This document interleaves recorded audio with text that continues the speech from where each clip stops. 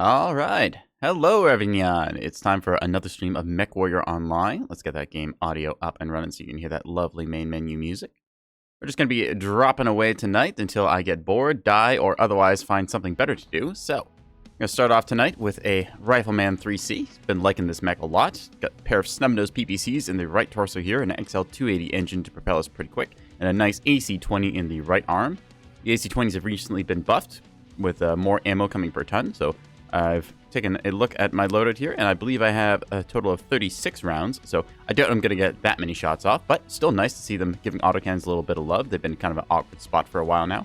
The Gauss rifles and other ultra autocannons and stuff kind of beating them out, so nice to see them getting some extra goodies. We're just going to be dropping now, tiers 1, 2, 3, so if you're going to sync drop, now's the time. Let's go! They've also changed cool shots a bit, so no longer is it just a press button and instantly you get a whole bunch of cooling. Now it's about double the amount of time that it takes to actually cool off your mech. Change was from, I believe, 3 seconds of really fast cooling to the same amount of cooling but spaced over 7 seconds. So that helps a little bit with the kind of press button to win issue that cool shots had.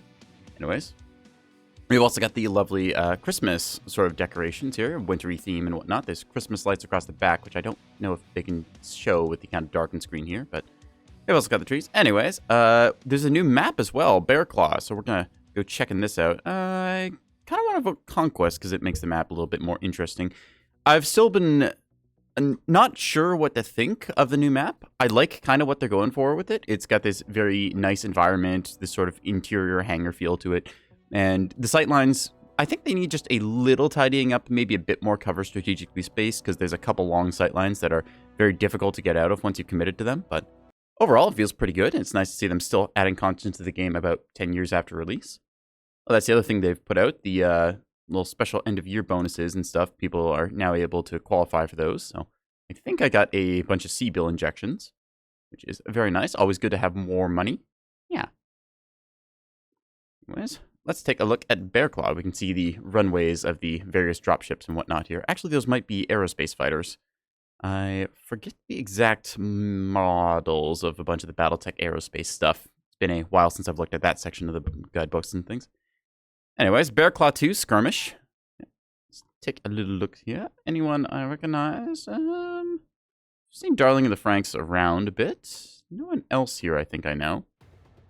Anyways, quick drop. We're on European service this time, so that's alright for our ping. A little bit on the higher side, but as long as we don't have to try and shoot any locusts, it should be fine.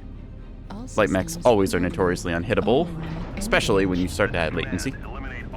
The old override check on. I'm in 007. Oh, hey, Spiderlith, you know I'm out. There you are.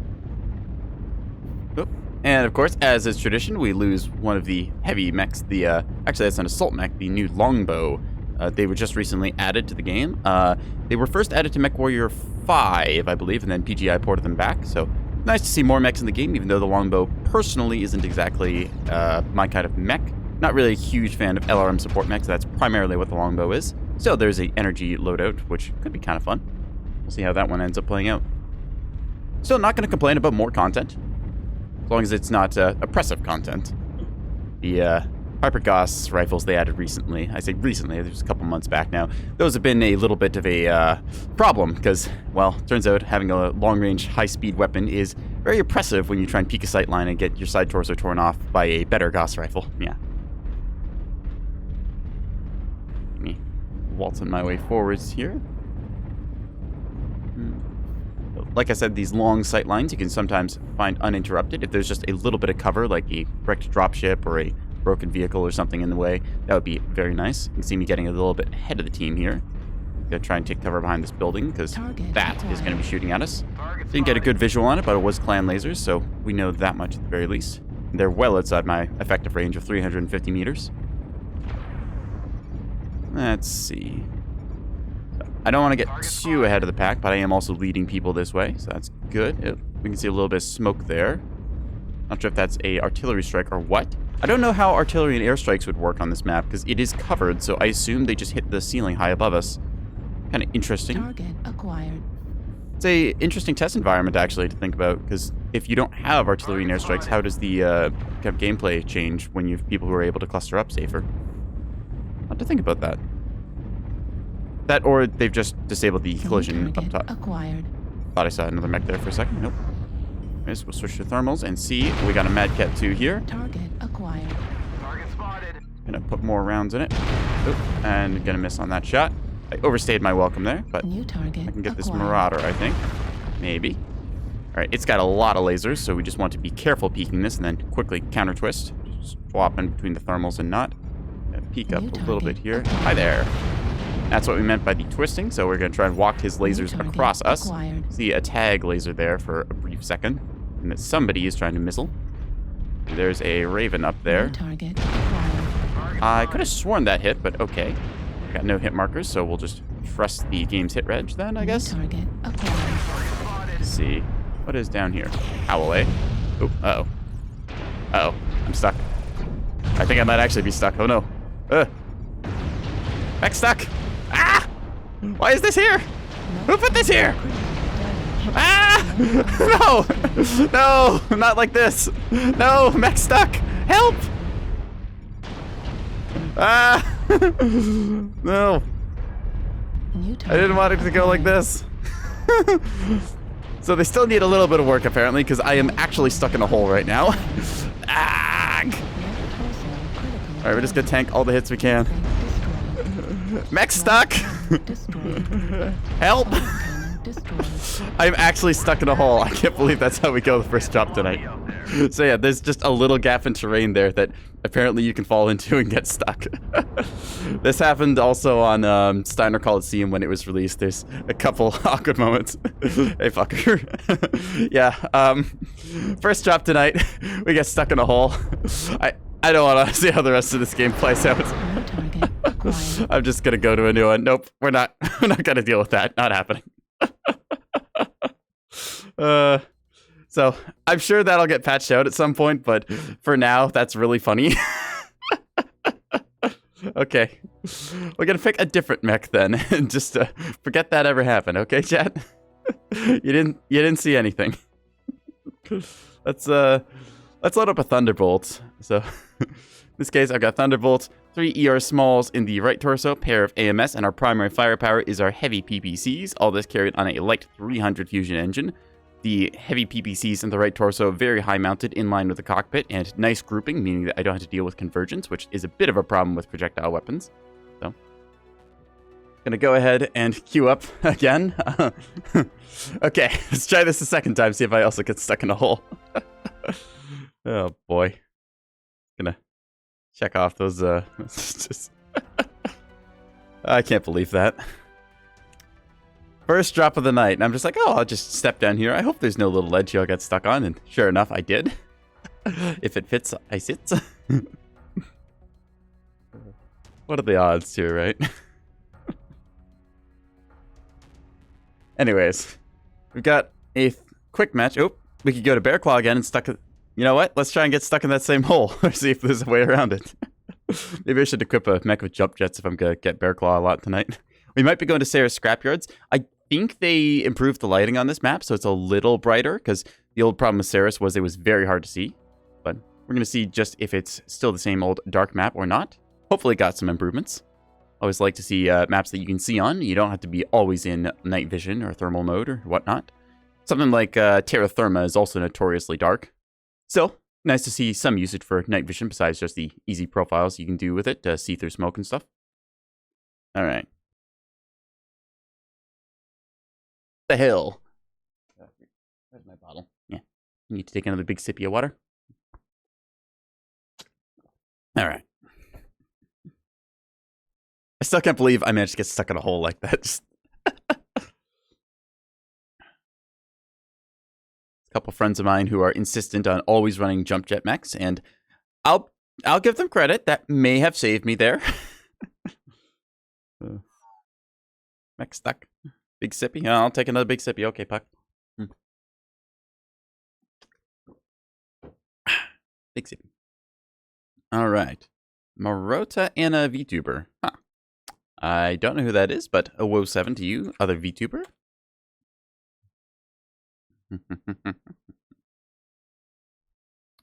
See. Got Adolf Rizzler. Thundercats, good show.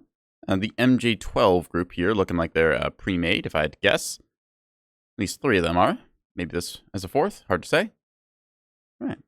We're going to go onto the Sarah scrapyards, and I'm going to look for that nice 350-meter brawl range. I can engage a little bit further past that, but 350 is the nicest spot for me, just given that's the maximum effective damage range of my guns, and if I'm closer, then stuff like medium and small pulse lasers and short-range missiles can also get a piece of me. Oh, that's another thing they did. They nerfed the scale shot, so thankfully it's not a like 300-plus meter monster now. It's still good, but it's toned down a little bit because the spread on it was kind of ridiculous. They also nerfed the ammo on it, which I'm quite happy about because that thing was overtuned. Weapons online. You can have good mechs in the game, just when you have something that's a little overtuned and oppressive, that's when it gets a little bit not fun to play against, especially when it's got a premium price tag on it. Reminds me of when the Death Strike, the Mad Cat 2 hero, had first come out, and everyone was all about that. It was like 2 Gauss rifles, and I think it was 6 ER medium lasers on a big engine. Might have been 4 ER mediums and 2 larges. It's actually been a minute since I've looked at the Death Strike. Oh, you can see the Desperado going up there. Nice little painted up, what's the word? Quick draw, that's it. And if you fully complete that mech's special battle pass, because it is one of the legendaries, you get a pair of bunny ears. PGI, I am telling you right now, where is my cat ears? I want cat ears on multiple mechs. Give me those bolt-ons, okay? Also give me a pink tutu from my Atlas because it is hilarious, and I would totally pay for that. There's a couple things I will pay for in this world. That is one of them. Give me my goddamn tutu and cat ears. Or a maid uniform. Maid uniform Atlas would be terrifying. Alright. You can see Ceres is still this kind of weird, hazy fog map, so... Target acquired. They're a little bit outside effective range. I just realized now that I'm in the heavy PPC Thunderbolt, not the brawling rifleman that I thought I was, so we're going to go for that 540-meter goodness. Acquired. Let's see. Cyclops. I believe that's... actually, that's...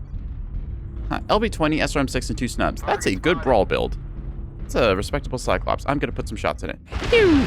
Prancing towards you, frills and guns. Yeah, exactly. Just imagine it's either that or give it like, what's the word? Lederhosen and the little German hats and stuff. It's like, Need help, probably. let it be the Biersteiner Scout Lance, you know? Let's see. That was friendly UAV, I believe. I'm going to go up with this Blood Asp because I get ECM this way. I do want to try and peek over top of hills because I have very low profile for that. This Hunchback is going to come with us, I think. Hello, you. Bloop. In that case, we put 30 damage into that Major Problems center torso. Pew pew, indeed. In this case, we go bloop. See them walking lasers across me. Classic 6 ER large build. Quickly. Ow! I thought something was going to shoot me there. Just had that sort of precognition of like, I'm about to get shot. And then I got shot. There's too many mechs here, so I'm going to try and get a little bit of right side peek, I think. And that's an Annihilator. Keep ourselves in night vision, get that lovely lime green going. Now my cockpit is on the left side of my mech, so I am exposing a lot and also getting in the friendly line of fire here. Still, always good to get some shots down range. Hello, you. Bloop. Foxtrot, Stonecrusher, center torso open. I call out to the team, and bam! One for the cat boy. Nya, nya, nya, nya, nya. We're going to put up a UAV here so that we can see the enemy when they try and approach. That Cyclops definitely wants to get close. Put rounds into the Stalker here. Oh, my right torso is taking me a lot. Snubs and, that's a snub-nose SRM Stalker. That's interesting. I kind of like it. Not when it's shooting me, but... India Stalker, center torso. The old call-out. There's that other one. Fire the lasers. Ow. You. Uh-oh. I'm in a bad spot here.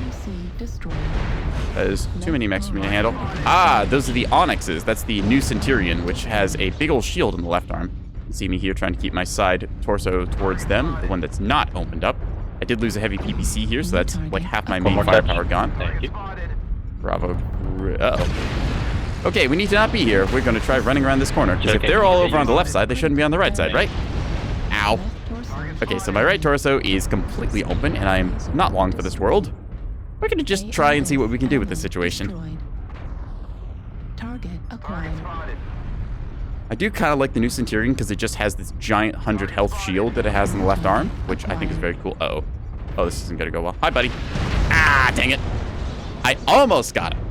Almost. 383. So not the most damage dealt, but that was a very brawl-heavy moment there, and I was engaging brawling mechs when I am a sort of long-range sniper. See a Shadowcat here really being the long-range sniper with that 900-meter range. And apparently not the aim to match. We're just going to ignore that. Ah, we have a direwolf.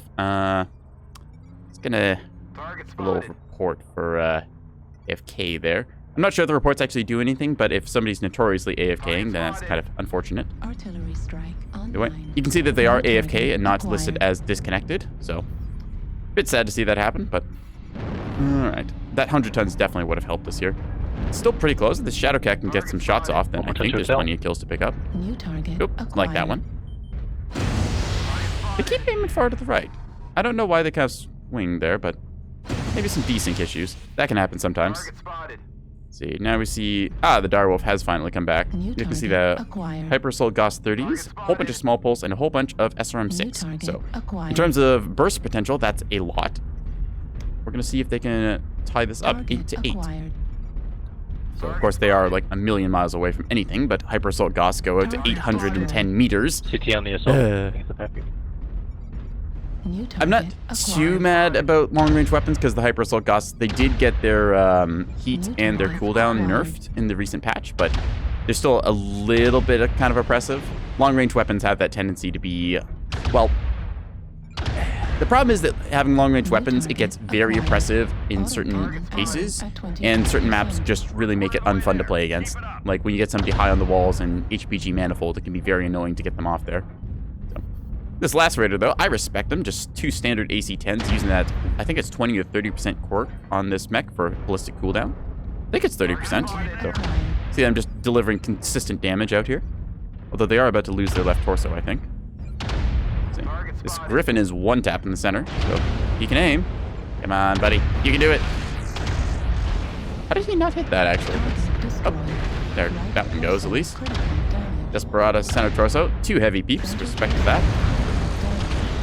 Okay, just gotta pew-pew this last one.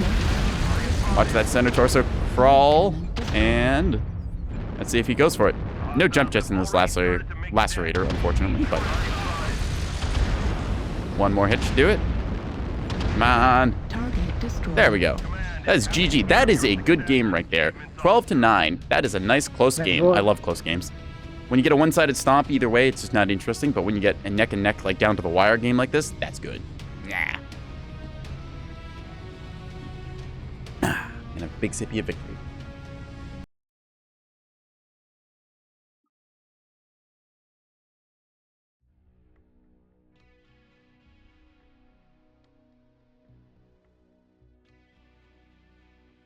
All right, what else we got? So, we played with the Thunderbolt. I'm going to go back and try the Rifleman again in a less stupid fashion. So, where is that? Here we are, the Rifleman 3C. Additionally, this mech has a couple quirks going for it. It's got 15% ballistic cooldown and 15% velocity, making the AC-20 just that much better. Also has an extra 10%. Actually, it's got 25% range for the AC-20. Very nice to see. So that's 10% there, and then 15% on that. That's... Hang on a second. Did I do the math? No, that seems right. That's 108, and this gets a 81 bonus. Okay, yeah, that is right. I mathed wrong for a second there. I was like, huh, that's strange. Why is the AC-20 in the snubs different? But now it all makes sense. Anyways, skill tree on this is pretty simple. We just put all of our points we could into getting the range, really trying to max out on that, and then a bunch of them into cooldown. The old velocity and then usual survival tree. I typically on every mech will max out these trees because more health is gooder. Got torso speed because we are trying to twist, and speed tweak since going fast is going good. Got seismic sensor to see around corners. 200 meters. As long as I'm standing still, I can see little red pings on the radar map.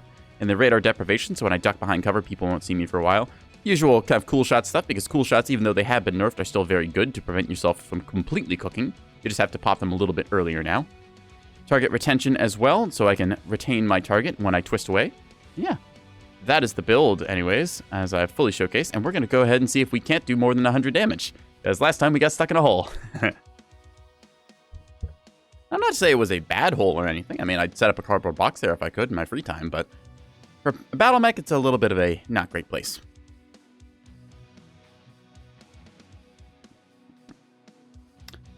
You know, chat, I've just realized something. My food bowl is empty. Normally, I would do the thing where I shake it around right now and make the sound of chocolate chips or M&Ms rattling against little metal edges, but unfortunately, I am num-numless. Nekoboy, num-numless. Truly a tragedy. I expect a play written in 3 acts for a complete Greek tragedy, delivered Monday. What day is it again? It's Thursday, right? Yep, still Thursday. So, chat, get on it. You have about Friday, Saturday, Sunday to write, and then rehearse. So, you better get going.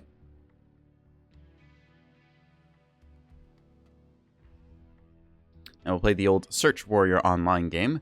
I spent far too long looking at this. I still think that there should be something to do in this screen. Either you could queue up, or you could try making loadouts, or browsing this. Just even browsing the store would be nice, instead of just being locked in the searching screen. I don't know why they lock you in the searching screen like this. I assume it's because they're worried if you're like editing a mech or something and then you get pulled into a game, it'll be like, hey, you gotta go. I still think that they could probably lock you in for the mech you selected, and then you could just browse the store and do other stuff. But again, I'm not a technician knowing the underhood mechanics of Mechwarrior Online. Well, I know some of them, but I don't know a bunch of the UI UX side. So it's a toss-up between Ceres and Rubelite. I don't get Ceres as often, so we're gonna vote for that one. I believe Ceres is a moon of, I want to say Saturn or Jupiter? I could be wrong on that. Might also be an entirely separate star system named Ceres, but you never know. Earth does exist in the Battletech universe. It's kind of the, well, the Sol system is the center of the Battletech inner sphere. Kind of natural, humans coming from there and then spreading outwards. This could very well be on Ceres, although I believe that most of the Sol system is controlled by Comstar. I know at least Earth is. I think Sol in general is just all Comstar, and then kind of around the space, everyone else kind of comes and goes. All right, who do we got here? Thundercats, see them again. Don't recognize anyone else really here. Okay, well, we're just going to give them the old 007. No. I will say that this map, several Mechwarrior Online maps, particularly the ones that are a little more canyony, remind me a lot of a game from my childhood called Battlezone, which I definitely need to play on stream at some point. I don't know if anyone here is old enough to remember Battlezone, but it's a lovely game about playing hover tanks, sort of a real-time strategy first-person shooter hybrid, which is part of why I end up liking Mechwarrior Online, because it tickles sort of a similar niche. Sadly, no hover tanks in this, although I do think hover tanks are cool. Even if they're not the most practical, I can appreciate them being cool, but I'm also a bit critical of when certain hover tanks appear in different media. For example, in 40K, the new Space Marine hover tanks, I don't particularly like them because I was quite fond of the old, the Rhinos and Predators and those kind of tanks. I just like their kind of iconic boxy look. They've gotten new Primaris hover tanks, which is not a way for, Games Workshop to just release a totally new Space Marine model line or anything to resell all the old stuff. That would be ridiculous. But enough about 40K, let's talk about Battletech. Yeah. An AC-20 with good range and snub PPCs, going for that 351 meter goodness. Fortunately, maybe not unfortunately. Fortunately, my mech is limited to that range to be effective, but we should be okay. My Catboy self is blocking the range markers, so you'll just have to take my word for it. As we can see here, the new Onyx has that big old shield there. It's like 100 armor on that thing, and it also glows, which is kind of cool. You could argue that's a slight tactical disadvantage, having a giant glowing shield, but at the same time, it's Mechwarrior, so I'm not sure that too many people would be upsetty spaghetti about it. Nice. I believe that Legendary and I think Hero mechs are not allowed in the competitive scene, so that'd be the Metasweat guys who care about that. It might just be Legendary mechs, I forget. It's been a long time since I've looked at the ultra-competitive side of Mechwarrior Online that does technically exist. I always considered Mechwarrior Online to be more of a casual game than a sort of super competitive sweat game, and I think that it's just kind of the way that most people play it. Faction play exists, although faction play has its own inherent problems. Ow, I'm getting shot here. Namely asymmetrical balance and whatnot. Stop shooting me. Yeah. Alright, so we know that there's somebody there with, I want to say that's like LB2s or something. That's a problem. Phew. Get out of here. Target acquired. Alright, turning the old night vision on. Got our lime green gamer shades on. Metal Gear Solid Snake sounds and whatnot. Alright, there's a longbow up top with a narc applied to it. I have no idea what the longbow variants are, so I can't really judge what that thing would be running. We see a heavy mech over there, Crusader 6T. Uh-oh, that's a rifleman. Alright. So, we know there's going to be mechs around this way, because there was last time. Just a logical conclusion. If there was mechs there once, there's probably going to be mechs there again. Although not seeing any this time. Alright, me and this Onyx are probably running Brawl builds, so let's just try to make use of that. There it is. Sun Spider running LB2s. Ow. What the? Oh, crud. Ah, dang it. I was right, unfortunately. Just gotta try and wiggle, twist myself around as I walk back into an artillery strike. There's an urban mech to our right there, which I didn't see earlier, who needs to not be there anymore. Just gotta raise the arm and boop. AC-20 shot to the UAV, takes that down. Our huntsman should probably get on him. Target spotted. Urban mech Echo 3 causing problems. Oop, what the? Eh. That's weird. I think my in-game comms might be broken. Oh well. We'll just ignore that factor. New target acquired. So I tried to talk in-game, although I didn't see myself light up at the bottom, so we're just gonna go with it. Target spotted. We're experiencing some losses. 3 Don't dead, get unfortunate. sloppy out there. Okay. We knew there was a Sun Spider here, but I assumed that it has repositioned. Not seeing anyone on the old gamer vision. New There's one. target acquired. For Buddy. fuck's sake, man. Rotation City. You can see the old complaining warrior online, as is tradition. Try and find the enemy wherever the heck they might have gone. Ow. I see that they have returned the favor.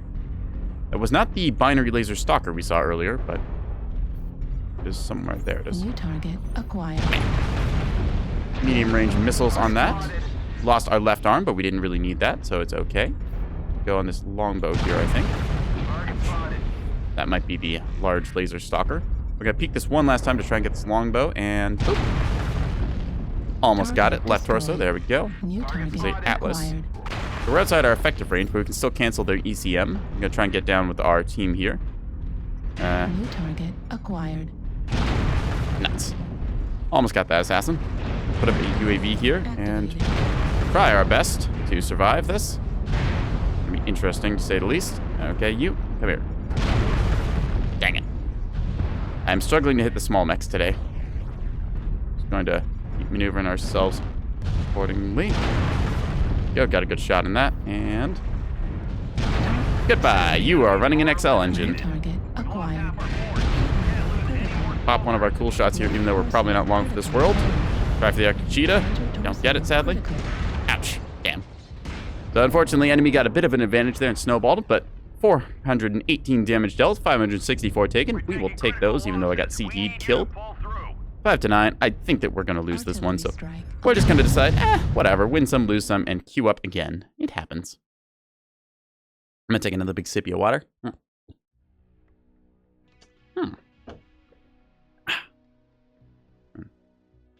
kind of curious why my chat didn't work in that game, because the other people on our team could chat. Maybe I just tabbed out and did something silly. I don't know. Everything seems to be in order. I'm assuming you all can hear me just fine. I can see my mic going off in OBS, and that seems to be okay. So we'll just assume that it was a in-game bug then or something. Not a lot of heavy mechs playing. All right. Meantime, while that game wraps up, let's see. So this mech is still locked. I feel like still dropping Inner Sphere. I could play my Crusader. Let's have a funny little OWO face I put on there, I think, the other stream.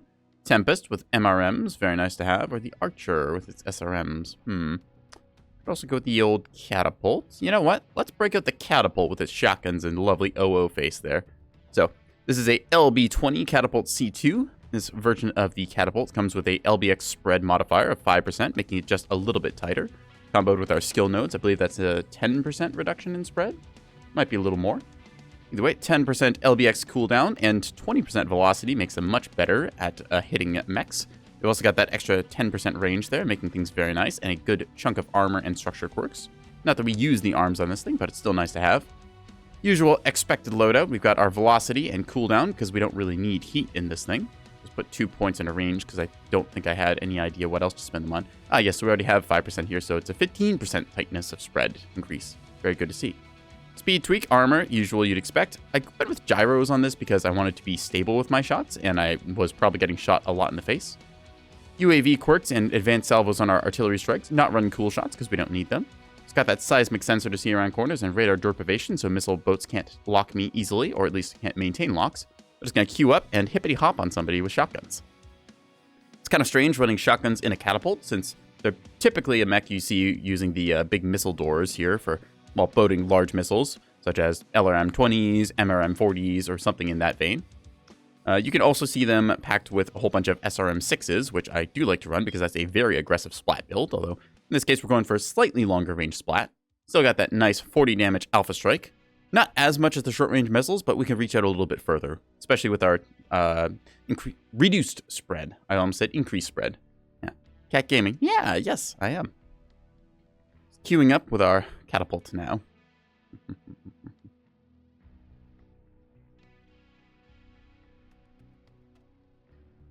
Oh, all right, we can go to Bear Claw again, but I'm not sure if that's a good brawl map for us. I think I want to go with HPG Manifold because there's a couple cheeky angles I know how to play on HPG that we're going to see if we can't get some shotgun action on.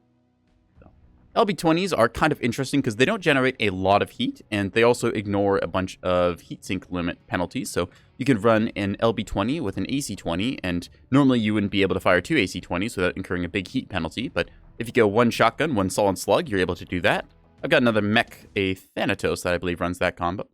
So, that said, in this case, we're just trying out our best shotgunning. I was thinking about dropping the tonnage on this down to LB10s and then maybe equipping some snub PPCs.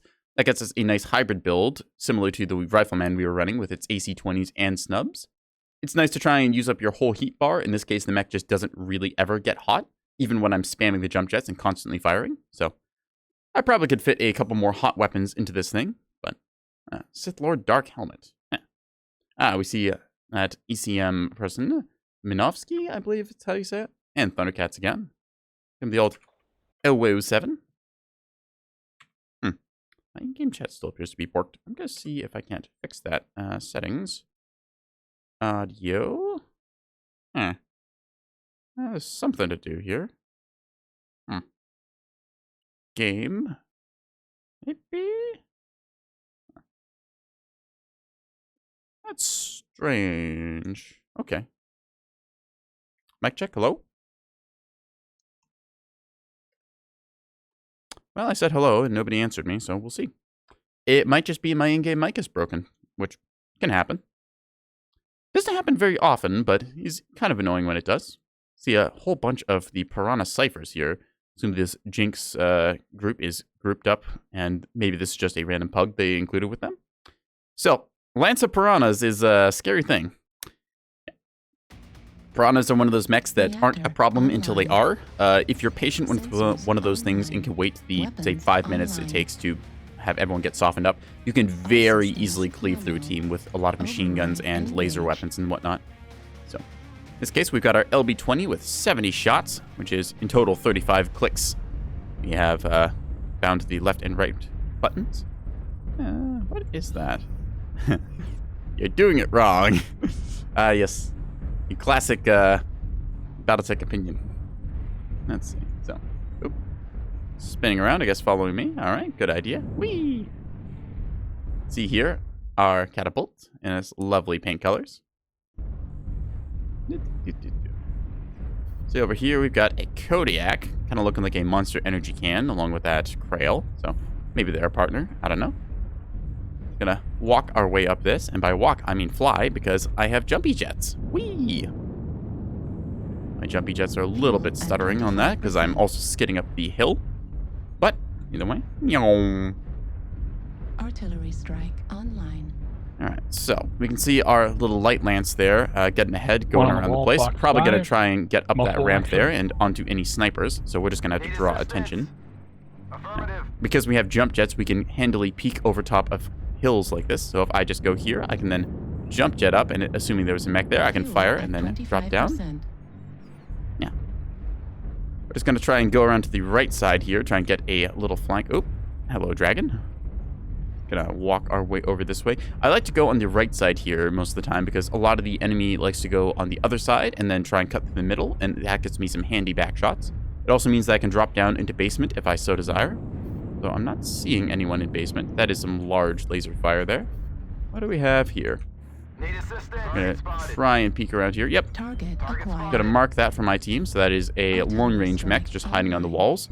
Our piranhas should get on them shortly. Trying to see here. Fuel at 25%. Yeah, peek that line again, just so I can try and see if I get the mark on them. It's a rifleman with hyper assault Gauss. Yeah, so you can see those piranhas just tearing apart that thing's legs. Target spotted. That is what coordination looks like. Target destroyed. Gone instantly. New target acquired. Target spotted. All right. So we're going to try and get up this ramp and give this guy some shotgun love. I assume he's going to peek the same spot twice because sometimes people are dumb like that. Target spotted. See, heavy large lasers and ER mediums. Okay, cool. Oop, our Atlas is engaging, so we need to as well. Target acquired. And I had a good shotgun blast on there, taking an arm off. New target acquired. Swapping over the hill now. Got a whole lot of seismic Echo 6. Bam. Target spotted. Longbow wall, here is Echo about to get 7. some shotgunny love. Gotta put an arty strike on them as well. Oop, my left torso is taking a lot of damage there. I have to twist the other way. Target spotted. New target acquired. You. Left torso critical. That's a damage. bushwhacker with rotaries, which is rather annoying. Very good sustained DPS, although New they do target jam after a acquired. time. So if you can wait out the bushwhacker, Target be spotted. trying to push up Left and getting torso punished for it. critical damage. Gonna drop into basement since I enjoy New the target brawl. acquired. Target spotted. And there should be a mech coming my way any second now. Target spotted. I think this Warhammer would like some. Come on, peek around that corner. Target spotted. Limited effectiveness there. And bam. Ooh, back shot. Nice. Get that spot Alright, removed. just reverse here and bam. Target spotted. In this case, my shotgun's dealing very good criticals, as they are able to knock out a lot of its guns, and then the piranhas just tear it apart. Let's see, so Lima Osiris there just lost its legs. Those piranhas absolutely doing work. That's the power of coordinated light lance work, which is why I think that lights in the right hands are absolutely disgusting. Target spotted. You can counter them, but if you don't have the counter ready and you don't know where they are, well, it'll be a bit of an issue. We're going to go on this Ebon Jaguar, I believe. Focus India. He's ready to die. Crusader. I think I missed most of that shot, but still getting good hits. Target There we go. destroyed. Secure to New kill there. target There's a Wolfhound up top that's weak. And Target that's a destroyed. dead Bloodhound. You can see all of the machine gun fire New this game. target acquired. Target spotted. Target destroyed. Oh, that was a... Huh. That's interesting. That Wolfhound had a light engine. It lost its left torso. Normally, you see a XL engine. XL meaning that if you lose your side torso, you just instantly blow up on the inner sphere side. If you're clan, it Target doesn't do that. acquired. You have to lose both side torsos to have that happen. Now we're just playing Chase the Squirrel, as there's a target couple light acquired. mechs left, as well as this bushwhacker which shot us earlier. We can go and get some pain dealt to them. And keep marking them here. Every time you shout enemy spotted, it spots them for 5 seconds on the map, which is why a lot of people will spam that, myself included. Target acquired. See, there's a UAV, but I don't have any precision weapons to kill that. Gotta check that New sight line. target acquired. Everyone kind of just like murder balls towards them. Target Bam. destroyed. Target secured. Now we're gonna see if we can't take a leg off. 1. I can't see anything. Target 2. destroyed. Yay! That's a GG. 12-4. Bit of a stomp, which is kind of unfortunate. Again, I prefer close games than stomps, but still, we will take our wins where we can get them. That bushwhacker shot us in the face, and we denied it the kill. 4 killing blows. Not to say that I got the most damage dealt for those kills, but I did secure them for 331 damage dealt. Yeah. Overall, the piranhas absolutely doing work. That's just a lot of damage on those two. Considering those mechs are 20 tons and they dealt more damage than my 65-ton butt, that really shows you what a piranha can do in the right hands. They're a lot of fun, but I am not the best with them because I tend to play possibly too passively, but also a little too aggressively. I get carried away thinking I can take on anything after I get a kill or two, and then promptly get reminded that I am in a 20-ton mech. So, speaking of light mechs, I think it's time to break out the old urban mech. Where is it? Nice. The urban mech R80. So in this case, I got the loyalty variant, which has this nice little, see if I can't show this off better. It's got this nice little gold kind of crack, what's the word? Crack resealing forming thing. So it's supposed to be like a Japanese pot that is fixed with gold. If I go to the paint section here now. Oh, I didn't know I had a camo pattern for it. That's cool.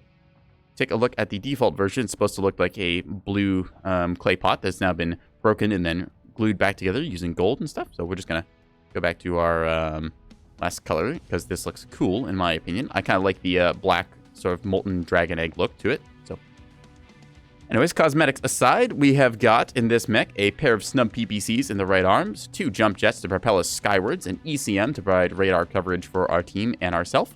An XL 180 engine keeps us going pretty quick.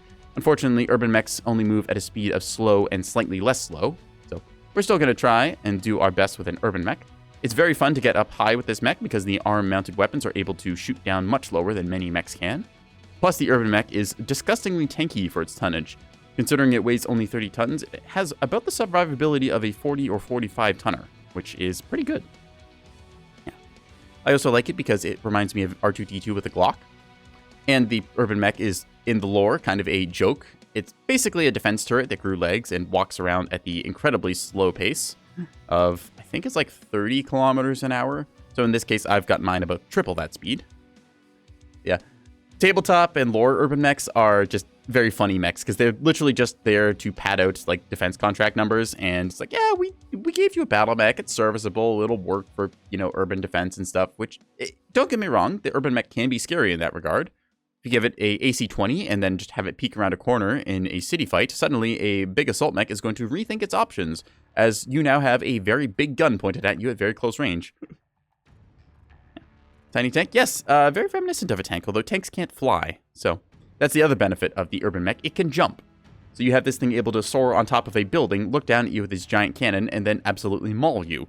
And then it just handily hops back onto the other side of the building, and you can't shoot back at it because it's not there anymore. Urbies are fun. Everyone loves Urbies. Except for people who are, piloting Urbies. Urbies pilots have opinions about them. Yeah. Frog mech. Yeah. It's got a little bit of the old Pop-Tart potential. I could run the version that has the AC-20s, but I think the snub PPCs are just a little bit better. Makes better use of our heat bar that we have. So heat is a resource, and you should try and use every resource at your disposal. So if you're running a mech that's very cold, like that LB-20 shotgun catapult we just showed off, that one I could probably improve. I don't know what I would improve about it, but I could definitely do some improvements. Yeah. Another big sippy. Okay, there you go.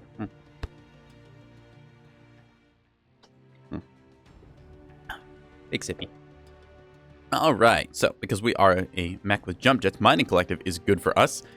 I am a little opinionated about Mining Collective. I feel it's a one-sided map, unfortunately just due to the positioning of ramps, so if you get the right side of Mining Collective, it feels almost like an automatic win. But if you get the left side, it's a much more difficult map. So, oh, good. We got Grimplexes instead. So, I do hope that they change a little about Mining Collective because it is a very small, very good map. But yeah, sounds like a bad map. It depends entirely on the mode. For something like Domination, where there's a big radar dish in the middle, you have to play King of the Hill for. It's a bad map. If you have something like Conquest, it can be okay. It also depends on the team and just kind of the emergent strategies. I'd say that it's a map that needs a little bit of work. Just they need to move 1 or 2 ramps around, maybe reposition a building or 2, and it will be a great map. As it stands, though, it's not a bad map. A bad map is something like Alpine Peaks. Alpine Peaks is a map that is just far too large for anyone to really play because you just end up sitting there while your long-range traders just play a 1-kilometer shooting fest game, and then maybe after 5 or 10 minutes of them trading, you'll get to actually play the game. We have the old AOA 7 here. Let's see. Marauda and a VTuber on our side there. This is a name I recognize. Transgolu plays Mechwarrior online. She's around and about and probably going to try and shoot me in my little catboy face. All right. Anyone else? 80s glam rock sensation David Bowie. Well, good to see.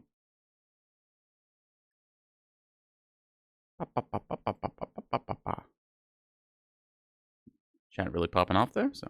All right.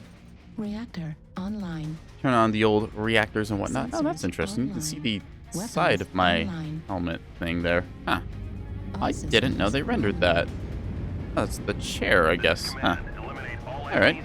I've never noticed that before. Override. Engaging our safety override, because safety, as it turns out in this game, is for suckers, which is kind of the same thing that everyone does at the start of a game. I wish you could turn it on by default.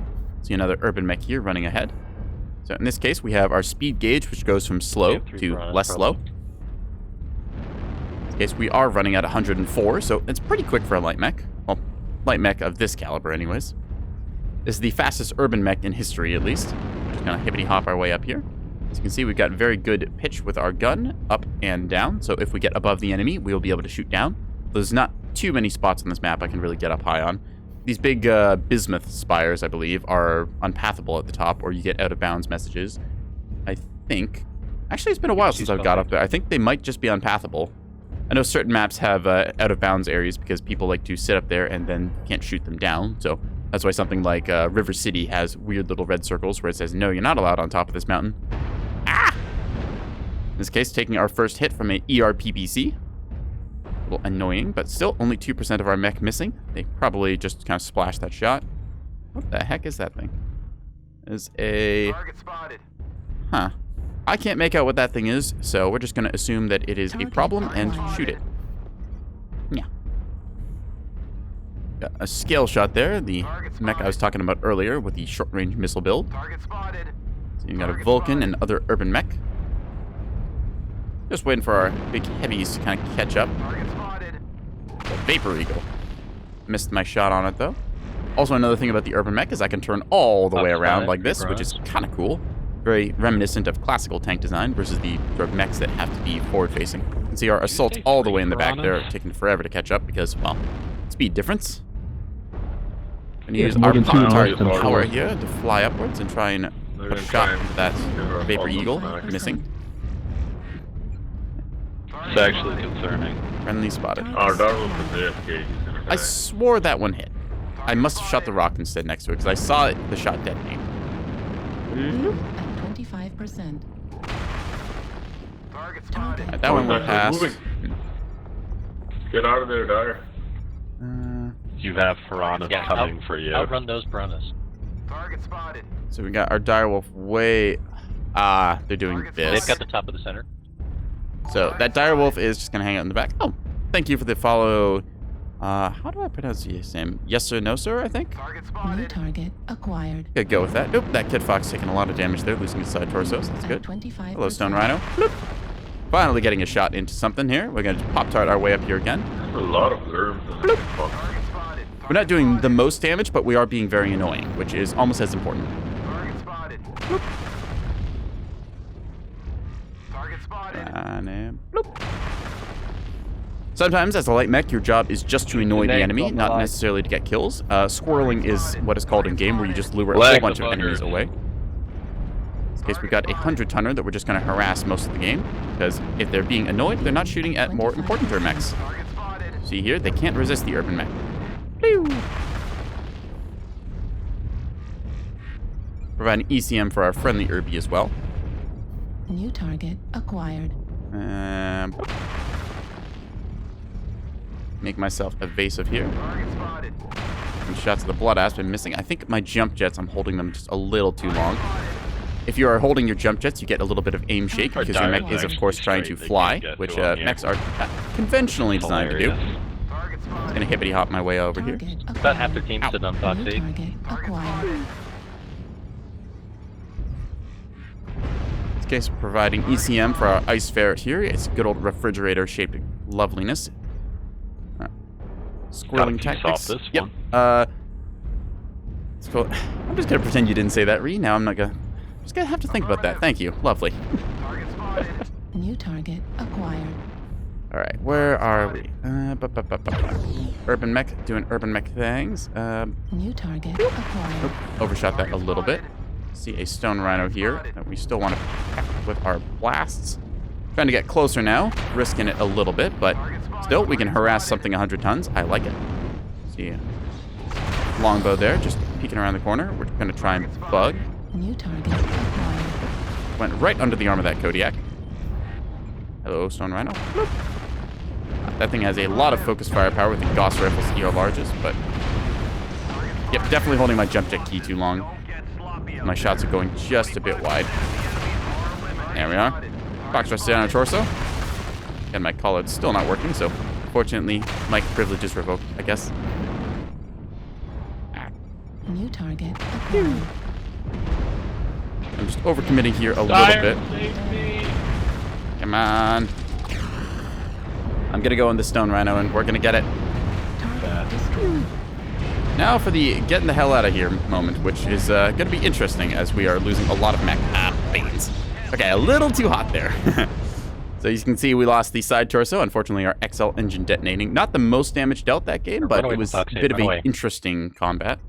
They've got numbers and weight on us now. Got Hyper Assault Gauss on this one. A lot of LRMs Cal on this. just hit its Awesome. flag. Not Its a flag is bad build, but Once it's still flagged, a it's free. little too far out to do anything New because the target LRM's travel acquired. time means that by the time the missiles actually get there, even though these have 900-meter range, Target spotted. they're not going to actually take this shot, are they? Yeah, also you can see them not being able to lock there, so one of the problems with LRMs is that despite being long-range missiles, they're not actually that good at long range. Stormcrow Lacerator here. Again, respect New the 2 target AC-10 build, acquired. just clean, simple. Normally you see Hyper Assault Gauss on that. And then we have our Direwolf, who is doing Direwolf things. I really hate when long-range assault players do this, where they just kind of stand in the back of the map all game trying to just farm damage using their Gauss rifles and large lasers and stuff. It does not actually get you a win because the enemy team just doesn't look at angles that you're going to be there. So, anyways, quit out of this match since I don't expect to win it. That is 1 hour into the stream, so we're going to take a 3-minute ad break so people don't get pre-rolls. I don't like running ads, so if I couldn't, I wouldn't. But in this case, it lets me do silly things on Twitch, so it's a necessary evil. We're going to take a 3-minute break here, so everyone go ahead and get yourself a snack, some water, and whatnot, and we will be back in 3 minutes. Yeah.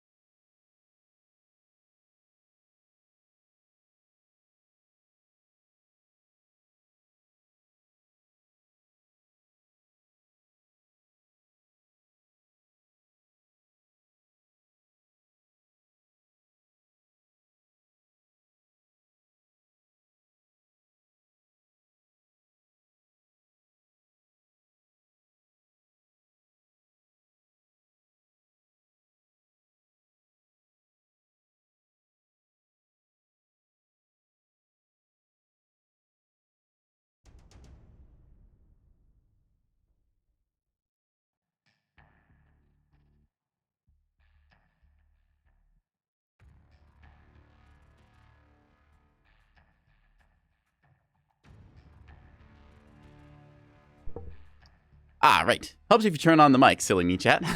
Anyways, welcome back. That's ad time over. So we're looking at a awesome here with 3 heavy PPCs. In this case, we can punch stuff out to about 600 meters. Some would say this is a sniper. I personally play this as kind of a mid-ranger. I find that sniping mechs typically like to sit as far outside of enemy weapons range as possible.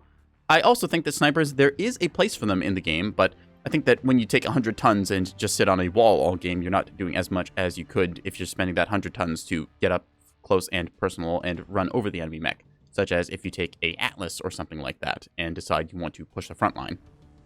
Also, I know a lot of players that like to sit very passively in their assaults, just trying to poke at anything that kind of comes their way, which I don't think lends as much towards getting a win. I think that playing aggressively and trying to punish the enemy's mistakes and mispositions and stuff is much better. Yeah.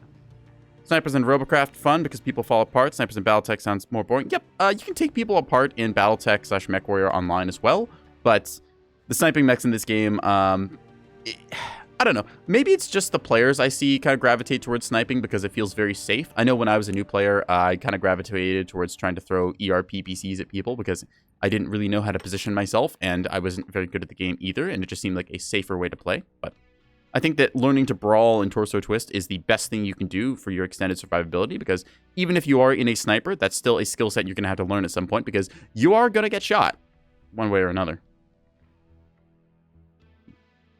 All right, we got Bear Claw 2 with a assault mode, so we're going to try and make use of our heavy PPC long-range firepower to try and find one of those long channel ways I talked about at the start of stream and see if we can't throw some good old thunderbolty love at people. The PPC stands for Particle Projector Cannon, which is essentially the lightning gun of the game, and I think that they are kind of cool. If you took a autocannon and based it on energy, basically. At least I think that's roughly what they say.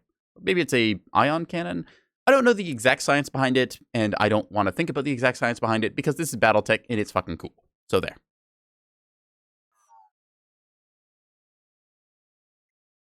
I also managed to restart my game during the ad break, so I'm able to talk once more, which may be a good or bad thing. We're going to see. French.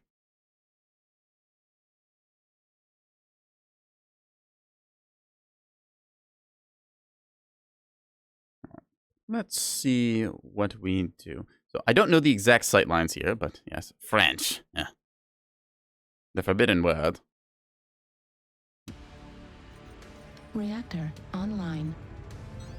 Sensors. I was tempted at one point to blacklist the word French just as a joke and see how people would freak out and be like, what? I can't say French. But Engage. I think that Twitch might get a little bit upsetting with me if I do too many silly things at once. Oh, that was interesting. It's kind of... It's a very reflective ice. See the other little big boys with us, the Highlander and Kodiak here. Kodiak got those nice little claws there and death metal written on the side. Just gonna make our way forwards here. Not sure who says hi, but somebody says hi, so we'll take it. See Timberwolves going out there and the longbow as well. A 13 NAIS, whatever that stands for. Has ECM, which is important, but... And just waltz our way forwards here with all the majesty of a 80-ton assault mech. Me cannot math. I was trying to think of the urban mech earlier, which is a 30, so... You can see the old, I really should look up what aerospace fighter that is. Be smart to know. I can say, oh, yes, well, actually, this is a map that features this aerospace fighter here with a lot of landing gear. Look at that. Maybe it is a dropship.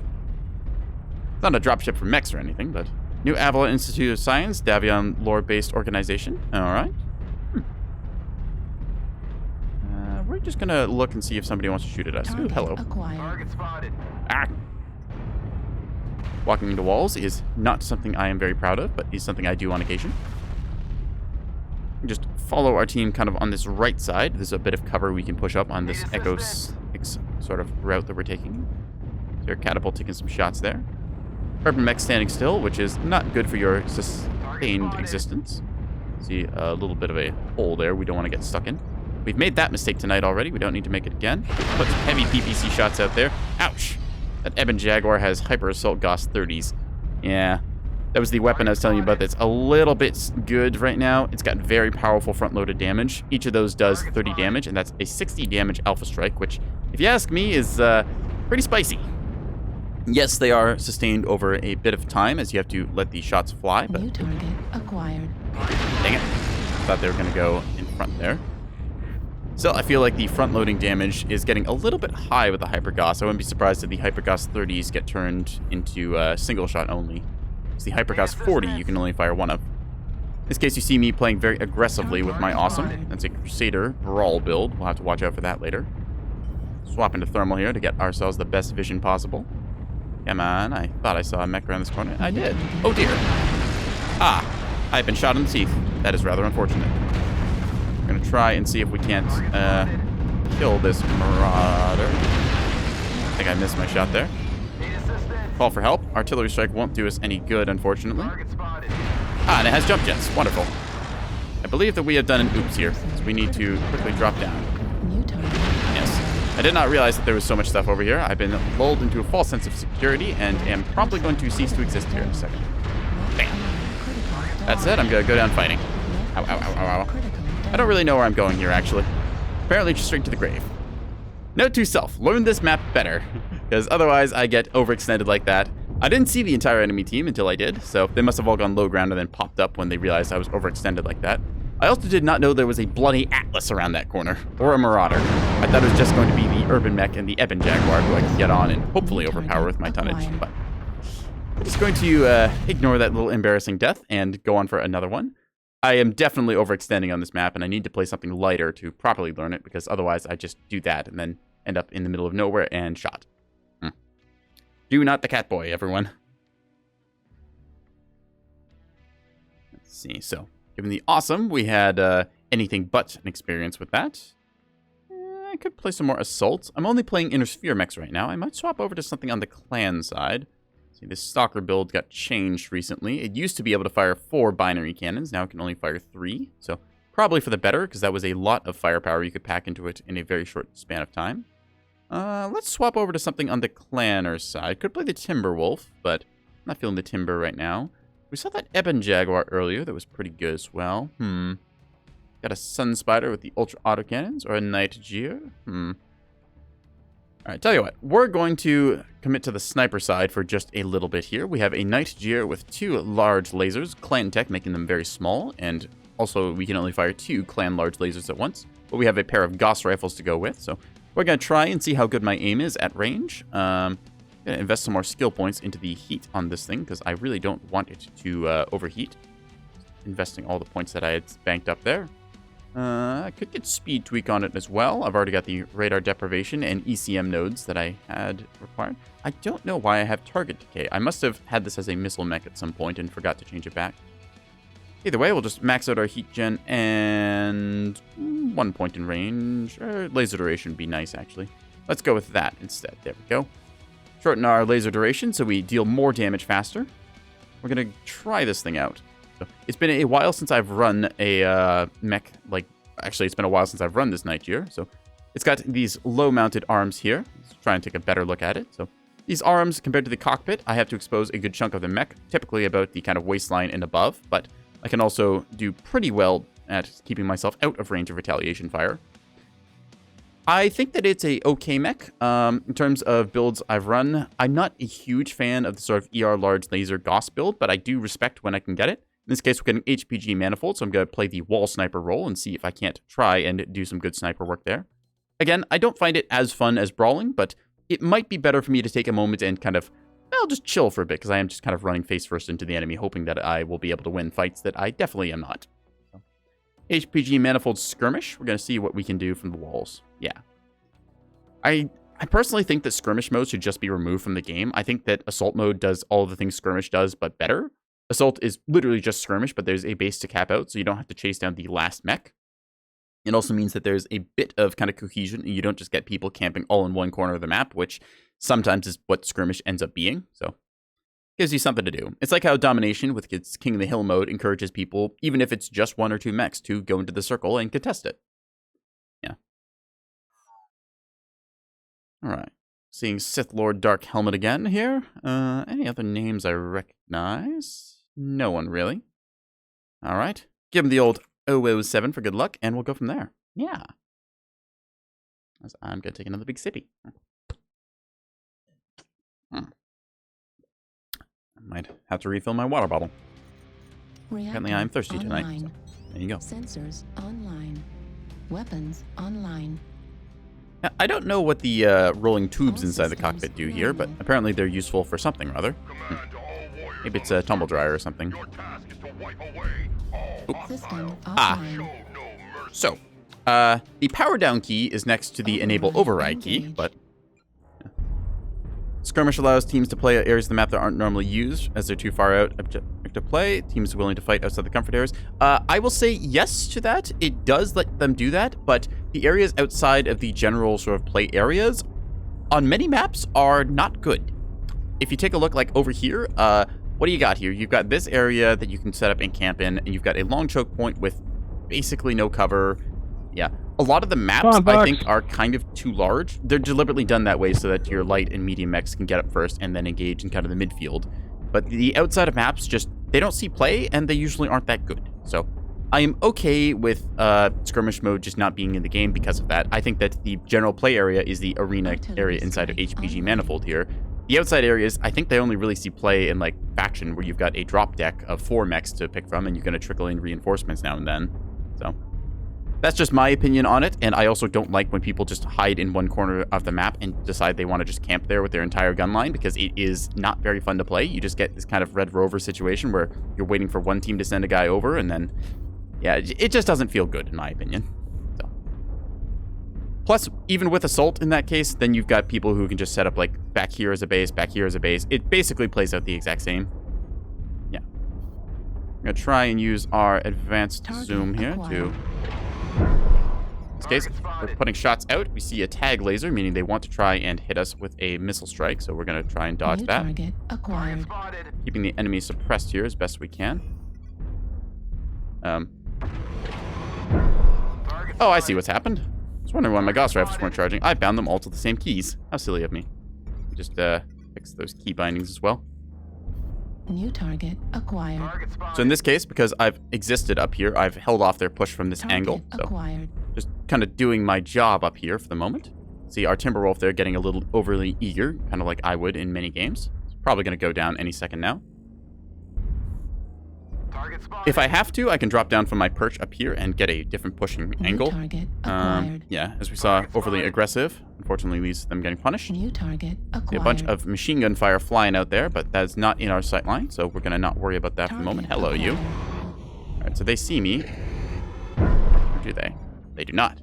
In this case, we're dealing safe damage here, trying to get some without retaliation. New target acquired. You can see a lot of them have, as we have now dominated the top side, they've gone basement, which means that they're going to probably push out at some point. New target acquired. I'm gonna pretend that I don't see him, and then when he peeks again, I'm gonna hit him. Like that. Unfortunately, I did not charge my Gauss rifles there. I mistimed it by like milliseconds, so I'm gonna assume that they're gonna peek me again after they've cooled down, because they did fire 4 large lasers, which is very hot. Come on, peek that angle again. I know you wanna.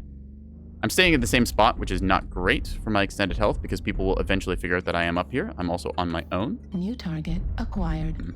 Yep, I think now is the time for us to move, because that Timberwolf did not come back. Just gonna hop our way across here. Can't see anything on thermals from this range, but I can mark them, so I will.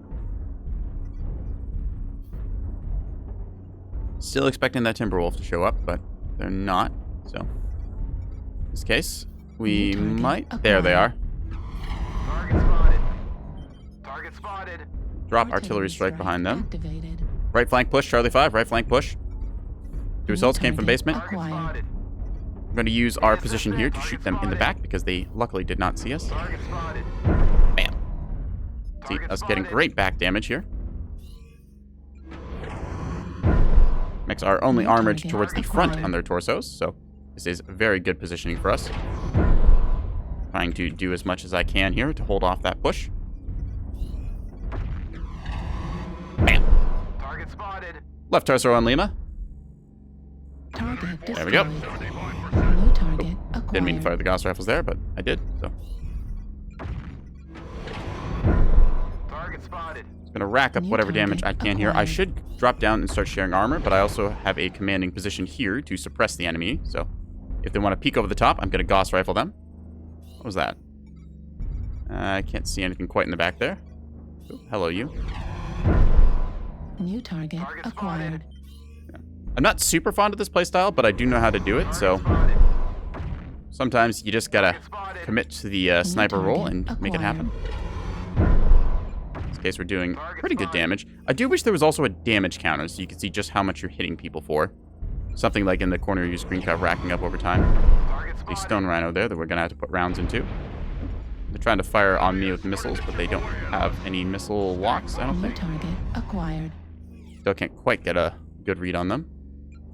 That said, this entire left flank has now been controlled because we have been able to suppress them. So snipers, you do need to know when to reposition target yourself. You can't just acquired. stay on the wall all game. But same time, if you know how to keep your sight angles good, then you can generally get stuff done. That target Kodiak is acquired. almost dead. India Kodiak in basement, one tap CT.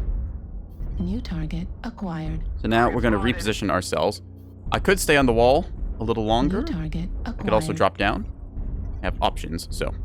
That's the other thing. You can't just commit to being a wall sniper the entire game. You have to eventually drop down and start sharing your armor. Team gets more and more Target stripped out. acquired. In that case, we see the Kodiak has gone down. I know there's a stone rhino somewhere out there that's keeping to their side of the map, but until I can actually get a line on them. Assistance. Target acquired. Timberwolf we saw earlier, I believe. Don't mind me just grinding my mech against the walls there. New target That's acquired. probably the stone rhino. No, that's the stalker. Okay. So in this case, we're going to try and get onto the other side here. Putting a lot of damage on this Azil. Should go down in our next salvo. Oop. Hit the arms there instead. And Sorry, Mr. zap. Kodiak, that wasn't my Wow, a intention. standard. Oh, overshot there. This should be a kill. Zap. Target destroyed. In that case, Erebus got it there. New Well, target hello, you. acquired. Target spotted.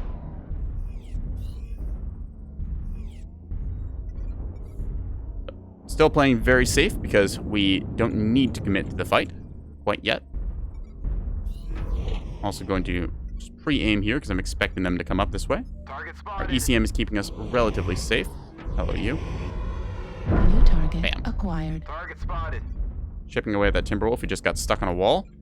They're not New stripped out target yet. You acquired. can also keep an eye on this Incubus as it tries to Gentlemen, peek the us. alarm boat is out of ammo. I apologize.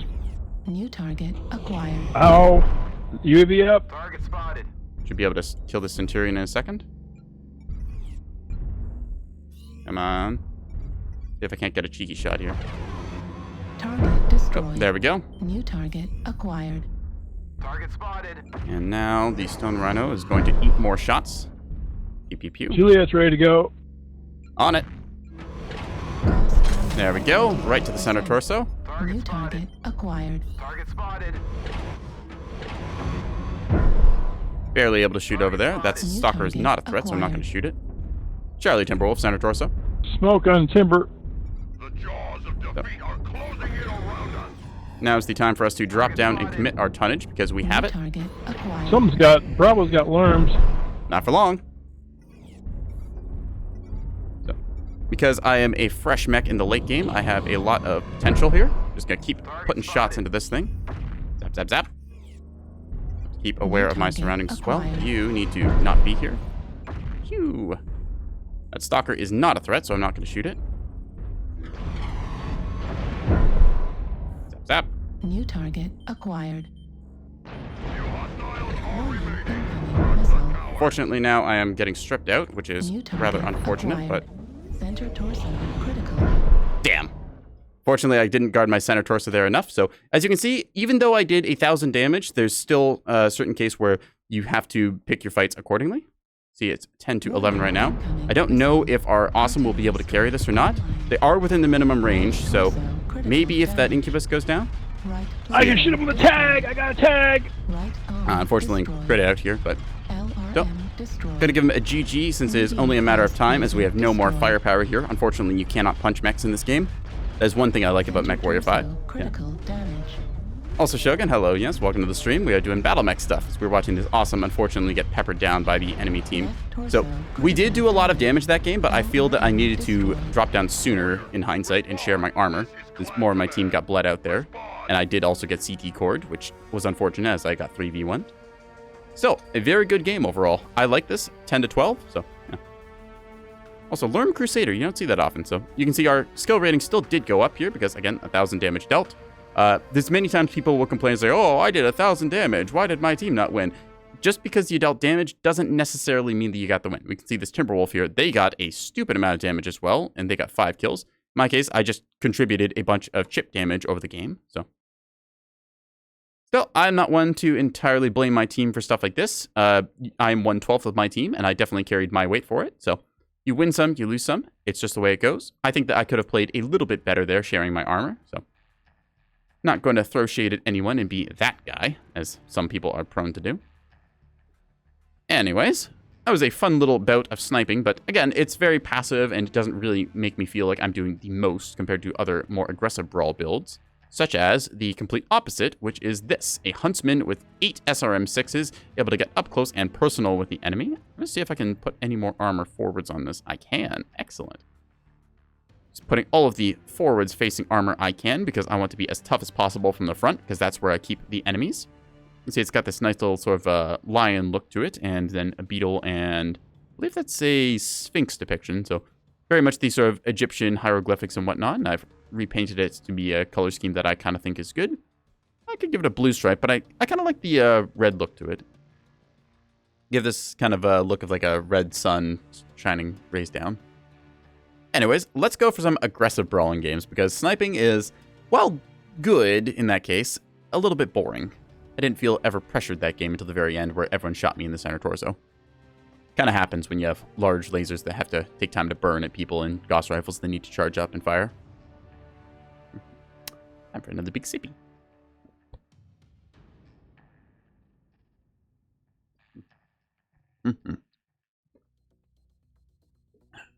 Fortunately, that's the last of my water, so I'll have to refill that bottle. Either way, a little short-range missile brawling should be fun. I also like the Huntsman because it is a very agile mech, able to twist its torsos, I think, 120 degrees either side. So very good if you want to try and maneuver around funnily and keep the enemy in your sights. Additionally, it has a lot of jump jets, which is quite good if you like getting up to high places. So you can jump over buildings and low walls and other things like that. So it's a very good close-quarters brawler mech.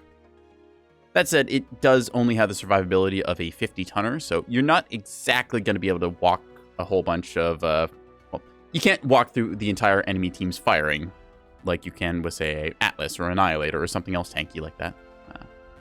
A lot of people voting for Emerald Vale. Wow, 80% at least there for a second. Getting a little bit lower now as we go to Vitric Station. Well, I voted for Vitric Station. Apparently 15% of the vote there. Probably going to go Emerald Vale after all. Skirmish mode. Okay, that's fair. This is the other thing I think about with Emerald Vale. There's these very high hills in the back, which are very good for snipers to get up on, which can lead to some camping moments. As we saw last game, when you play that style, you can rack up big damage, which makes your skill number go up. So a lot of people, to climb the player skill rating ladder stuff, they will just play sniper mechs and kind of rack up big damage numbers and then complain loudly saying, oh, well, I did 1,000 damage. My team is clearly the one who has let me down. But I do also think that if last game I had played a different mech, something, just say, like a Shadowcat, which is much lighter, that would have given extra tonnage to the front line on my team, which could have improved their survivability.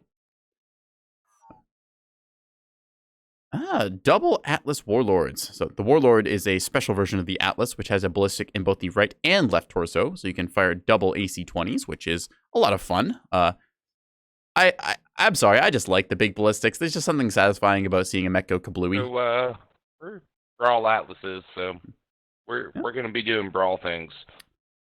Good to see the Brawl Atlases doing Brawl Atlas things. You see, they already unfortunately lost a player to disconnect. They'll probably be back. There's a bug that's been around for years now where when you connect to a map, sometimes it just disconnects you for no reason. Nobody really knows why it's there, and I don't think PGI does either, considering it's still in the game. Yes, you are, little one. Yes, you are. Grandmaster Urban Mech. Ah, yes, Urban Mechs. There's jokes about mini Atlases, but Urban Mechs are tough. I've already covered I mean, this. you're not wrong. Got a A Huntsman. 1v1 Atlas is the one all the Oh, time. that's my Huntsman. I'm silly. I thought I had another Huntsman on the team, but nope, it's just me. Reactor online. Alright. Sensors Powering up the old mech, we got a little Weapons fan at the online. bottom You between guys our feet long there. range, Nice to mid have some range, cool- short range? All systems nominal. brawlers. No, with override time. So if I fire all of my missiles at once, it does basically completely overheat me, which I don't want to do. But if I can put a half-second wait between clicks of the triggers, then I am able to fire them effectively. We're just going to walk over this way. I'm expecting the enemy team to be Delta 3 I'll and run Delta with 4, you. Those are some nice looking meat but shields. this just means that I can get up close to them and surprise them. Yeah. Pretty color. Knock over all the trees in my way. Bonk, bonk, bonk.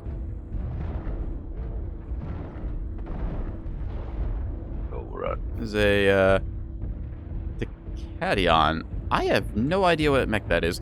Unfortunately, with the new legendary mechs, they just give them names. They don't give you a prefix, such as like the hero mechs. Like a Warhammer Black Widow is WHM-BW. So you're like, oh, okay, it's a Warhammer. Are the new mechs But if any you see good? something like Desperado or Warlord, you have to kind of think for a second. You can also see I can almost turn all the way around here, which is pretty cool, considering that forwards facing is over here. In this case, see that the enemy is over there, giving him a mark. Got Stone Rhino and what is this? Don't know what this is, but Decadion is a piranha with mask. They gave mask to a piranha? Okay, hi there. Gonna quickly miss my shot here. Put up a UAV so I can pick him out. In this case, missing a bunch of our shots there, but also getting some decent hits off. I'm gonna try and use our high-mounted missiles to peek over top of this. I think I lightly clipped them. AC-20, no, AC-10 and ERPPC. Huh. Guys, get ready to push with your Atlas. We probably, yeah, let's go. Get ready. 3 for enemy our mechs whole on the team left. here. Let's go.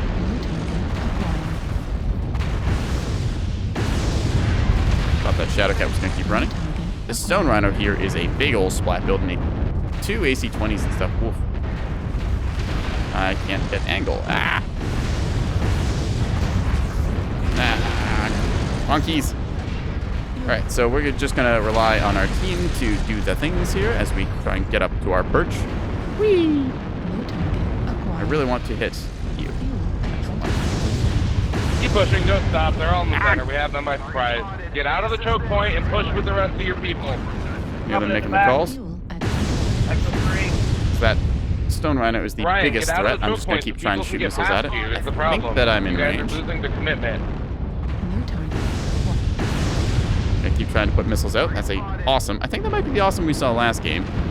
Anyway, in case we get a good hit on them. I don't want to fully commit to this because my legs are very weak and the enemy Guys, you will gotta get in exploit there. that. Come on. You're up by I'm gonna try and 5. hit this Onyx here in the back. Wham wham. Little missile strike on it. There's a heavy behind me. Cataphracts, eh? Okay. And an assault with it too. Maybe not after all. What's Fury? There's a Stone Rhino still there, which we should go on. I think that Hunchback bit it. Yep, that's a dead Hunchback. Let's see. Echo 3's got 2 boys. Target destroyed. New target acquired. All right, we're gonna go after that Cataphract after all then. So, let's see what we can do here. There's 3 mechs left, so we're gonna try and make a brawl happen. I don't have another UAV, unfortunately, but I do know that they're gonna be right here. Hi there. Ah! Ow. Hi there. I have SRMs as well. Good day, sir. Ah, goody. My team killed him by shooting him in the back. Teamwork you got power. And that's the brawl. Oof. So that was a interesting push. I got Double 2. Warlords just kind of going around the corner and deciding we're going to have fisticuffs, and the entire enemy team having to be subject to that. I missed quite a few of my missiles there because I wasn't quite sure how to lead, but still 527 damage dealt. 6 assists, no kills, sadly, but at the very least, I was peppering them. You can see those Atlas Warlords really racking up the numbers. 5 kills on that, 600 damage. This other one was the unfortunate sacrificial lamb, as it just kind of got plastered going around the corner, but still, they did their jobs, and that's why I say that you should have your 100-tonners on the front line instead of being snipers. Yeah. Good game there, either way. I do like the Huntsman. Being able to pop-tart like that with SRMs is very satisfying, even though my aim with SRMs isn't the best, as we saw. So only so much can be done with a spread fire weapon. I could play something else. I could play something surgical, like one of the Hunchbacks I got here, or I could try this Lacerator build I have. I came up with this idea for the Lacerator. So the Lacerator is unique in that it has... Let me pull up the quirks list here. It has greatly reduced LBX spread, which I'm not using, but it does have 20% ballistics cooldown and a 10% general cooldown. So I came up with the idea of running a singular large laser and a HAG 40, which has ridiculous projectile speed, 2,000. So this thing has a fairly long cooldown, but we're taking 2.5 seconds off of that cooldown. So this means that we can put out pretty good damage at long range. And if you look at the profile of this mech, I can peek around the right side of a building here, ideally with this thing, and get a good shot off. I've not tried this thing out against too many people, so we're going to see just how it handles. Again, not one to typically play sniper mechs, but this thing I've been trying to get working for a while. I've tried Ultra 20s, I've tried Hyper Assault Gauss, I've tried just regular Gauss rifles, which didn't really fit on it, I'll be honest, but I'm hoping that this will be the build. I might end up swapping back to the LB10s because the 25% reduced spread is quite good, and just LB10s, well, they're serviceable enough weapons. I do need to also try that catapult build out that I was talking about earlier with the dual LB20s swapped out for LB10s and maybe a light PPC or a snub or something. We will see how that goes. Yeah. Let's think. So if I take a catapult and I put 2 LB10s in the side torsos, that means that I have enough slots I can run a light engine, which frees up a lot of tonnage. I'm thinking that maybe LB10 plus snub PPC is the way to play the catapult C1, C2? I'll have to take a look at that in a second after we get this game, but either way, take a little sippy of water here. There's just a little bit now, so I have to take the lid off.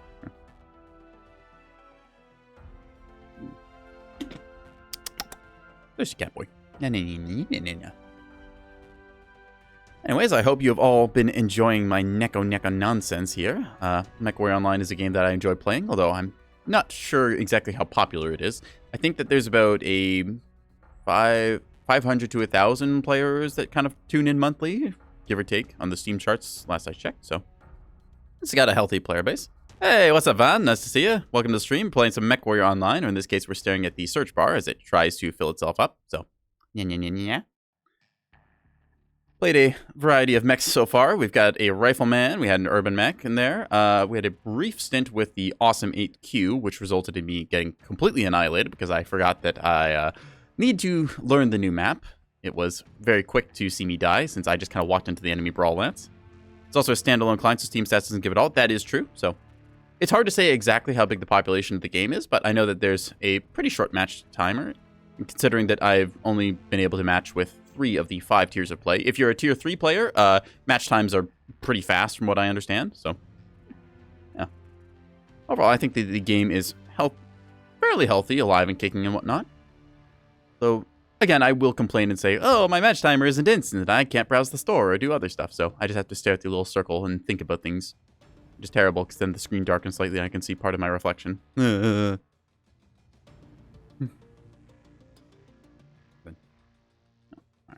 Tell you what, chat, here's what I'm going to do. I am going to quickly go run and refill my water bottle, so I will be right back. If we get a game, we get a game. Anyways, I will see you when I see you, so give me a minute.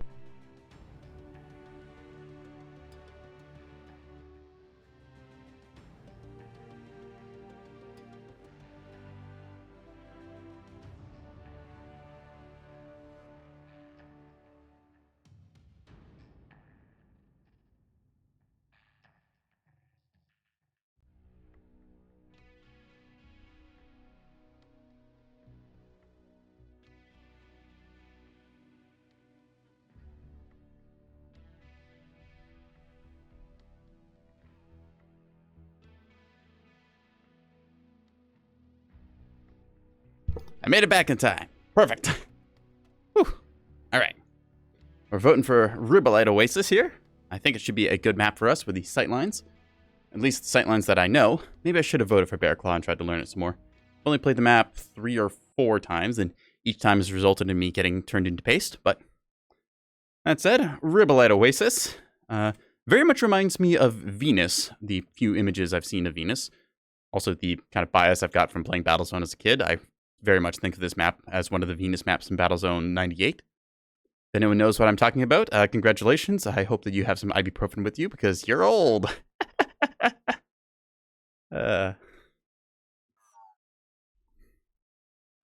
We got Dubious Squirrel. And a light mech, no less. To be expected. Anyone else I recognize here? Narwhals for life. That's a good way to live. Give him the old 007 for good luck, and we'll go from that. Yeah. Now I can take a big sippy. All right. Play some Mechwarrior, shall we? Ambient temperature, a balmy 132 degrees. Yeah. Surface gravity of 1. Well, at least it goes the same way. And 0% surface water. Nice place. I don't know why anyone would bother living here. I assume it's because they want to harvest the red lightning or magic rocks that are kind of scattered about the place. Either way.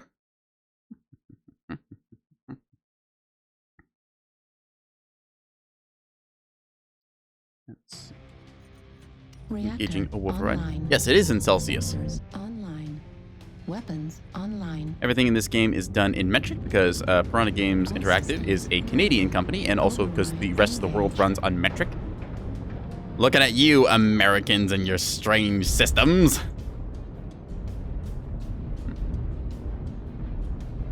Let's see. So, we got our large laser that go pew pew, like so. And we've got our hyper assault gauze, which we can charge up, though I won't fire because I want to save the ammo. I could probably strip the left arm off of this thing and save myself a little more tonnage. I don't know how much heat this thing generates now because I've not played around too much with the new hags.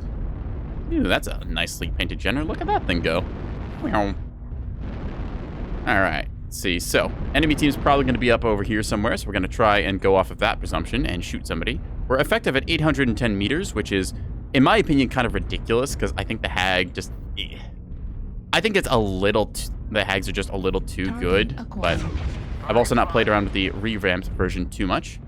It's still just how much damage you can put out for the tonnage invested is incredible. 40 damage, that's more or less, it's not exactly pinpoint, but you can hit at 810 meters, it flies at 2,000 meters a second, or whatever the velocity stat is.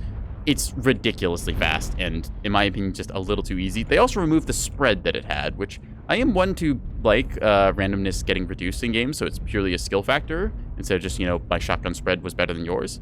But, oh, this might hurt. Okay, a little bit of damage there. I forgot this thing didn't have jump jets. Still, I feel like the hags are, I don't know, they're just a weird spot in this weapon sandbox where it's like, I want them to be useful, but at the same time, in kind of the Battletech setting, hags are literally just better Gauss rifles, so it's hard to make a weapon system that is, you know, just better. Or at least one that's just better, fair, and balanced. Not seeing the enemy on radar, although we do see that they are firing, so I'm going to try and peek around this corner and hope for a good shot. And not really seeing it. What the heck? Getting screen shake here from the artillery strike. I don't actually know what shot us there, but I had machine guns. I think it was an urban mech. Target You can see there's a Warhammer over there. Binary laser. Binaries and ER mediums don't want to block our not our Timberwolf, our Eppin Jaguar. Hello, you. Target acquired. Bam, bam, bam, bam, bam, bam. Yeah, so the zoom level, there's actually 3 zoom levels. There's a 1.5, which I don't use, so I just use my like quick little zoom in like this, and then there's the advanced zoom, which goes to 4.4x for whatever reason. New target acquired. It's a way to kind of balance things. There's also a command console that's been added, which is a ton and a half of investment, but it turns your regular 2x zoom into a global 4x zoom instead of this sort of scoped-in version. So, little balancing caveats. Ow! I don't know what just hit me, but it hurt. My right torso getting tore up a little bit there. Bam, bam, bam, bam, bam, bam, bam, bam. New target acquired. I'll try and hit that supernova thing. Got some enemy See our contact. Vindicator getting tore up there. Delta 6, 2 assault mechs. Something low ground there, yeah. The assaults. All right, we're gonna go try and take on those. King Crab and a Warlord. Ugh. All right, that's a healthy 200 tons worth of stuff there, so gonna have to be careful peeking this. We have a King Crab ourselves, but the question is, just how much can we take? Aim high here, aim for the supernova, which we don't see. Oh, hitting allies by accident. I apologize for that. Thought our Eppin Jaguar was further away. There's only 2 of them, boys. Plus your space tank can kill. Case, I think we might have hit our ally again by our 1 shot, but that's okay. New target acquired. Pew, pew, pew, pew, pew, pew, pew. Doing good damage. Hotel Warlord, weak CT. Just gonna push up and clobber him here. Bam, bam, bam, bam. New target acquired. This is unfortunate. Yeah, friendly fire isn't. Just gonna cook through this thing as best we can here. Destroyed. There we are. Check thermals, make sure it is, in fact, dead. There's something up there, which we're going to go look for in a second here as we zoom around using the Stormcrow's. The Stormcrow's, geometry is a little awkward. The cockpit is very low compared to, the top of the mech, so a lot of myself will be exposed. Acquired. That is that's a supernova taking a nap. I wonder what happened to him. Target I'm spotted. going to mark that Eben Jaguar. Gulf Eben Jag, weak CT. Fortunately, we don't have a angle on it. Ooh, something with ECM is up here. Right there. Acquired. Bam, bam, bam, bam, bam, bam. Target spotted. So in that case, we took off the side of that Marauder, and we're just going to try and get out now, because we are unfortunately being engaged upon. I'm going to pop a UAV so I can hopefully see the enemy. Yep, there we are. Target spotted. Oh, tried to pre-aim him there and didn't New get it. target acquired. Target spotted. Shadowcat is going to be a problem for us in a second here. I need to position myself where I can hit them, and they hopefully can't get a good shot on me. Target spotted. In this case, we're just going to trade fire. Target And mark spotted. them. Now, I know where they are, and they also know where I am, so fortunately losing more armor than I'm comfortable with here. We're going to try and go on this Wolfhound in a second, I think. Bam, bam, bam, bam, bam, bam, bam. Doing good damage, but also taking a lot in return. Lost all critical. Bam, bam. Ah, damn it. So unfortunately there, got too many on us. So 500 damage dealt. Not bad, considering I've not had a lot of time to practice with this thing, and also I haven't ideally quirked it. I think it needs a little more heat sinks. See, an AC2s and LB5s. It's a long-range build on an XL engine. No.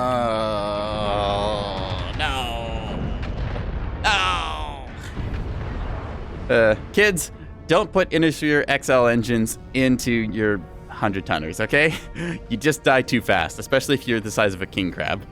This is not enough firepower to warrant that anyways. Yeah. 16 team damage, unfortunate. My pilot skill rating didn't change, so that means that we did enough, even though we did end on a loss. So, unfortunate, but still not the worst we've ever done. Now, let's go ahead and check our build and see if we can't improve it a little bit. I think I might have a bit too much ammo on this thing. Yeah, so I can take out some of the HAG ammo there and also strip the armor off the left arm since there's nothing important over there. Let's take a little bit more head armor off since we didn't get shot in the face. That lets us fit 1 and then 2 double heat sinks, improving this thing a little bit.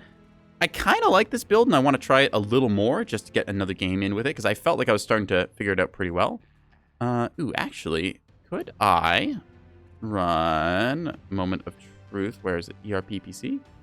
Ah, no, unfortunately, these share a heatsink limit thing, so I'm not able to fire a heavy PPC, ER PPC and a HAG 40 at the same time. I could do it with a HAG 30, but at the same time, the ER large laser and then the HAG 40, they share identical ranges. ER PPC, I could try and run this thing. I'd need to drop down to running the HAG 30, which is 3 tons lighter, meaning I could also get some stuff invested. Let's take a look how that would look. To move some of the stuff around in the mech, like so. Could go with the ER peep then, I believe. Yep. Shuffle. Actually, let's put those in the left torso. So I could run this. Gets me an ER PPC, which is a good weapon system, projectile based, and also a HAG 30, which deals pretty good damage and has shorter cooldown. I kind of feel like running the HAG 40 is better, though. I don't know. This is a faster cooldown, so I can fire my shots more often as well. 30 damage. Tell you what, we're going to go back to just try... I'm actually going to save this loadout. Let's try that. All right. Save as... This will be HAG 30 with an ER PPC, as it were. Just going to save that. There we go. We're going to reset back to our other build style here. I think that with this new style, I definitely need to invest into the heat gen tree, along with some other trees. Let's see. I don't have the heat containment or the cool run nodes, so we're just going to really quickly grab 4 nodes of cool run. That should make our mech cool down a little faster. We did get a little bit spicy there at the end. Hags do generate more heat now, but again, I still feel that they are just in a weird spot where they're kind of hot and the cooldown is a little long, but just the amount of burst damage you can deal with them is kind of ridiculous. Like a pair of HAG 30s is 60 damage that you can hit at like 800 meters, and just that's really powerful. So, taking a sip of water here. Yeah. be interesting to see what the gameplay changes end up going through with them, because since they've been released, they've basically been nothing but nerfed, which kind of says something about their initial state, which was already ridiculous. So I think their range needs to be brought in a little bit, because as it currently stands, they're pretty much just a better Gauss rifle as far as I'm concerned. Like, the Gauss rifle does all of its damage in a single shot versus the Hag, which has to spit out a collection of shots in a quick succession. But in terms of just the amount of damage that they deal, I think they're still just a little bit high. Yes, the cooldown is long, but it's just the fact that you can front load all of that damage and then take cover and just cooldown makes them very oppressive. So enough about weapon balance. Let's try and play some Mechwarrior Online. Yeah. Or in this case, Search Warrior Online, as we just kind of hang out and wait and watch the little circle do its little circle things. Whee! See, circle, you're not so special. I can do the circle thing too. Look at me.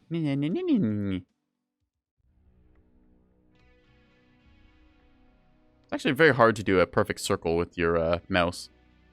Do a flip. Yeah. Do a flip? Okay, hang on a sec. Let me just where is that? Okay. Where is it? Hang on. 1 second here.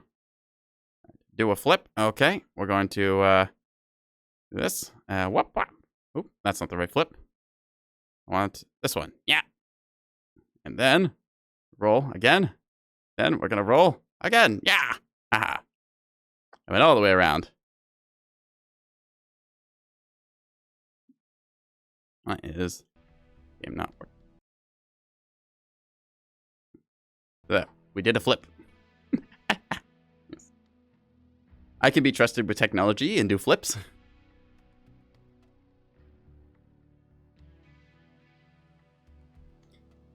Anyways, Search Warrior Online continuing its various nonsense. So I'm not too worried about the search times usually, although it does just give me a bit of dead air that I have to fill here with my Neko nonsense, which is no good for anyone. When I have time to think, that's never a good sign. There we are. So we could go to Tourmaline Desert and really try and play the long-range game, or we could go to HPG Manifold. Personally, I prefer HPG Manifold, although apparently we're going Crimson Straight. Let's vote for Assault, which I just think is, again, better skirmish. So, looks like Crimson Straight skirmish going to be the case here, unless we have some last-second votes. Oop, might be Tourmaline. HPG Manifold coming in. Okay, HPG skirmish. We will take that. Probably going to play the sort of wall sniper role again this time, although compared to the Night Jeer, I am a 50-tonner as opposed to a 75. So that's 25 more tons that my team can commit to the front line and just generally bring to bear on the enemy, which I think is better. I say that if you're going to try and be a sniper, instead of being a 100-tonner on the wall, like a direwolf or something, you should try and find what is the lightest mech that you can run your sniper loadout on. So an Arctic Cheetah with ECM and a pair of large lasers, that's a good sniper mech. You can quickly poke people and then dart back into cover, and they will have to respect that you exist there. And, well, people don't like getting shot, so they typically won't tank through a whole bunch of damage and will instead find cover. In this case, we're a 50-tonner, which is pretty good for the amount of damage that we can deal with our loadout. Between the Hag 40 and the ER Large, we should be able to bring at least some mechs to their knees. The old 007 here. Darth Funk Ninja. That's a name if I ever saw one. I believe I've seen them around. Slinky the Prophet, Polar Bear Actual, as opposed to Polar Bear Fake and all that. So, yeah. It's happened to run into a couple other streamers tonight, but I don't know who's on or not. Either way, I am enjoying myself, so I'm going to keep doing this. Yeah. After this match, we will have to run ads, though, unfortunately, as Twitch decides that fun is only allowed for so long. So, but that does also give me a chance to grab a quick bite to eat. Reactor online. Sensors online. Weapons Wiggle a stick for good luck, as is tradition. All systems Engaging a override. Override engage. Command to all warriors on the surface. Your task is to wipe away all hostiles. Show no mercy. Alright, we got Charger 3K here. Wonder if they're running the 4 binary laser cannon build. It's a mech that only... I'm pretty sure that's the only one that can run 4 binaries as it currently stands. It's got a special laser heat sink bonus thing, so... It does require the entirety of the mech to be exposed to fire all of those, so a little bit of a balancing factor. I might try that out later on, because it's a very fun front-loaded damage dealer. 72 damage dealt over 1.25 seconds, but you can reduce that down to about 1.1 with the right quirks. Maybe it's like 1.8 or 1.08. Whatever, numbers. Either way, we might try that charger later, but for right now, we're just going to be trying to get up onto our little sniper's perch here. I might even go to the far side to get a better suppression angle. Target You can see acquired. somebody over there trying to do the same thing as we are. In this case, we do have the range to hit them, but I want to get to the position I want to be first before I decide to try and snipe. This looks pretty good here. I think we saw some laser fire coming in. Hi there. This feels awfully familiar. Because they know that we are on this position, we're going to quickly move over to the other one. I don't think that they got a radar lock on us. Oop, unfortunately, didn't get the hag charge in time there. So. Echo 4 coming in 3 the assault. The heck? Ow. Nope. Unfortunately, I shot the wall there, so I'm just going to wait for my team to push up and do their thing, because all the enemy's attention is focused on me, which is good. I'm going to recharge fire here. Dang it. Alright, so unfortunately, I've taken a lot of damage here. 25% of my mech has been bled out by that large pulse Timberwolf, but it should be running pretty hot, given it's firing 4 large pulses at me. Target spotted. New target acquired. Try and use my range advantage here on something or other. Not able to see the best from where I'm at, but still. Let's see if you are still peeking me here or not. Not seeing you. There you are. Target spotted. Kneecapping them a little bit. Always good to do. I think that... It's very funny I can actually hit that far. Although they do see me over here, which is unfortunate. Still, if they're shooting me, they're not shooting my team, which is good. Try to take the toes off that one. Sometimes people skip leg armor, so... New target acquired. The Marauder 2C there with a large amount of lasers. There you are. Can punish that just a little bit. Try and tank through this. Now, I know that Timberwolf sees me, so I'm going to have to try and ego check it here. Oop, stuck on a little ledge. That's unfortunate. Ah, I was actually very fortunate. We dodged the incoming fire. Goody. In this case, don't see that. So we are trading fire with that Timberwolf and losing that because, unfortunately, they are 75 tons and I am only a meter 50. But that means that they are not shooting the more important people on my team, and I can be a good distraction. Can't get a great shot here, but we're still going to try it. Target spotted. They really don't like me up here. Wow. There's at least 2 mechs watching me, so that's good. Means that that is, again, tonnage, not committed to doing other stuff. Very hard to see. Longbow in shooting distance. Not quite. Can't get it. Ow! They really just want to kill me here. Huh. Understandable, but I mean, it's still a little rude. Let's try this. Nope. Thought I might be able to juke them here, but... The enemy has started to chip away at us. Put some rounds into them there. I think that shot missed, so I hope it did. And not seeing that Timberwolf again. Having a little trouble here seeing stuff, given the, the very grayed out background. Ooh, hello. There we go. New target Damage is acquired. dealt, and come on, peek again. Nope. Okay. So we're gonna get out of here while we can. I don't want to fall down there because that's out of bounds, and that will just instantly kill me. But bam. Still doing damage to that Timberwolf thing. Arm destroyed. Took a hit here, but it's okay. Bam, bam, bam, bam, bam, bam, bam. Timberwolf going down in a second there. Perfect. Ooh. Don't let the hostiles take down any So somebody with more of you. PPCs up here. And lost track of him. Okay. Target acquired. Tell you what, we're just going to drop down. Unfortunately, we are losing this significantly, and I'm not long for this world. I can barely see you. There are 2 Timberwolves. There was 2 Timberwolves. Destroyed. 75%. Left leg critical damage. Ow. Right. Try and... dang it. We are closing in Fortunately, we got center torso shot there. So 506 damage dealt. So again, not bad. Killed by somebody named War Daddy. So that's wonderful.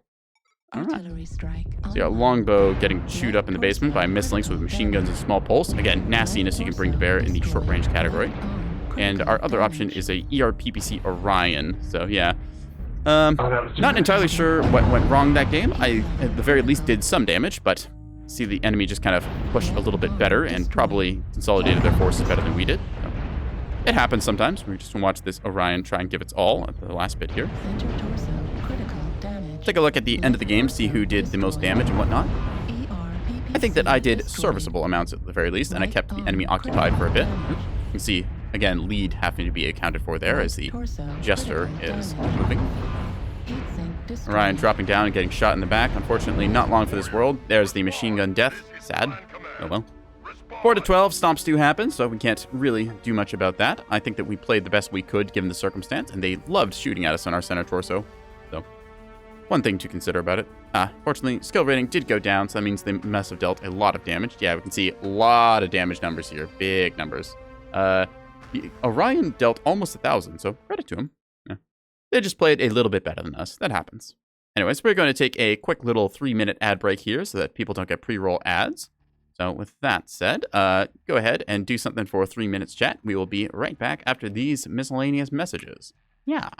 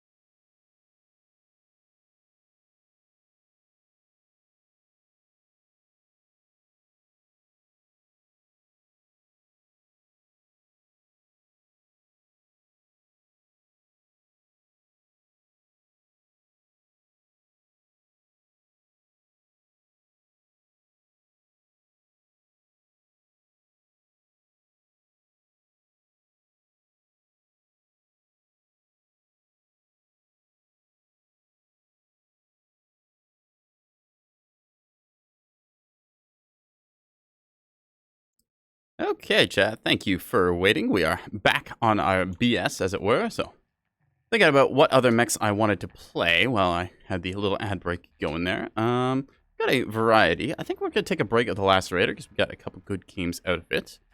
I was going to try out that Charger build. Right. Where is it? Charger 3K. Gonna have to load up some stuff. So we're just going to take some binary lasers out of our Stalker here. Just strip this mech of its goodies and whatnot. So there we go. This way I don't have to pay for weapon systems I already own. We'll just quickly use our save loadout features to load up the Charger 3K here. We'll load out and then select the 4 binary laser cannon loadout. As you can see, it doesn't cost us anything, which is very nice. Free is a good price to pay for things. So This mech has the unique quirk of, where is it? It's got 10% pulse laser heat gen. These are not pulse lasers, so that doesn't apply to us. 20% velocity. These don't have velocity. But it does have 10% heat reduction and a +2 laser HSL, meaning that this is, as far as I know, the only mech in the game that can still fire 4 binary laser cannons at the same time. It's propelled by a light 280 fusion engine. We have a total of 15 double heat sinks in the mech, one of them mounted inside of the engine itself with its extra slot there, and then a pair of jump jets to propel us to new heights. It doesn't jump the highest, but it does give us the unique property of being a, well, 80-ton mech that has jump jets and a stupid high alpha strike of 72 pinpoint out to about, how far does these go? About, let's call it 530 meters. So skill tree looks about the following. We've got all the points we can into heat gen, range, and laser duration. Survival tree, as you would expect. We took the overheat damage because I do cook myself a little bit with this. Torso speed, since I am staring at the enemy for a bit and I do want to quickly twist. Followed up, we have the cool run and heat containment nodes, as is expected for something like this, since it is a very hot build. Improved gyros to make our screen shake minimal. We've got a 70% reduction, so we can really scalpel enemy mechs. Radar deprivation as well, to try and ward off those LRMs, pesky as they are. Advanced zoom for the advanced zoom, and then the cool shots. There is the new option of the, where is it? The advanced sensor package, which will heavily improve our zoom, but I'm not sure if I have a ton and a half that I really want to give up on this mech. I could give up a jump jet and also drop down the leg armor. Actually, you know what? We're going to try it. We're going to try out this new advanced sensor package. I don't know how good it is, but we're going to find out because this is new toys that we can toy around with. And there we go. Advanced sensor package. This will make it so I don't have to use my advanced zoom as much, which is the little 4.4x scope you saw before. That should instead give us a 7x scope if we so desire.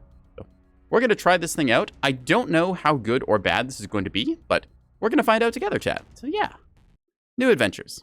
Yeah.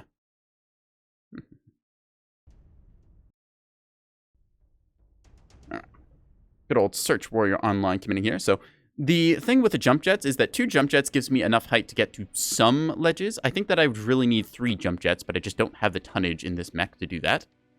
Jump jet height is proportional to your mech's tonnage and stuff, so if you have a lighter mech, it's a lot easier with fewer jump jets to get up high, but in this case I've got a 80-ton assault mech, so I'm not exactly soaring through the air. Still, this thing is reasonably quick, and having a singular jump jet does mean that I can get myself unstuck from things before, such as, problematic holes that I might otherwise get myself jammed into, or I can hop up certain little ledges that I wouldn't be able to get otherwise. I think the kind of jump jet state in the game is either you run none, you run 1 just to do quick little maneuvers, or you run a full send package where you can really fly yourself up to the top of buildings and be a problem from above. Admittedly, I don't play as many jump jet mechs as I used to. I've kind of gravitated towards playing more ground-focused heavies. I just find them to be comforting and a little bit easy to play. I don't have to think as much about my jump jet heat and levels and stuff and then, fall down buildings to my death. It's something that I should probably pick up again, but still. I played the Huntsman earlier and enjoyed it as well, so maybe we'll try some more jump jets after this. See if we can't make something that really reaches the flight ceiling in the game like these spiders can sometimes do. Can probably fall a lot in real life or in game, I don't know. So, let's search Warrior Online. Get another big sippy. Oh. Also, chat, if there is a mech you particularly like or would like to see me play, go ahead and mention it. I will see if I have a build code for something that I have cooked up for that mech. Or if you have a build code yourself you want to see me run, go ahead and drop that too. I have most of the mechs in-game. I don't have all of them, obviously, because that would mean that I'd have way, way more mech slots than I do right now. I think I've got about 200 or so last I checked. Still. Good, healthy selection, and I have about 3 million C-bills right now, so I can buy some stuff with. I think I've got about 10 free mech bays, so I'm not against buying something. The only exception would be like the legendaries or heroes, because those cost real-world money, and I just don't want to throw too much money into it. You smash gibberish in chat, will that generate a build code? The build codes do kind of appear as gibberish, so it's entirely possible you might end up accidentally doing one. I mean, monkeys with typewriters, right?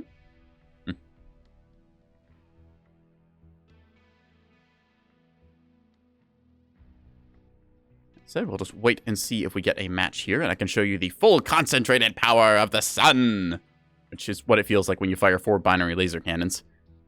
This is also a bit more risky now because cool shots aren't as effective. So if I end up cooking myself, I don't have a get out of jail free card, which, well, it's nice to have cool shots, but I do think it's better for the health of the game that they got nerfed to the 7-second duration rather than the 3-second duration they had before. It was just a little too easy to fire again and then just press the magic I win cool shot button. Personally, I think that cool shots, maybe if they were included instead of a consumable as a tonnage commitment, like instead of having another heatsink, you have a coolant pod that you can then fire off. That could be a good way of doing it. It's just kind of strange that you've got this option on mechs to have basically 2 or 3 just magical get out of jail, I have instant cooling buttons. I feel like that's not quite so healthy for the game. Airstrikes and artillery strikes are balanced because they're shared along the team and they've got a global cooldown there. Alpine Peaks, a map that almost would be good for this build, but I don't want to subject other people to Alpine Peaks, so I'm going to vote for Terra Therma Crucible because it sounds fun. The lava map. Sarah Scrapyard and Terra Therma coming in strong here. I wouldn't say no to Sarah Scrapyard. I really don't want to go to Alpine Peaks, though.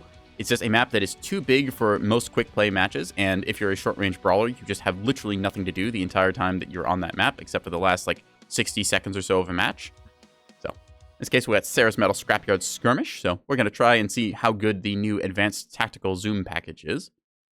I believe that it should make my zoom level 4 times when I do my quick little scope in. Technically, the zoom level is supposed to be 3 toggles. You get one that's your regular 1x, you've got a 1.5, and a 2x. I've just rebound the key to, instead of cycling through all of them, it just sends me to 2x and then back to normal. But with the new sensor, what's it called? Advanced sensor package, I think. It should just send me up to a 4x scope in. So I might end up doing some silliness and just completely paste my face up to the enemy mechs. For example, my zoom would be looking like, wah! And then back to normal. Either way, Sarah's Scrapyard, ambient temperature 20 degrees Celsius, 0.9 surface gravity, but Alpine, example, the maps they used to have a number of areas to fight on. They're seldom used. Yep, I think the Alpine Peaks is a better faction play map because it's just more suited for coordinated play where you're planning to have longer range mechs or other things like that. I think the individual areas of Alpine could be okay, but it's just one of those maps that doesn't lend itself well to quick play because if I queue up with, say, a all SRMs short-range brawler build, I just have nothing to do on Alpine Peaks. It's a long-range sort of snooze fest, and it's just not fun for me in that case. But also, yes, sir, is that you on the enemy team? That might be you. I don't know. We'll find out. There might be 2 yes, sirs. We'll see.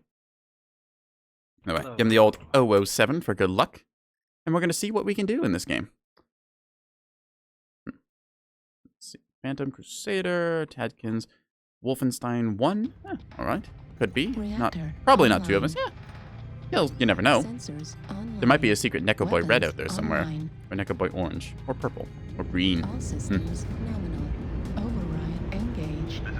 could look at my model and figure out how to toggle evil mode to turn myself red. Yes, remember to thank the bus driver. Good point. Always gotta thank your bus driver. Now, we're gonna show you what this thing looks like. That's a little hot. 60% heat, just a little bit spicy there, as it were. Let's see, so the zoom package. Oh, wow. Huh. That does give you 4x zoom. That's quite nice, actually. So normally, oh, wow, that's really far in. Look at that. Just, I wonder what's over there. Wow. Oh, look, I can see something over there. I'm gonna have to get used to that because that's literally double the normal zoom I get with this thing, so very jittery in that. But anyways, we're gonna try and do some long-range fire support work. We've got 532 effective meter range. Our range technically is double that, but we get damage fall off after the 532 mark. So I guess we can technically poke someone like a kilometer away, but I don't really think we're gonna have good luck doing that. See our light already getting engaged up there. What are you at there, buddy? Oh, hey, bud. Hey, how you doing? I'm supposed to be a deer too, though. Yeah, good to see ya. Switching to the old Canadian mode here, taking a look around Sarah's Scrapyard. Got ourselves a, I think that's a rifleman. Oh, it's Blackjack. All right. Might go about this way and just see what there is to see about this place. Oh, we got Charlie over here trying to do things. Just swept into the Canadian mode here, can't you tell? All right, we're gonna take a look around, see if we can't laser some of them. Target spotted.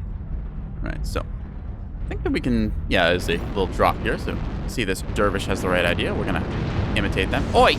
They're shooting me. I'm the one who shoots people, not you. Take your turn. I do kind of like this advanced zoom. That's not advanced New zoom. target That is acquired. Longbow Delta. Max connect. Yep, I gone full connect. target Can't undo it. Sorry, bud. Oh, don't mind. Let me just squeeze right by you there. Hello there. Just gonna zoop your longbow. Switch over to thermal mode so I can see you. Anyway, there's a locust over here. I'm gonna give a little bit of laser and love to. Zerp. Uh-oh. Getting a little bit too hot here for my own good. Target acquired. Alright, so we're just gonna stand still and cool down. You do cool down ever so slightly faster when you are standing still, but it does mean you're standing still, which means you are vulnerable in other ways. You. Zap. New target acquired. I do enjoy the sound of binary laser cannons. They are very juicy.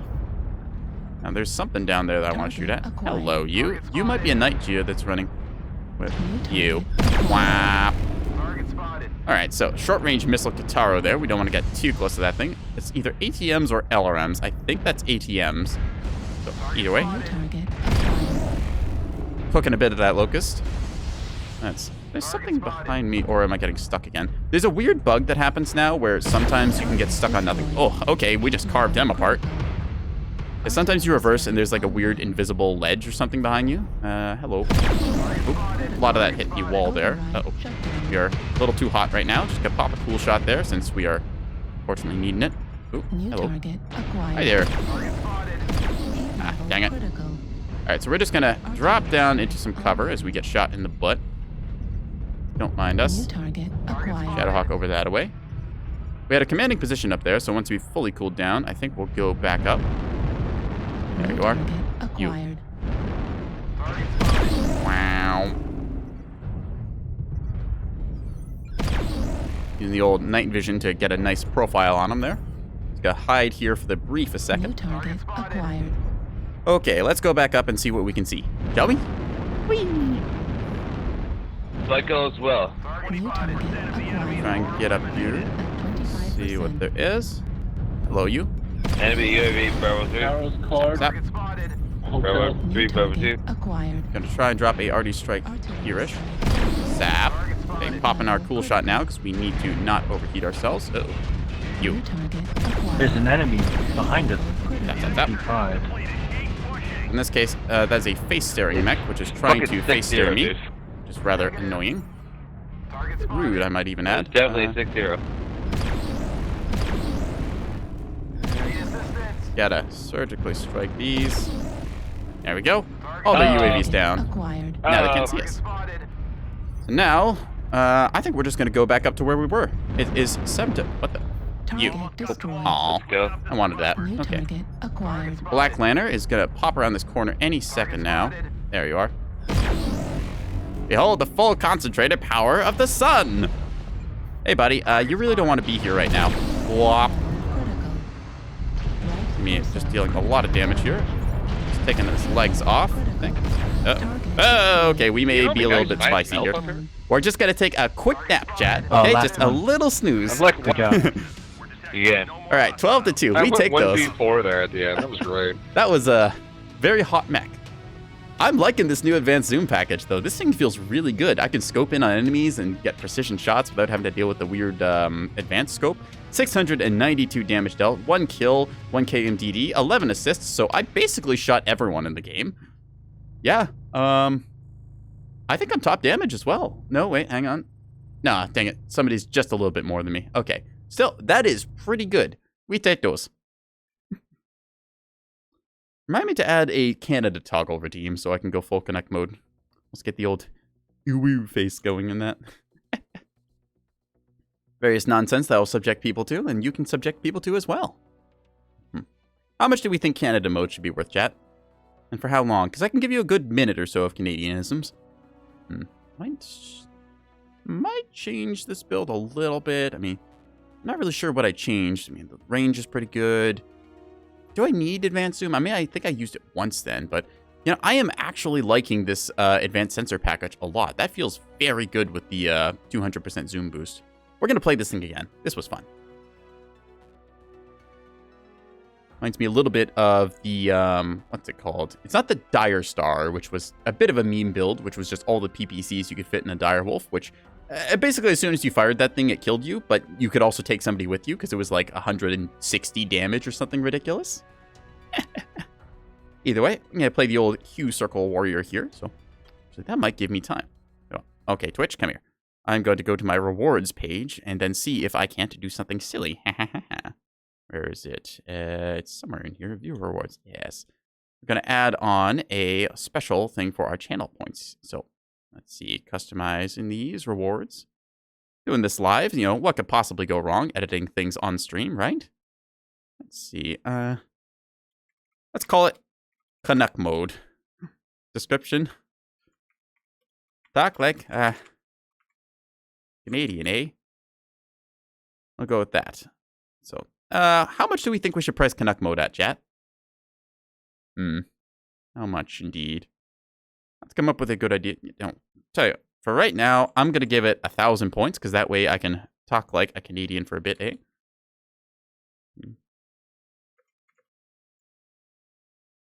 So we have created Canuck mode. There we are. See it now appearing in your options. So if you accumulate 1,000 channel points, which is doable, then you can toggle on Canadian mode for me to really go, hey, bud, don't go doing none of that around here. I can talk like this for a while, eh? But it might get a little bit too tiring if I do it all the time. It's a little bit forced as opposed to the more fluid action, but, you know, sometimes you just have to come up with words to subject people to. Either way, playing the old Search Warrior online here as we once again look for another map before we unleash the concentrated power of the sun upon our foes. I'm by no means a professional voice actor, but I am a silly cat on the internet who has subjected many people to my nonsense for multiple years. If you know what I'm talking about, then you know what I'm talking about. Specific call it to people who have been subject to my bullshit for a long time. Really, you should know better than to enable me. I'm a silly cat and has words. You know, you'd think after however many years I've spoken the English language, I would be better at it by now, but nope. Either way. Neko nonsense, as it were. Let's just see if we can't get ourselves a game. Search! Search! Search! Search! Get the big sip of water.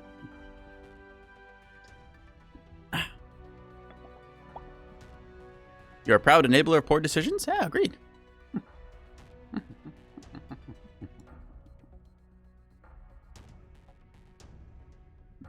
I'd like to thank Vandal. We both make each other worse. And you, chat, for coming out to this stream of my Neko nonsense. All right, Rubelite Oasis. We could go Mining Collective, but I think Rubelite is the best for us. Bogchamp is also kind of tempting. This is the, I call it the new Terra Therma. It's not the new Terra Therma. It's the Terra Therma. No, Terra Therma Classic is different. There's so many versions of Terra Therma now. You've got Terra Therma Classic, which you don't really see play, but technically is in the map file somewhere. You've got Terra Therma, which is the revamped version of Terra Therma Classic. I'm just going to butcher all the words here. You don't mind me, chat. Then you've got Terra Therma Crucible, which was the revamped version of Terra Therma Classic, turned into the new version, turned into the newer version, which then got reworked itself again because nobody liked the lava volcano in the middle of it. So then we got the Terra Therma Crucible we know now, which is actually a pretty good map. I should play that. Either way, we're going Mining Collective Domination, so we're going to battle over the circle. We only have one jump jet, so we can't really get super high up on this map, which is unfortunate, but we're still going to make do. See a bunch of DP-S crew here, so I'm assuming that's going to be a 4-man pre-made stack. Also, to the 99, to the Milk Clan, so it's likely that there's going to be some groups here, so I'm expecting some shenanigans. If they have a pre-made and we don't, it means that we have a slight tonnage advantage because the matchmaker pities us a little bit like that. It also means that in terms of balancing skill rating, it multiplies theirs by a bit. I don't know the exact numbers behind it, but this is just observing playing the game for a long time. So hopefully we should have a slight skill average advantage. In exchange, they're going to have the coordination of a 4-man group. So we'll see how it goes. Reactor online. Powering up our charger. Again, we're going to be trying to look at people and give them the old mean face there. So online. All systems wiggle the sticky wiki. nominal. Override. Engage our Like that. override. Yeah, we hear you. But also override. Whee. See the map loading in there briefly. So we can see the circle here. can we do a Unfortunately, front flank? they have... No, wait, actually, we are on the good side. So we are able to very easily push up here and claim the middle versus the enemy team. If they push up and do that, there's a lot of sight lines that are open from our side of the map here, which we can punish them through. To demonstrate why this map is really good when you have jump jets, we're going to go ahead and jump up here. Yep. Yep. So normally Yeah, I would have yep. to walk all the way around to get this, but this is the advantage of a singular jump jet and what it can do for your mech. So, certain mechs, well, only certain mechs can mount jump jets. Ooh, wow, that zoom is still something to get used to. I do like it though. Oh my god. I want to see a shield wall come over at us. Oh, they might all be in the Centurion Onyxes. That's a thing to think about. Weird little bit of render pop in there. Just don't mind that. I'm going to try and find a good building to hide on top of. By hide on top of, I mean stand on top of. They'll hide from me. Let's see if this works. If this works, this will be very cool. Dang it. Alright, so, unfortunately, not quite there. So we can see as the enemy team pushes over, we're able to get a really good sight line on them. To try and go over here to the left. This will expose me, but it will also mean that I can get a really good shot on a couple of them like so. There we are. I just have to pick my reverse path correctly. Smithy, you got eyes on anything? Fortunately, this crane is tactically positioned just to ruin my line of fire as I try and reverse here, keeping my front towards the enemy. Stuck on something. Oh, there we go. Ah! Fell on. 3 targets. Alright, so... maybe this position wasn't the best for us. Delta Bravo Charlie. Acquired. Gonna just try and position ourselves up top here as everything jitters. I'm on top of the building. Oh yeah. So you can see they all went to the outside, unfortunately. At the very least kill that, I think. There we go. I'm gonna try and get up front and use some of my tonnage. I am meant to be kind of more of a long-range engagement platform, but certain sacrifices need to be made, and because I am 80 tons, I need to get up and do 80-tonner things. I think I can hop on this ledge and then get up top there. We're gonna try that. Mark you. You. Alright, already there. This is the fight I wanted. We need more artillery over here, Fox 4. Preferably friendly on the enemy. Oh, India shit, Battlemaster, good target. Gonna call them out, and then zap you. Pop in our cool shot now. I'm trying to cool down a little bit. Shoot him in the back. Get the G shots done there. And you are still here. Excellent. Trying to swap to night vision, get a look at him. Don't see him. Alright, cool. As we saw here, the enemy team had to go around the outside, around the outside, around the outside. So, just gonna hop up here using our jump jet, back up a little bit, and then recharge our fuel. New target acquired.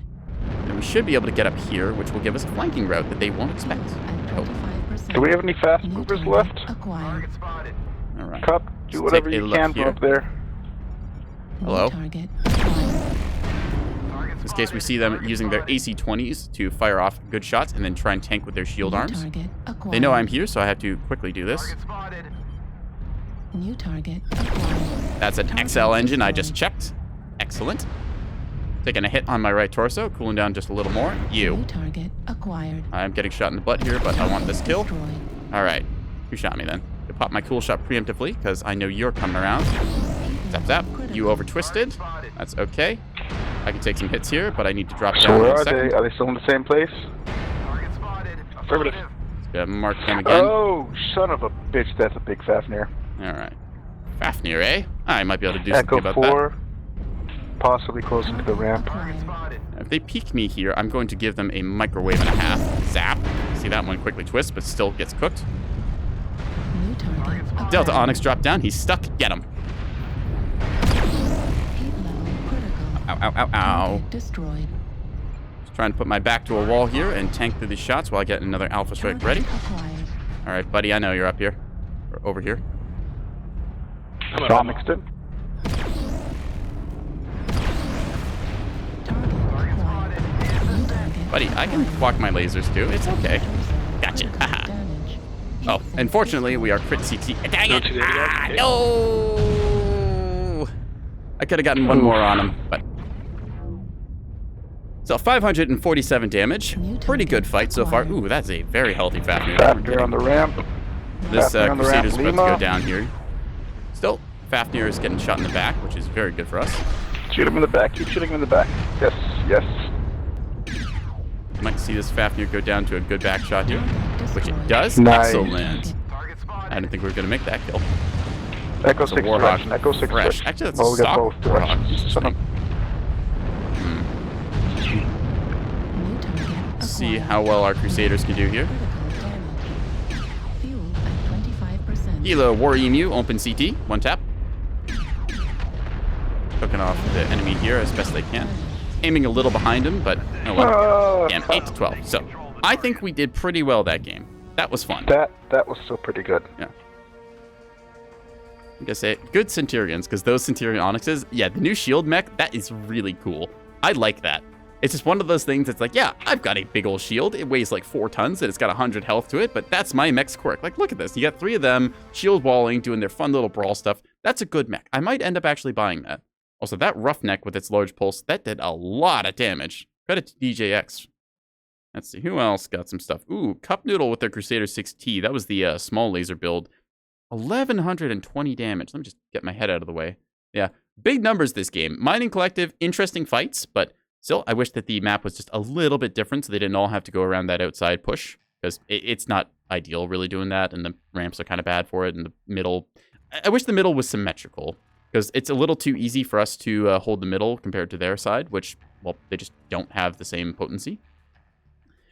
All right, we're going to give the the Charger one last go here, because we've been having a bit of fun microwaving people with our 4 big white lasers. And after that, if chat has any ideas about other mechs to play, go ahead and drop them. Otherwise, I might just pick something else at random. Yeah. Taking a big sip of water. Water.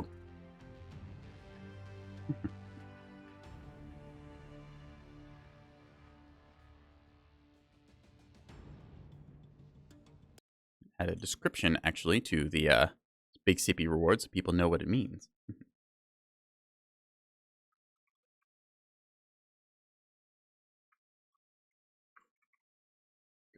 Oh, big sippy. So if you don't know what big sippy means, it means that I take a big sippy from my water bottle.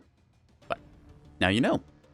The more you know. For legal reasons, this is copyright indiscriminate.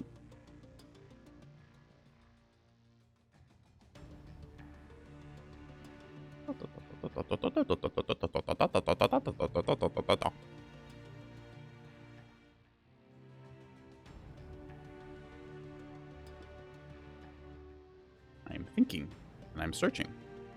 What are we searching for? Maps? Mechs? Players? Love? Wealth? Power? Fame? Tuna cans? I never really know. Instead, I'm left wondering and searching. I was ever perplexed by this spinning little icon in front of my face. What are we looking for, chat? What are we looking for?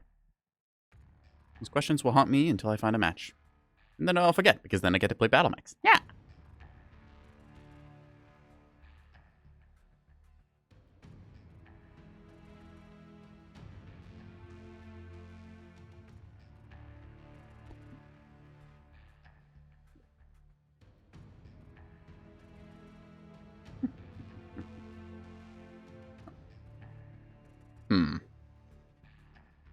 Find a match now. Okay, let's try that again. Find a match now. Okay, maybe my timing's off. Maybe I'm doing it wrong. Oh, there it goes. It just took a moment. All right. We could go to Tourmaline. We could go to Emerald Vale. We haven't been to Bog tonight. Alpine. All right. We're going to try for the old Bog Champ and go for domination mode. Probably going to be Tourmaline, but still might get Bog at the very end. Hashtag save the endangered space lobsters. You can see their shells being there. I don't know what they taste like, but I'm told they're delicious. So, lobster's such an interesting food because for a long time, apparently in history, it was just treated as like peasant food until somebody discovered, hey, these things are really delicious when you slather them in butter, and then it became really expensive. So, I don't know. Being endangered makes them taste better? Yeah, apparently. I mean, I don't know. I think that lobster and crab are delicious food. I know some people don't like seafood or they're allergic to it, but I personally enjoy my crustaceans and that. Shrimp, lobsters, prawns, crab. Oh, hey, we got the DP-S, the good old Onyx Lance there. So, get the old 007, almost typed 006. That would be very different. We got a Taco Warlock here. Interesting. Nuclear Caveman. Bit of an oxymoron there, but all right. Got somebody, Mitsured83, whoever that is. So, another streamer in the game, I guess. I've thought about plugging my Twitch in-game, but I feel like that's just being a little too on the nose in that. It's like, hey, look at me, look at me. Look at me, chat, look at me. Pay attention to me and that. So Weapons I don't bother with that. online. If people want to find me, they can do so naturally. All systems Could plug it at the end of the game, but most people have disconnected then and don't bother looking. So I just prefer to be organic about it rather than, slathering my labels everywhere and trying to advertise. Because if one thing people don't like, it's advertisements. Being constantly reminded, hey, buy my thing, look at me, and that. Just, no. I'd like to find things myself. Let's see. No disconnects, so that's good. We're going to try and go over here-ish, I think. Probably some good terrain we can set up on there. I really like this special zoom thing. Like, this just feels good. Gets me just enough, like, kind of peering towards the enemy that I can, accurately shoot them. And if I really want to look at something distant, I go, wow! And then I can take the sort of HD look at 7x zoom. Target acquired. Mark one of the enemies over there, taking a look, see if I can't get information. Now, the hitboxes on this level are a little weird. Like, you can see there's this ridgeline here. It's not a perfect match to the terrain, and there's also a bit of New level of target detail things. acquired. Hello, you. Zap. Strike online. I feel like a surgeon with this thing. It's great. Ow. A surgeon who's getting shot at. So most of the time in surgery, you don't have to deal with counter battery, but in that case, I could take a shot on that Marauder. There's also level of detail problems here where I can't see that invisible wall that is there. I know it's there, but it just doesn't pop in. It's one of the unfortunate things about certain games and their New detail target culling. acquired. Target spotted. King Crab there that is not wanting to peek me anymore because I've already scraped a bunch of its armor off and scratched the paint thoroughly. That said, that urban mech on the other hand, that's a longbow. Ah! I just kind of looked at that thing and thought, I wonder if he's going to shoot me, and then he New did. target I really shouldn't be acquired. that surprised, though. Hey, buddy. You have autocannons. That's cool. I do, too. Hello. New target acquired. What are you? Target spotted. Where are you? I don't see him anymore. All right. Still, New we're going to target fire our acquired. concentrated sun lasers at the King Crab here if we can. Using our advanced zoom toggle there. Yep, still taking a couple hits, but actually, is that even dealing damage? I don't know if that's dealing damage. Heat level Yeah, critical. quickly twist here. I hear the shots impacting me. I think it's dealing damage, but I'm not really noticing a huge hit point difference. Huh. Well then, Heat level we're just gonna shoot at critical. them. So there. Yeah. Target spotted. King Crab here is gonna go Destroyed. down. Light fusion engine, meaning both torsos kills it. Cooling ourselves down for another alpha strike here. A little bit of the old laser vomit, as it were. Target Target spotted. Lovely acquired. terminology for when you have a whole bunch of one-weapon type system and you want to shoot people with it. Nope, that's a, I see invisible walls getting me there. Just ever so slightly too low. Something over that away, which I want to be aware of as well. MRM's plastering my front side. New target acquired. Okay, they're pretty spread out, so they're not really punching through anything. See something in Death Valley down there. Airstrike missed me, so that's good. Try and take a little peek-see here. Hello, you. Wow. They have two New King target Crabs. Okay. acquired. Artillery strike online. Heat level Barely got that critical. hit. Heat Override level going shut critical. down. That Marauder is very weak in the center torso, so we'll try and get a shot on it in a second. Again, that invisible wall kind of being the bane of my existence right now. Trying to scalpel this as best as possible. I might be able to walk up here. Get a shot off. Let's see.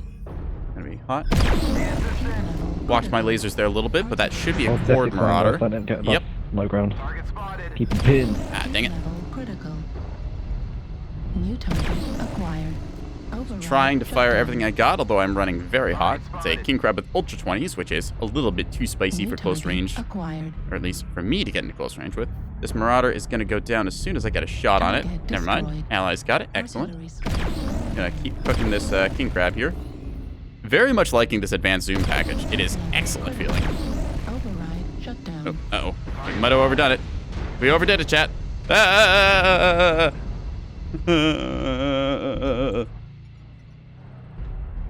Okay. We're just gonna cool down a little bit and then hit him again. Because the laser vomit is going good. This is a very commanding position we found ourselves in. Just nice little surveying the battlefield. Something. What are you? Oh. Okay, so you've retreated all the way up there. Huh. Okay, well that longbow isn't so much a problem right now. We control the circle. Yeah, keep going with what we got. You see, ourselves, we have our own little large laser boat, the ER version of the clan lasers, going out to like 810 meters full damage. Or is it 800 meters? Either way, it's pretty far, and then they can reach like the 1600 meters that's over there. We're going to try and use some of our tonnage to frontline here. Zap. Target destroyed. A lot of damage, New but target acquired. a lot of heat generated. I'm going for the left torso on that Timberwolf because I can hopefully take it off, and then that also nerfs a lot of his speed and cooling. It just looks like it's sitting over there. Okay. That was the longbow shooting me, I think. Timberwolf shouldn't peek me here if he knows what's good for him, but you never know. I'm also alone on this flank, which I don't like. See somebody getting shot over there. Yeah. 6-6, so it's a fairly even game right now. My arms are a little bit weak because I did overheat myself and took internal heat damage. Oh, we saw that Timberwolf get stripped out center torso. Hotel center torso and left. Just gotta call it for the team, and I'm gonna keep my ground here. Actually cut across the middle, maybe. Because I think that there's nothing that can threaten me here. Longbow not there anymore. Excellent. I don't know where the enemy is, which is not a good thing. Uh-oh. New target acquired. Okay, that's a Warhawk. Oop. There we go. You. Zap. Target spotted. Okay, just need to pop my cool shot early and already strike here. Taking shots in the back, which is not a good thing. Critical damage. You. Critical damage. Ow, ow, ow, ow, ow. Alright, we need to stay mobile. Heat level critical. Target acquired. In this case, the New target kilo there acquired. is a problem. Left arm Actually, not critical anymore. damage. Cooked him. Target acquired. Heat level Uh-oh. critical. Ow, ow, ow, ow, ow, ow. Okay, don't blow up, don't blow up, don't blow up, don't blow up, don't blow up. We're good, we're good, we're good, we're good. Enable override. Okay, 1 HP in a dream. If we see him, we're gonna just blast him. They're probably gonna win first, but still. Need assistance. Target Okay, spotted. we have an ally with us. His general will go around the corner. They'll probably take the hit, and then we can kill this king crab. So I'm right there on the low ground, Fox 5. So, ideally... Oh, that's a good shot. Target spotted. Ah, nuts. I knew I was going to get hit there, but still 926 damage, and Nuclear Caveman in the little Jenner takes him out. Nice. We did our job. So you have Vapor Eagle here with the ER larges, unfortunately going down to a couple light mechs. Got a Wolfhound running around with 2 snub PPCs. Go on, Jenna, you got this. I think that's it. Light on light combat. You got Kit Fox here with a nice ER medium and large pulse build. Let me just move my head out of the way. Yeah. And we're going to see the binary laser cannon Jenner here delivering its goodness to whatever that is. Don't forget to lock your target. Heat level critical. This binary laser cannon is really fast firing. Wow. Careful, Jenna, careful. Use your high mount. Oh, unfortunately going down. Jenner is 7A-L. I must have some laser quirks or something, because that thing felt like it was firing very often. Oh well. Let's see what happens with this Kit Fox. So,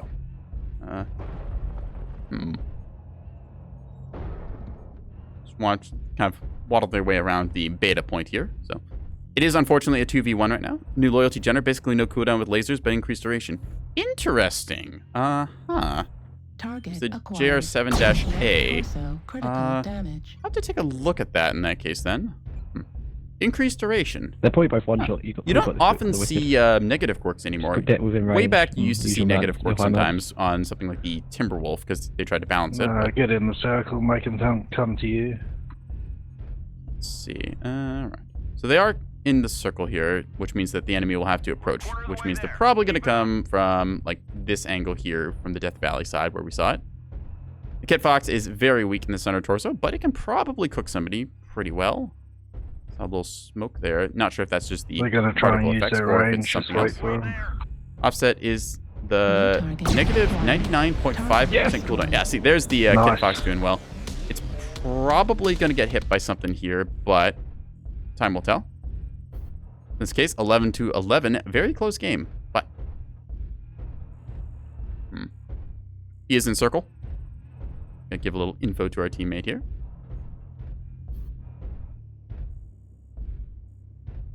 We're going to see how this plays out, chat, because this is a very interesting game so far. We did a lot ourselves, but now it's just down to this. Oh, you legend. Well Oh my done. Good God. job. That is a GG right there. A game for the Very good. ages. 12-11. MVP, Kit Fox barely alive with Absolute that clutch cherry red from center White torso. Look at that. Just next to no health. So got the last Jägermech. They probably were unarmed because they weren't really hunting for them, but yeah. We did pretty good, 926 damage. I'm happy about that. See, one of the king crabs went down very early. There's 2 of them. One did 521 damage, so Jagermech did pretty good. That longbow chipping away at us throughout the game. But yeah, I am very happy with how that game went. Unfortunately, our Centurion Onyxes, 2 of them got knocked out pretty early, I think, and then the last one tried to hold out and did pretty well. But yeah, that is a good game if I ever saw one, chat. Was the Jenner, what was it, 7-A or something? 99.5% cooldown reduction with lasers. Huh. I wonder if that variant's in the store, if that's like loyalty program only. Let's take a look. If anyone has a build code for it, I could maybe take a look at it. Let's see, Jenner. Okay, the D, the F, the K, and no, the O for the Oxide. So unfortunately, can't take a look at it right now without a build code, or have to go through like MechDB or something, which I don't think has been updated for the latest patch. Either way, though, that was the Charger 3K. Delicious quadruple binary goodness on it. Very hot, though, and little bits, well, just a little bit too spicy as we got to that very end bit, and I cooked myself just a little bit too much, but that's okay. Catboys can cook their battle mechs just a little bit as a treat, you know? I think that we should go for a different mech. I've had fun with the assaults, but I feel like going for something a little more in the heavy category. See, we've done ballistics and energy tonight. We haven't done anything with missiles. Could break out the IV4 for some missile-y goodness. The loyalty only for now. Loyalty max added to the store later without the L designation and C-build perk. I think it's about 6 months. Okay, I'll keep an eye out for it. I'm glad that they're adding more variants to the game. There's still a couple of variants of certain mechs that I want to see them add. Like, for example, the awesome... Let's see, where is it? Yeah, the awesome 8Q here. I really want to see them add the awesome 9Q because it has ECM in the center torso, which I think would be pretty good. You balance it by just having a PPC in each of the torsos, so that's like 4 energy mounts, and then the 5th one in the head, in ECM CT. The Awesome itself is not a great mech. Well, okay, the Awesome is a fun mech, but I just can't say it's a good mech because look at this thing. This is a barn with legs. It is massive. Hitbox, center torso, enormous. Right torso, left torso, very easy to pick apart. So if you just gave this thing ECM and then like an array of 4 PPCs across it, I think that would be a good thing. Just give it +1 HSL for standard PPCs. That way you can fire 4 regular peeps and you don't contend with having to deal with like 3 heavy PPCs and an ECM, which would just, you know, be a little bit much, honestly. Yeah, I want to see the Awesome 9Q. I also want to see the Thunderbolt. I forget which variant of Thunderbolt it is actually, but there's a Thunderbolt that has a right torso ballistic, and I want to see a ballistic in place of these 2 PPC slots here, because I think that would be very cool. Seeing an AC-20 Spew and Thunderbolt would be awesome. Well, one can dream, anyways. Let's see. I was looking at mechs, right? We were going to do something with missiles. So I've not run a quick draw tonight. We can break out the old IV4. In this case, the IV4, we've got a pair of MRM-30s. We've got about 4 tons of ammunition and then 2 jump jets to propel ourselves skywards. Backing this up, we have 13 double heat sinks to keep us relatively cool. Mostly armor forward-facing. Armored up the legs, especially on this one, because I'm worried that I might otherwise, you know, just end up falling to my death, which would be a little embarrassing. So, gonna go with what we got. Let's see, did I change this to... Yes, I do have a UAV in this. So, actually, let's check our skill tree just to make sure we got everything that we possibly could want. Alright, I could put a bit more into cooldown, but I think it's okay. All the heat gen, velocity, and missile nodes, as expected. Armor and structure, as I like. I did take the overheat nodes here, which I don't know if I actually need. I'm going to take those off for now, and instead just go with extra cooldown. Yeah.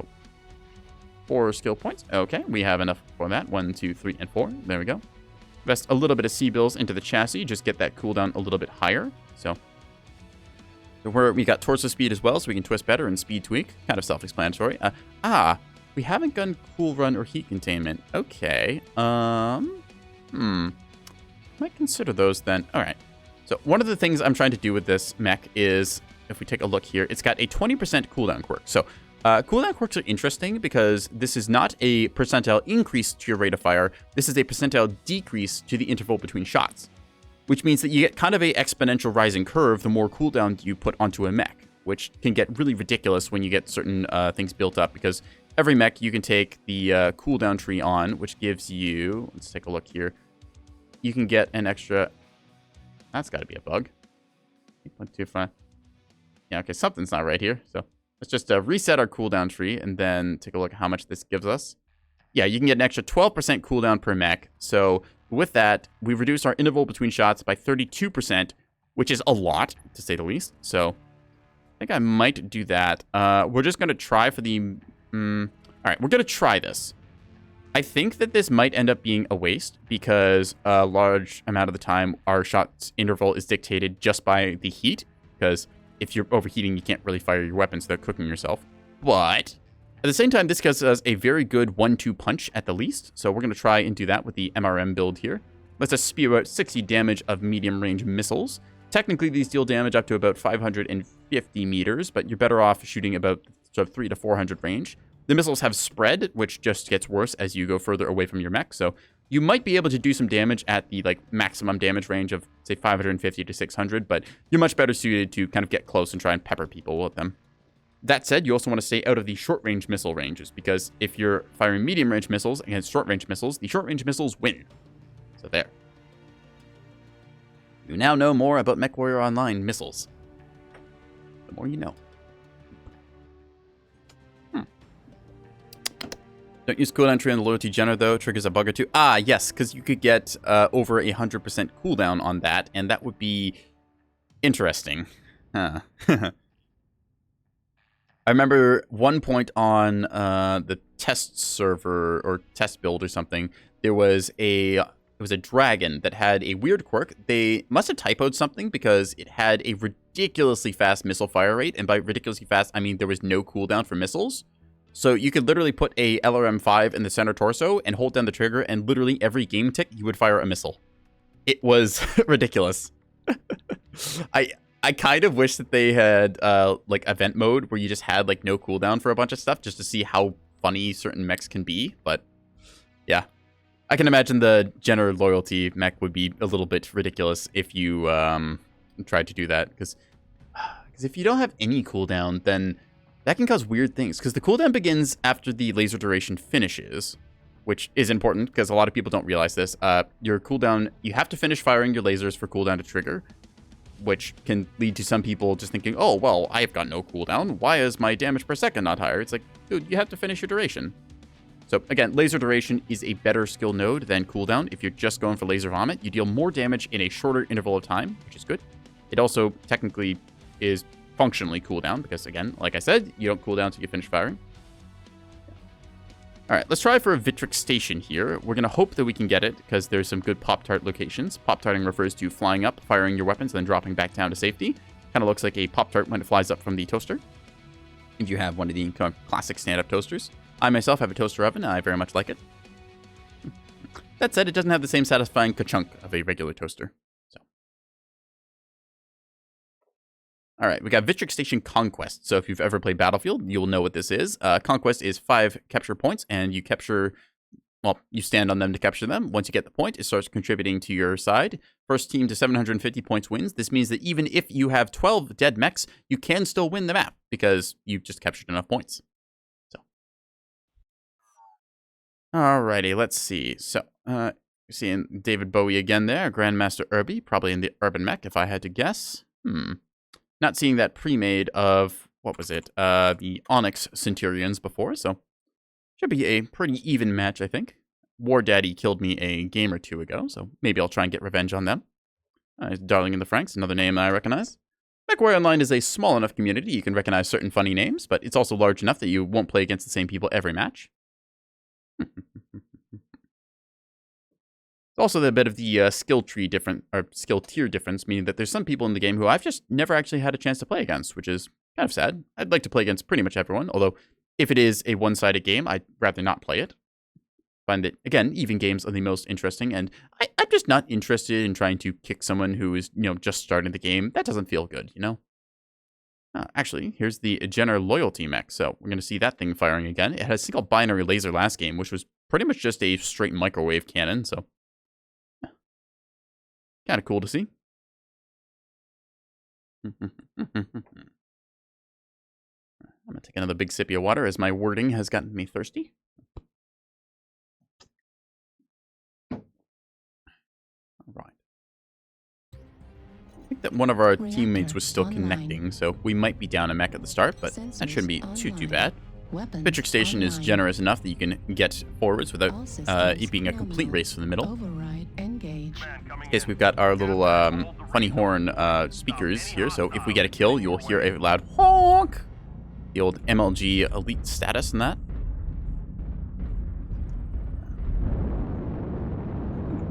See a javelin running below us if we use our jump jets to get up top here. Gonna take another shortcut here. Whee! I know it's not required to say wee whenever you use jump jets, but it makes me feel better, so I'm gonna do it. Back down to regular levels of zoomage. Whoop, whoop, whoop, whoop, whoop. Oh, that's a...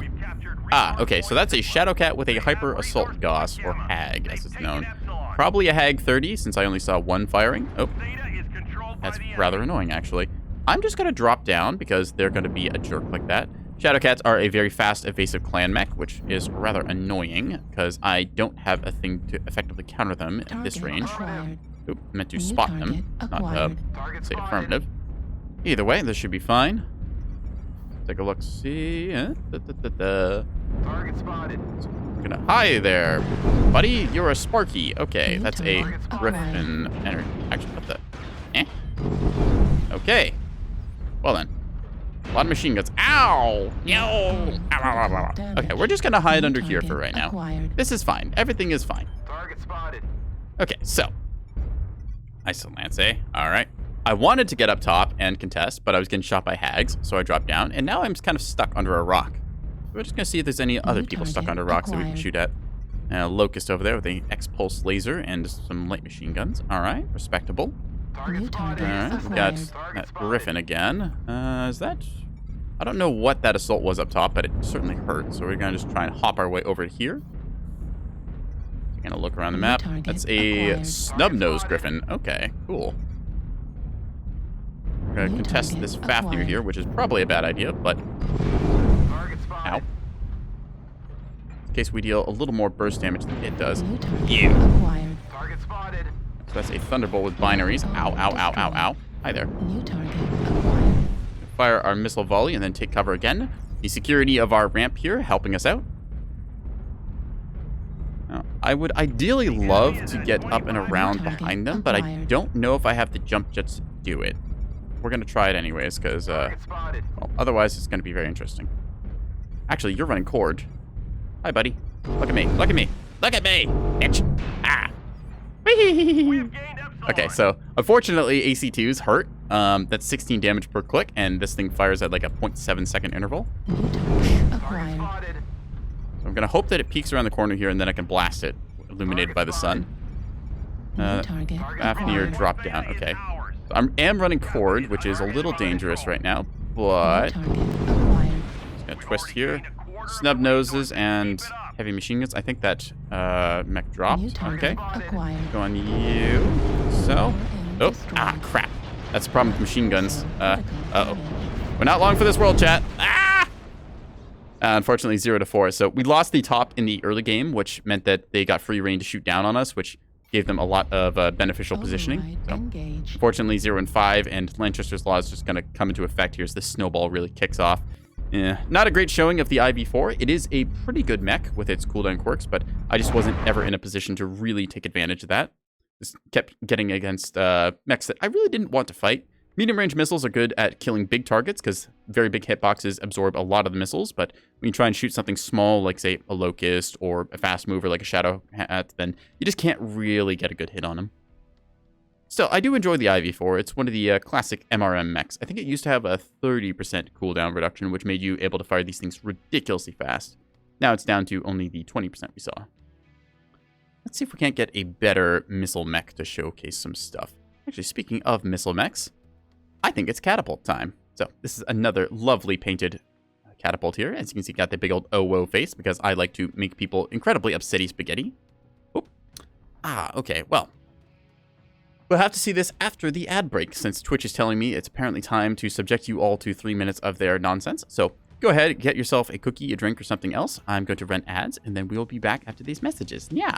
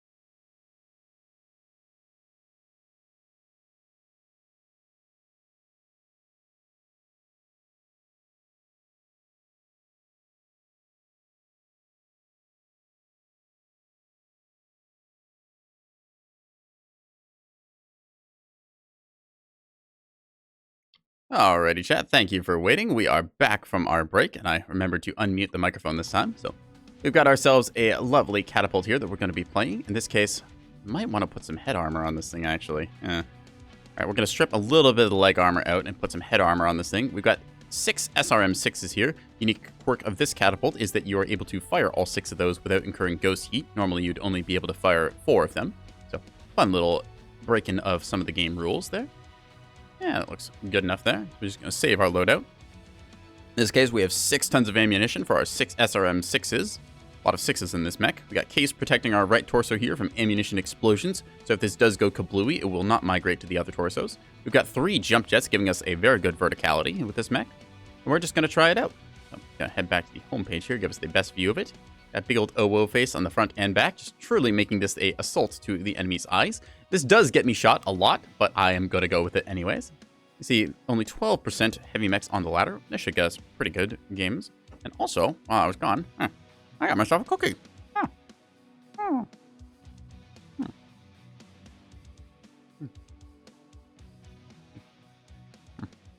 hope you all got cookies too. I told you to. You should listen to me, chat. I know things. If you listen to me, you'd have cookies. What kind? Oh. Chocolate chip cookie.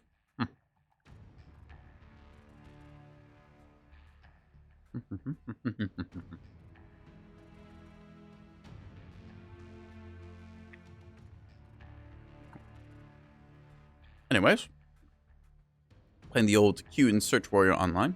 Peanut butter is better. I'm not going to say that peanut butter or chocolate chip is better. Both of those are good cookies in their own right. And I would say that the two of them are not really comparable as they appeal to entirely different sections.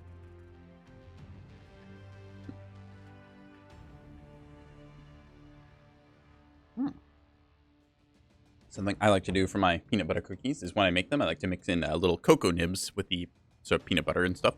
Makes it so you get a little bit of satisfying crunch. So it's kind of like crunchy peanut butter, but you get a bit of chocolate with it too. And that quite enjoyable. But for right now, I've got a chocolate chip cookie. Oh. Oh.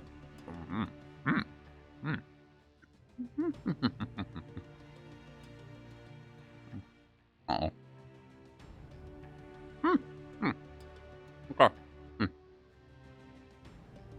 Because we're a close range mech, I'm going to vote for Grim Plexus because of these, it's probably the best for our brawling style. Domination will encourage people to get up close and personal with us in the circle, so we can probably get a good shot with that. That said, I much prefer a map with a little verticality. River City's not bad, but it is a little bit open, and trying to find a good brawling spot for us, about 300 meters away from the enemy, it can be difficult. Ideally, we want to get right up in the enemy's face so we can really give them the good missile goodness, but, well, we're just going to see how the match progresses. Maybe I'll be able to hop on top of the Citadel and then try and do some silly death from above shenanigans. You can do the same tricks you do with the Urban Mech, which is getting very high above your enemies and then shooting down using your arm's extra pitch that it gives you. But we're going to have to see how the game progresses. They might end up deciding to go silly places. I'm unfortunately now cookieless. I eated it.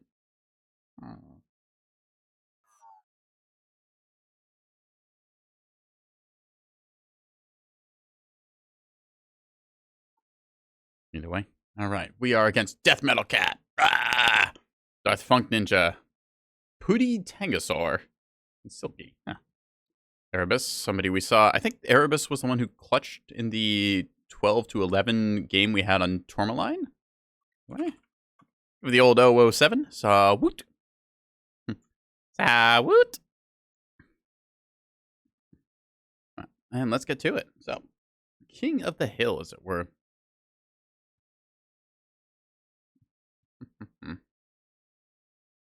Just waiting for our last few teammates to connect here. Got a 30-second countdown timer, but once everyone connects, it drops to like 10. So, with any luck, they'll connect and we won't get a big disconnect. Ah, they got the Loyalty King Crab. Okay. Nice thing about Loyalty Mechs is they give you a 30% C-bill bonus, so you just make more money playing them. It's partially why I like my Loyalty Urban Mech so much, because I make a good chunk of C-bills when I run that thing, and I have a lot of fun being a little 30-ton gremlin. Yeah. Ooh, and a Loyalty Atlas. All of the Loyalty Mechs, including the Piranha. Huh. Piranha D Loyalty. Okay. Not sure if I qualify for Loyalty Mechs or not, but we will see. Reactor online. Sensors Either way, it's missilin time. Online. All systems. Gonna go ahead and engage our override, as it were. Engaged. Got our missiles all hot and ready in the right and left side. And to show you something funny, when I open the missile doors, oh wow. Somebody taught me I could do this, and I've not stopped chuckling about it since. So, I believe we have a, let's see, that's a PPC, and I think that's AC-10s. So, that's a long-range precision fire mech. I believe that's 4 AC-10s in that thing. So, that's a Kodiak that's very good at dealing precision damage. It's pretty much a pinpoint 50 damage, which is really, really powerful. There's very few, mechs that can do precision damage at long range. Target acquired. Usually you see Gauss rifles, but that's about 30 damage or so. Then you've got Hags, which is, I guess you could do 60 damage with Hags. Somebody shot me with a Hag there, which I don't like. Frame rate's a little bit choppy on this map, as there is a lot of various entities on it. River City kind of notorious for that. So we're gonna hippity-hop our way up to the toppity. Whee! Turning ourselves around quickly. Nice thing about being airborne is that you can swing your legs freely and then realign your positioning, so jump jets can be a quick way to turn yourself around. That said, we've got a pair of, what's that, Mauler and a Marauder over here engaging on a Cyclops. So we've pushed up very aggressively here, which I do kind of like, but that's also a nasty gun line from the spaceport shooting at us. I have to run myself as fast as I can here to cover, because that's a lot of artillery coming down. This might have been a misposition. I am in range to hit that Cyclops. Yo! No! Right away! Alright, so I didn't know there was another one over there. We're just gonna waltz our way through these buildings with all the grace of our 65-ton catapult itself. Our 2 assaults that I thought were a little bit of our front line have now disintegrated, so that puts us at a bit of a disadvantage. Are you in range? Not quite. Alright, I'm gonna get him. Got these 2 lights with me, so with any luck, this will only end terribly, and not horribly terribly. Hi, you. So you're expecting me to go somewhere, which I'm going to... Hi there. Boop. Hey, buddy. Womp womp. Uh-oh. Ah! You! Got him. Woohoo! You heard the meat warhorn go off. Yeah! Alright. We're in it, chat. Everything is fine. The fact that our center torso is almost completely cored out is irrelevant. We are totally good and got this and don't have to worry about anything else. Let's take a look at what is around this corner. Thermals. Ah! Who is it? Who shot me? You, Thunderbolt. Hi, buddy. Whoop. Ow.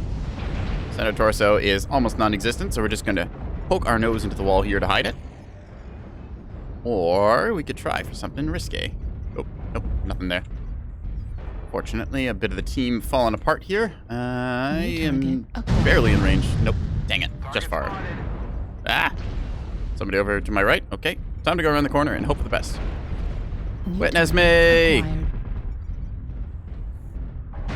Come here, buddy, where are you?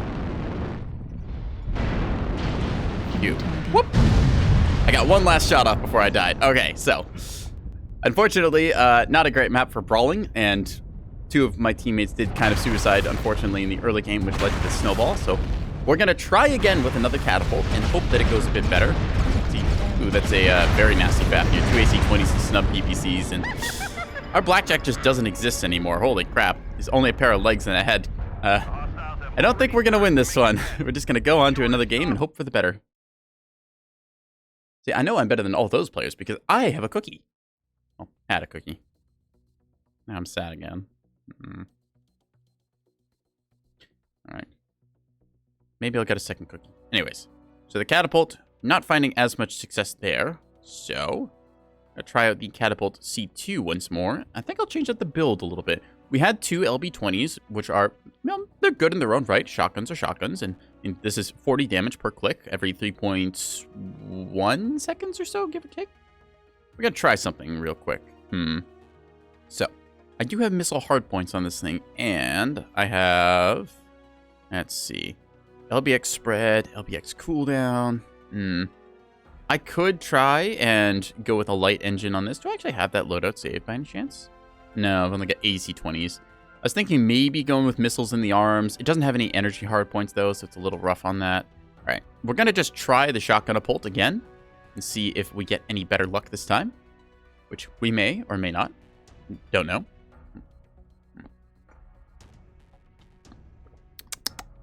Thirsty. All right, let's try the shotgun bolt, and if that doesn't work, we'll go and do something else.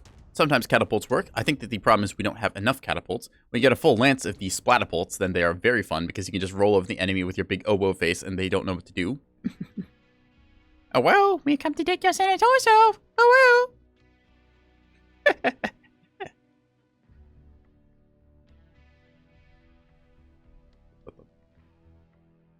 As it were, just gonna search.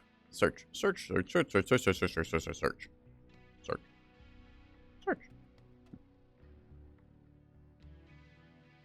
I mean, really, just let me look at the store even, you know? Like, I've already got my mech locked in. Can't even just take a look at things that I want to buy. That would make me buy more things, PGI. I'm just saying. Just saying. You know, just let me browse the store while I'm queued. Just saying. Alright, let's hope one of them listens to that. Now I'll just put a pipe bomb in their mailbox and leave a letter beside it. So that might destroy the letter. Alright, I'll bulletproof the letter. Right, pipe bombs aren't made of bullets. Okay, I'll have to send 2. Oh, but that's gotta take double the postage then. Dang it.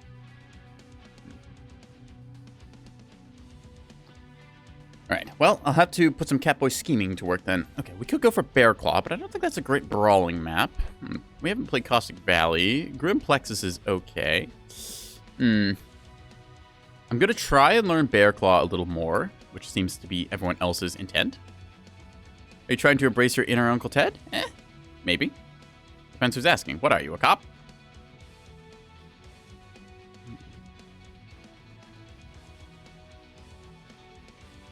So Bear Claw 2 Domination. Now, I don't know what Bear Claw 1 is, but maybe Bear Claw 1 was the first iteration. They just called this one Bear Claw 2. Or maybe that's Bear Claw 11. Things we will never know. Where are all these bear claws coming from anyways?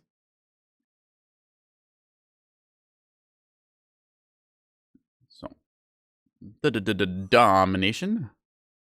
Common D-Dominator. We see War Daddy again. Scrap Metal on legs. Fitting name. Far Reach, Guard Killer, Stompy, Darth Funk Ninja, and Death Metal Cat. Yeah! Go with the old LO7. And see if we can't cause some mech destructions. So, yeah.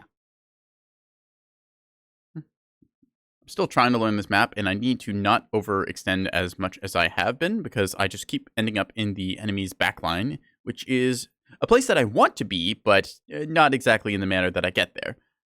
Typically end up there missing most of my mech and a, well, significant lack of support, which means that I've probably been too aggressive. So, Sensors online. Instead, we're just going to play overly aggressive in the right direction. All systems nominal. Engage the O-Override. We've got our shotguns pushing out 403 meters maximum damage range. I don't know if you can see it past my head here or not. Yeah, you can kind of see it there somewhere. There we go. Yep. 403 meters of maximum damage range. I'm stuck behind a Timberwolf. Move my little Catboy head. Alright. See, our Howl already taking the lead there. Just very fast mech, the Howl. I believe it comes with Mask, which is a speed boost module that will overheat you. Well, it won't overheat you, but it has a little bar that fills up on the left side of your cursor in the middle of the screen. And if you go over, I think, 75% Mask meter, then it starts destroying your legs, which is not good for your extended survivability. But it also makes you go fast. So, see. Wake up!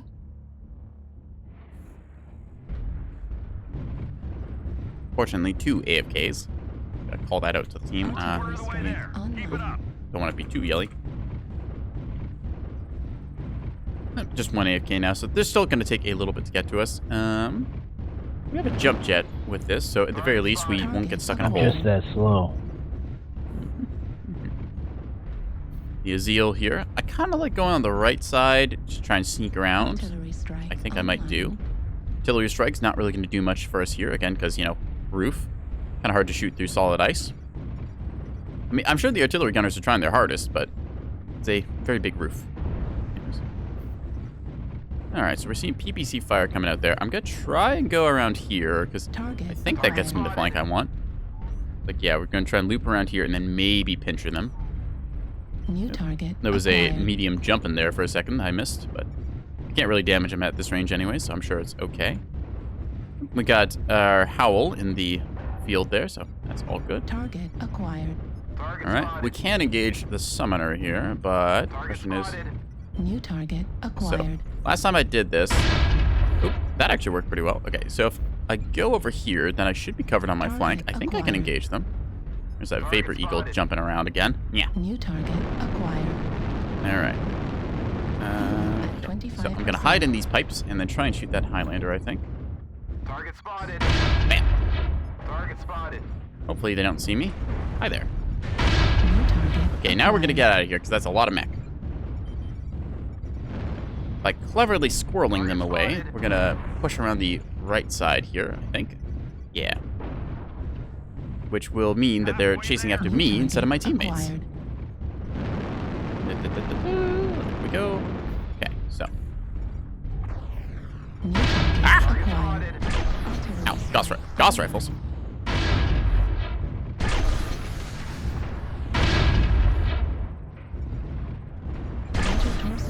Rude. Try me. Psych! Haha! I tricked you! I only fired one of my guns! Ah! That is a interesting mech. How does that thing have heavy Gauss rifles? I assume it is missing a lower arm or upper arm actuator or something like that. So that's probably one of the new legendary mechs that's very special for that. But either way, we are running Cord, unfortunately, which is a little problematic for our extended existence, but we can take a couple hits, I think. Go check the old thermal scope here, try and get a peek. Now, I think that with the tonnage of our friends, we should be able to push up here. I think there was an assault to our right somewhere, but I lost track of them earlier, so we're just gonna not worry about that for now. Hi there. Target spotted. Target destroyed. Oh, well, we got something. No, not in the same spot. There it is. Yes, I was right. Target acquired. The Highlander. Charlie Highlander, Echo 6. Calling that out to the team, and we're marking it. Gonna go get him. Now, I am very squishy right now, but I'm hoping so is he. You are PPCs. Okay. You don't see me, you don't see me, you don't see me. Dun-dun. Dun-dun. Dun-dun. Dun-dun. Dun-dun. Dun-dun. Dun-dun. Dun-dun. Dun-dun. Dun-dun. Hi there. Nope. Ah, yes. We got the support of our Piranha here as well. That is teamwork. Target acquired. Delta Warhammer's going to go down in a second here. All right. Just got to waddle our way towards the enemy and hope that there's still mechs left by the time we get there. Destroyed. But not that one. Target acquired. Okay. Target destroyed. Well, that thing's gone pretty quick, too. Yeah. There's 3 of them left somewhere. Much better this time. We didn't get stuck in the spot over there. There is a Warhawk, which probably has PPCs, if I had to guess. I'm just going to shoot these shots here because it makes them scared. I think I have enough ammo to last the rest of the game. Not that my health bar will last that long, but we're going to just go with it.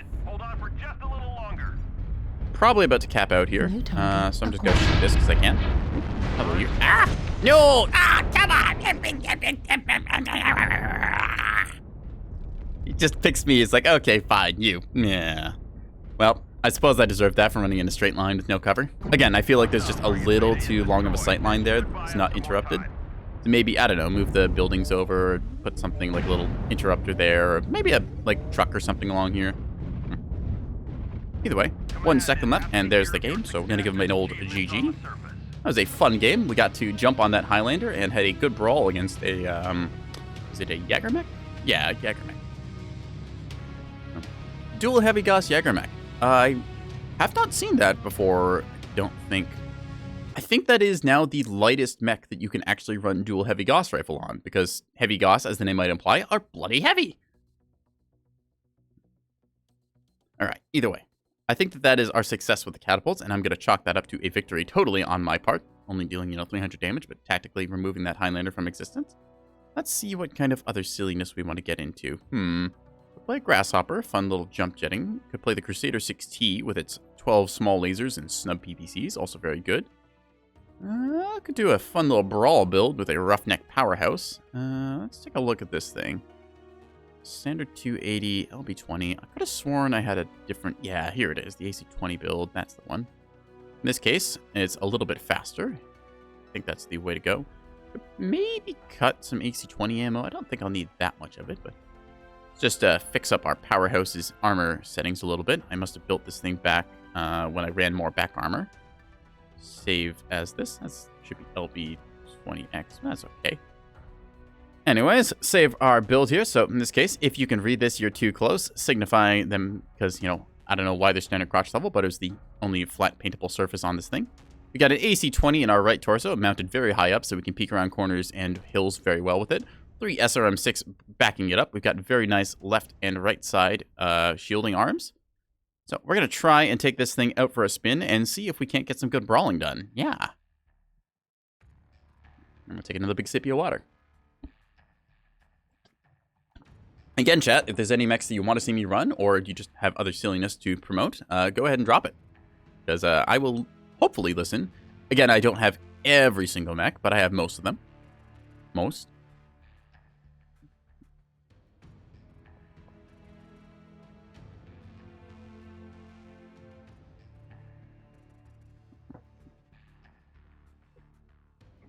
I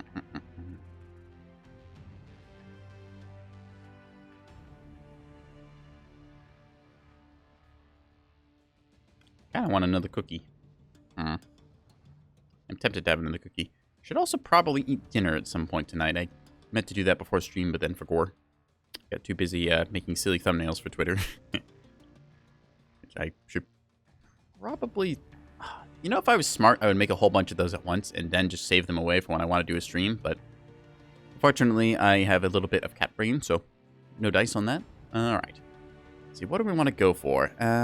Sarah's Metal Scrapyard could be fun. Let's try that. Uh-oh. Hang on. Gotta sneeze. Died halfway. Yeah. It'll come back later. I voted for Sarah's Metal Scrapyard, but I guess we're going Crimson Straight. Conquest mode. Okay. Crimson Straight. Again, don't know why the water's red here. Water is typically clear or blue. I guess, you know, just if water wants to be red, it can be red. Wouldn't really be called the Crimson Straight otherwise. Maybe it's just a bunch of red sand or something. A lot of, what's it called? Just gonna say rust, but I think it's like, oh, this sand here, the silicate, it is rich in iron oxide. Dude, your sand is rusty. You've got rusty sand. That ore is just all chemical runoff from some plant or something here. We'll just say it's rusty sand and try and ignore any bigger implications than that, because I'm sure some company here wouldn't like that, but, you know. Crimson Straight. Yeah, for a thing called Crimson Straight, it's not very straight. Like, kind of very squiggly. Also kind of... Oh, my head's not in the way. Let me show you. Turn off myself for a quick second here. If you look at it, the map, it kind of looks like a turtle head. Like it's taking a bite of something. Somebody pointed that out to me, and now it's your problem too. Yeah, I'm back. Anyways, back to Mechwarrior Online. We got Scrap Metal in Putty Tangosaur again. Also Darth Funk Ninja. And the old AOO 7. Salute. It's in a bunch of the same crew. We got War Daddy, Death Metal Cat around there. So we're all dropping more or less together. If you're in the stream, how you doing? Yeah. Got Fury here. Puri. How do you say it? Puri, something like that. Yeah. Snapping Turtle eats something map. Yeah, it's the Snapping Turtle map. It's the Crimson Straight.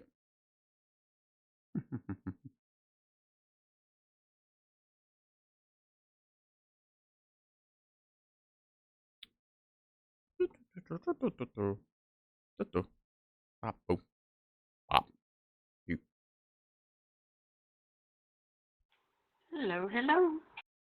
Hello.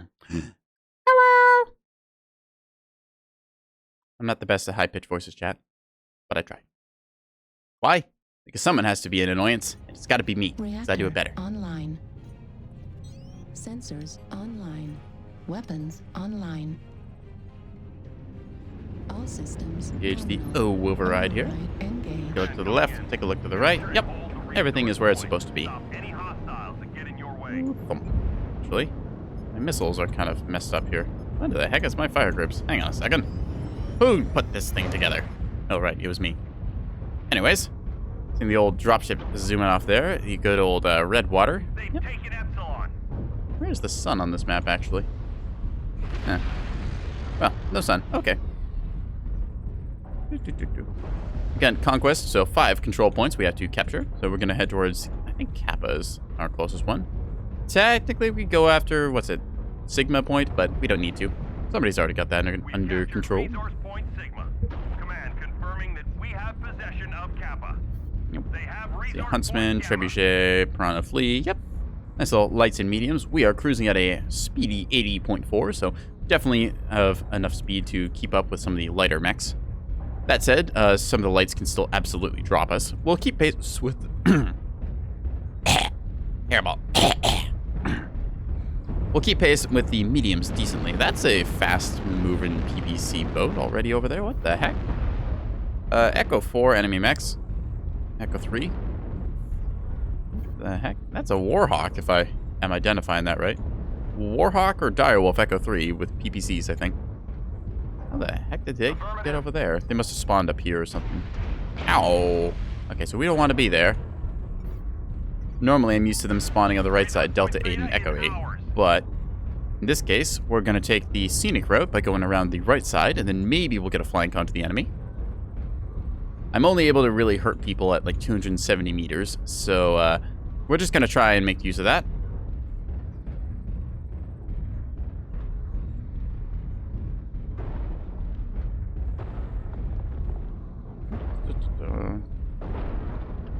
See, a bunch of the lights and mediums had the same idea I did. It's not exactly NASCAR-ing because the main lance of our team, it's a lot of assaults actually, it's like 5 assaults. Oof. So yeah, they're going to hold Echo 5 pretty good while we do our little sneaky flank around. And then hopefully we'll get some good kills here. Shadowcat, okay, it's going to be fast. Yeah. Shadowcat's notoriously hard to catch because they have ECM and Mask and jump jets, so it's really hard to pin down. Warthog, it looks more like a Puma. Hi, buddy. Ow. It's a lot of machine gun, dude. Ow. I'm gonna put up a UAV here because that hurts a lot, and I'd rather they not do that. Okay, not hitting anything here apparently. Jeez. Boom. Why is this on chain fire? So it's supposed to be on chain fire. Target acquired. All right, you. Perish. Ow. I've done an oops here by getting a little overextended. As soon as I lose my armor, this is going to be very bad for me. How many machine guns do they have? Ah! You. Perish. Ow. I said perish. Perish. Come here, you. No. You may kill me, but I will kill you. Okay, so that was a coordinated lance of enemy machine gun boats, I'm gonna guess. A whole bunch of them running, I don't even know what mech. Most of the enemy team, Echo 7. Push up on the ones that aren't there. New target acquired. Give a little call to the teammates there. So we may have overcommitted, because I thought we were gonna get on their flank, but as it turns out, they just decided that machine guns are the way to play today, and I got peppered by 1,000,000 points of lead. Don't ask how many 1,000,000 is. I went to cat school. They didn't teach us math. See, in our case here, we've got a Warthog as well with all of its machine guns, just absolutely spewing out DACA. So, what's that? I think it has like 8 machine guns. Yeah. Machine guns are a bit of a problematic weapon in Mechwarrior Online. The thing is that, unlike other ballistics, machine guns are hit scan, which makes them very good at range, so you don't have to worry about bleeding. You just combo them very well with lasers.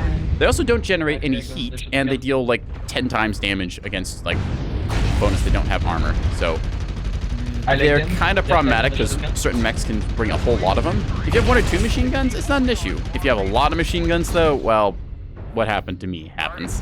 Yeah.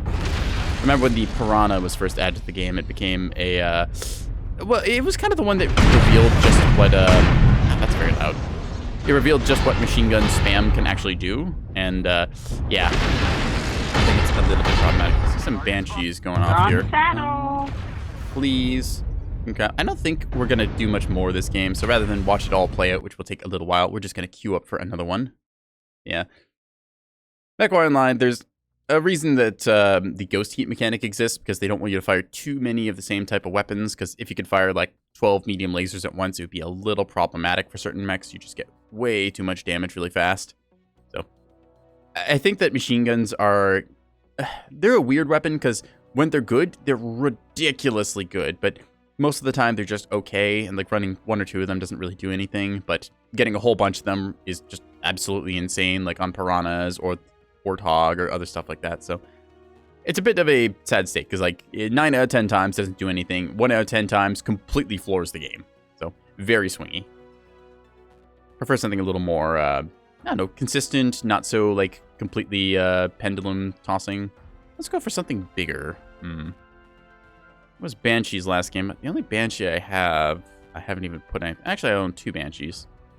I don't really like the Banshee though. It feels just a little bit too big and clunky. Prefer some of the lighter assaults, like the Awesome is big and clunky, but it also twists decently fast. There's the Charger. You know what? We had fun with the Charger earlier. Let us unleash the concentrated power of 4 binary laser cannons once again. And that zoom package thing is doing very well for me, so I'm going to go with it. Is it worth a jump jet and like a little bit of armor? I don't know, but I haven't felt like I need 2 jump jets in this thing, so we're going to just keep going with it because it's kind of cool. Yeah. We'll unleash death by microwave.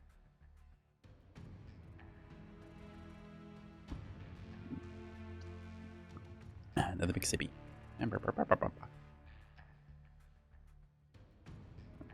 Tried to show off the best brawling I could with the Powerhouse. The Powerhouse is a very good brawling mech. It is, I think, just for tonnage, it's got the most effective health in game. For 65 tonners, that is. It's got a ridiculous amount of both structure and armor quirk, so it's very hard to kill.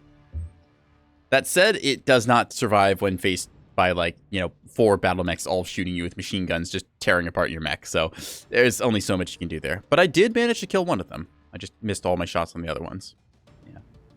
It's the problem with trying to run brawl build like that against very small, fast movers, which you can't really pin down super agile. Things like that. But we did like one, at least, so that was good. I hope that my team wins that game. As it stands, I'm going to go try and win elsewhere.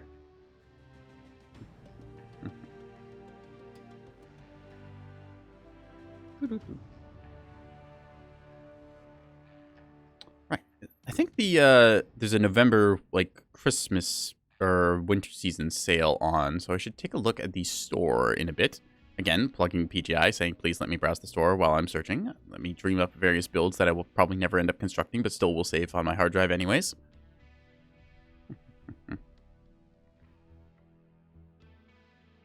take a look if there's any fancy new mechs that have gotten reworks. Because they've done pass on many of the mechs in game now, giving them different quirks or things to sort of, no, I'd say just like declutter a bunch of them, because many of them just had sort of redundant perks. Like you got one that gives you like 10% ballistic and 10% missile cooldown. They just consolidated that into like a global 10% cooldown, so it's a little cleaner. Other ones, they kind of give special stuff too. Like there's one variant of the Black Knight that you can fire like 5 light PPCs at once instead of the usual 3. So that's kind of cool.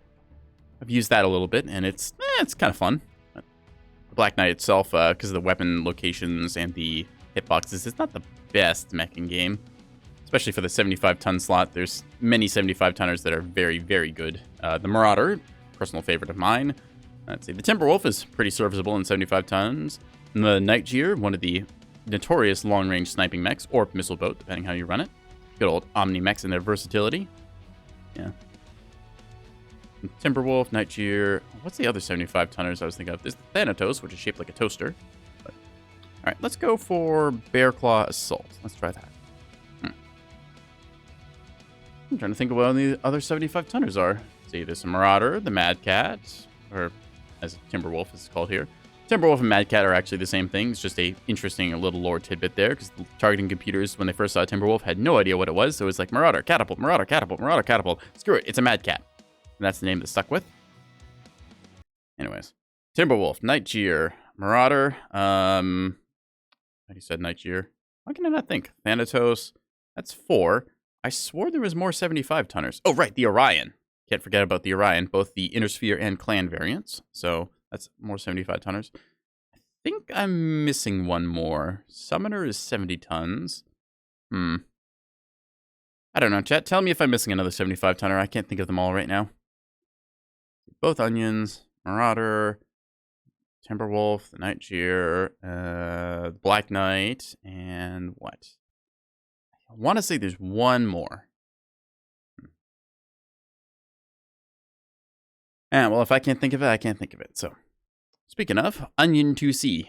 The Onion is the nickname given to the Orion because people just started calling them onions one day and it kind of stuck. So, there you go. We got some long-range laser vomit this time, so we should have better luck than our usual kind of splatter builds that quickly end with us getting blown up on this map. Reactor. Getting a little more patient and also learning the kind of building positions and stuff. Once you figure out the firing lines for a mech, not for a mech, for a map, then you can figure out how to position your mech as best you can. That's interesting. 1, 2, 3. One light group is kind of this white color, but the others are red. I wonder why. Little things you notice when you look around the cockpit. Like, I've got a X and an O on that side. Evening, everybody. All right, I've got super advanced zoom. Wow, control panel. Wow. Hey, alright. See, we got the longbow here. Is that got eyes on the back, or is that just weird paint? Well, let's check the old mappy wappy. We can see there's the long sight line there. There's the enemy base, and there's our base. So, interestingly, encouraging us to kind of go on this right side. We're gonna try that, because most of the fights have taken place kind of like around here-ish, but I've not played the right side of this map. We're gonna give it a shot. And by give it a shot, I mean we're gonna give it a whole binary laser blast. Wow. Artillery strike online.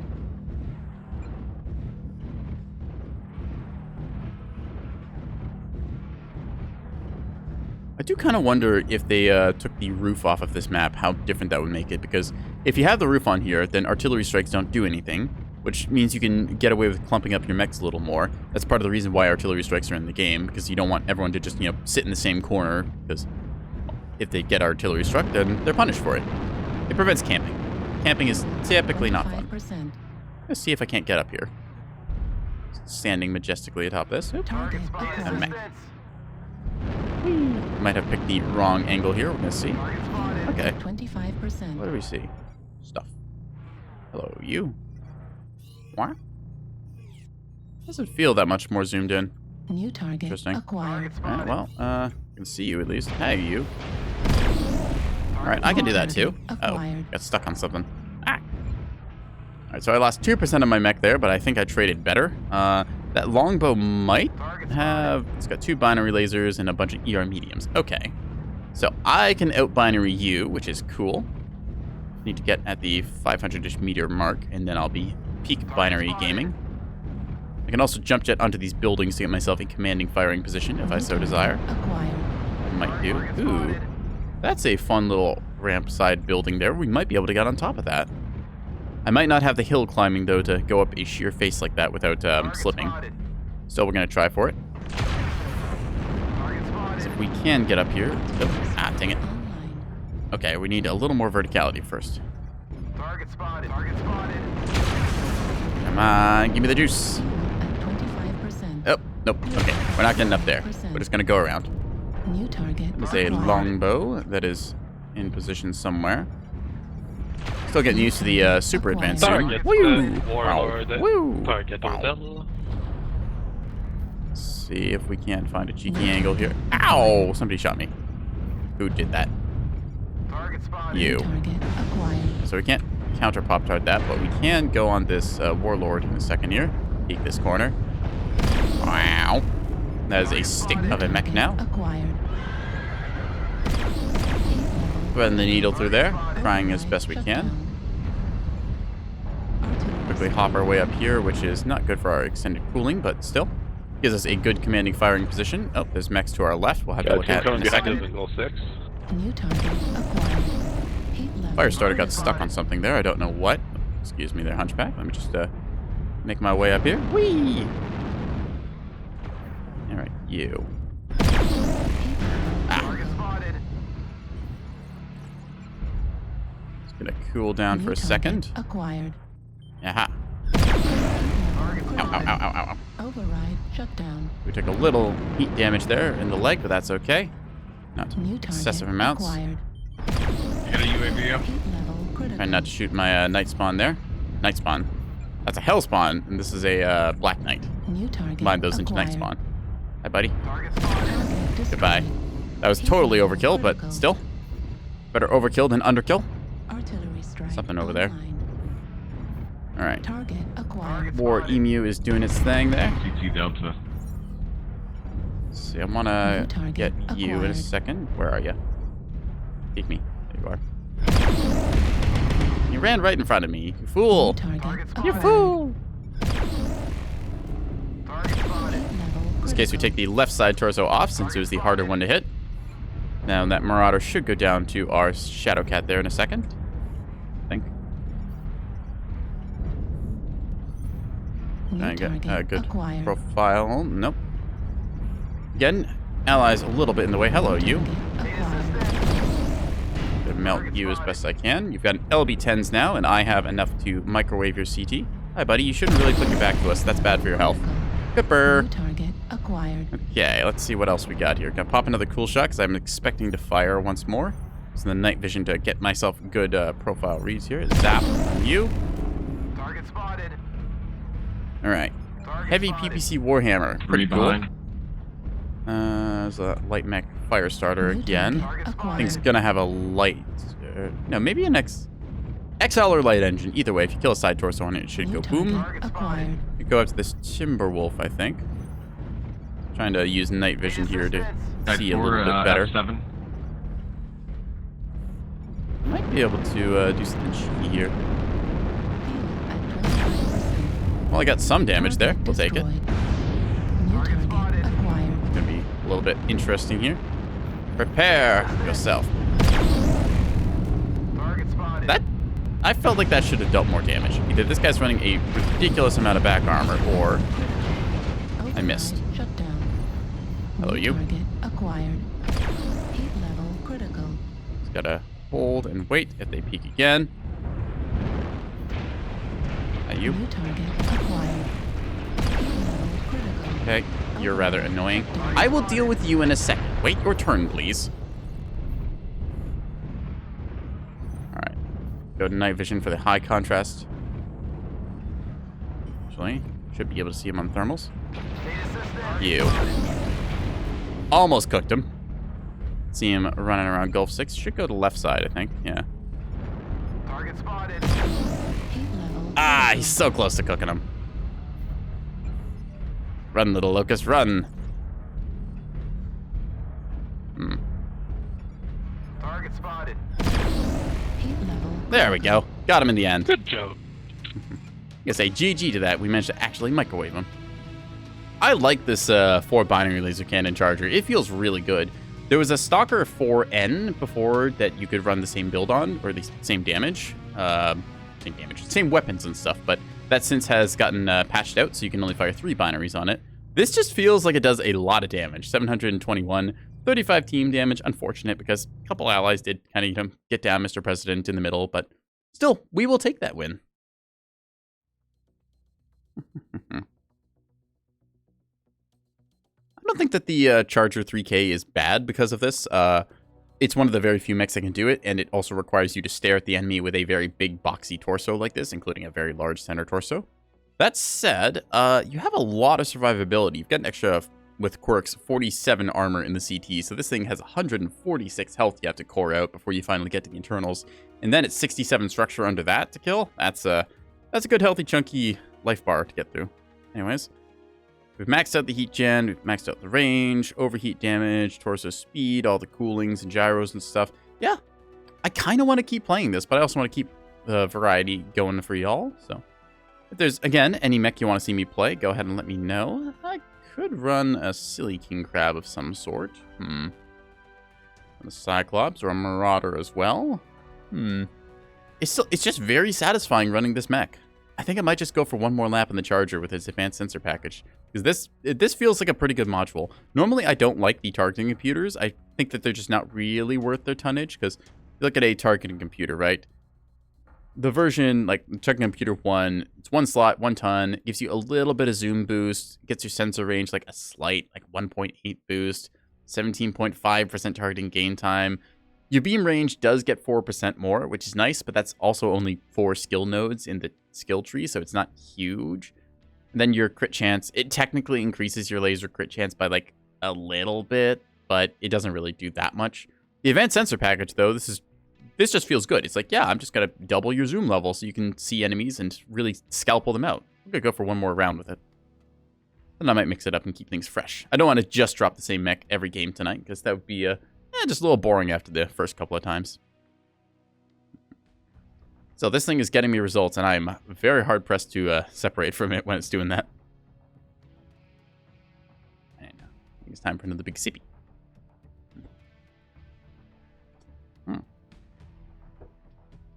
Why not?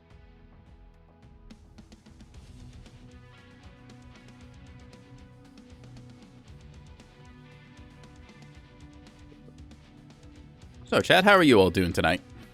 I feel like we've sat here and looked at each other for a while and kind of sat in our comfortable silence thinking about things. Me narrating one side of the conversation while you've been excellent listeners. What's on your minds, chat?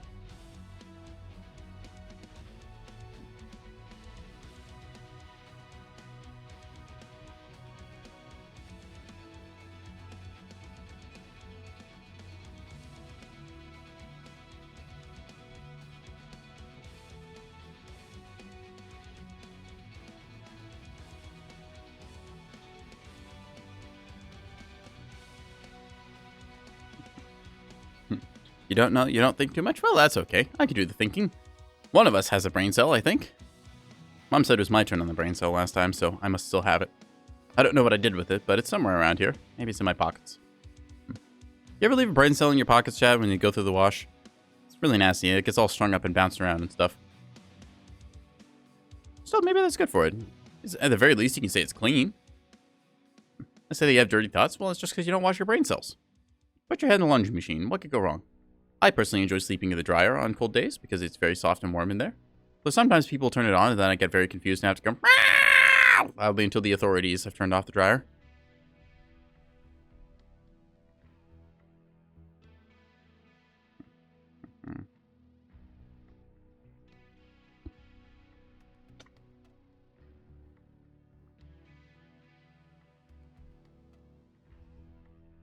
Search Warrior online.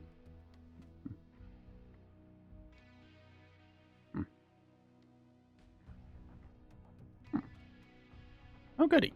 Yeah, we could play Bear Claw again, which, I mean, honestly, kind of like learning the new map. Bear Claw, Assault. Sounds pretty good. Everyone voting for it? Okay, we take those. Other choices aren't great. I played so much Canyon Network. I still feel like Canyon Network is, I don't know. It's okay if you have jump jets, but there's just a sort of tendency for that map to toilet bowl, and you just get people always spinning around each other. Feels a little bit silly sometimes with just these super rotations. Hibernal Rift is even worse because that was literally Canyon Network but snowy. Anyways. Luckily, we didn't get Canyon Network. We got Bear Claw instead. So, new map, new fun. Maybe we'll try going on the left side this time because we played the right side of this map a whole bunch. Try and go on the left because we always seem to spawn on the one team. Maybe we'll spawn on the other. I don't know. I've actually only played this from the one side now that I think about it. Huh. I don't know how that works. Either way. Give him the old 007 Sawoot. So we got the old 6LG clan here. Looks like a pre-made, seeing an Atlas Warlord. I am kind of tempted to get that Atlas Warlord because it does seem like a very fun Atlas. Greetings, pilots. Hello!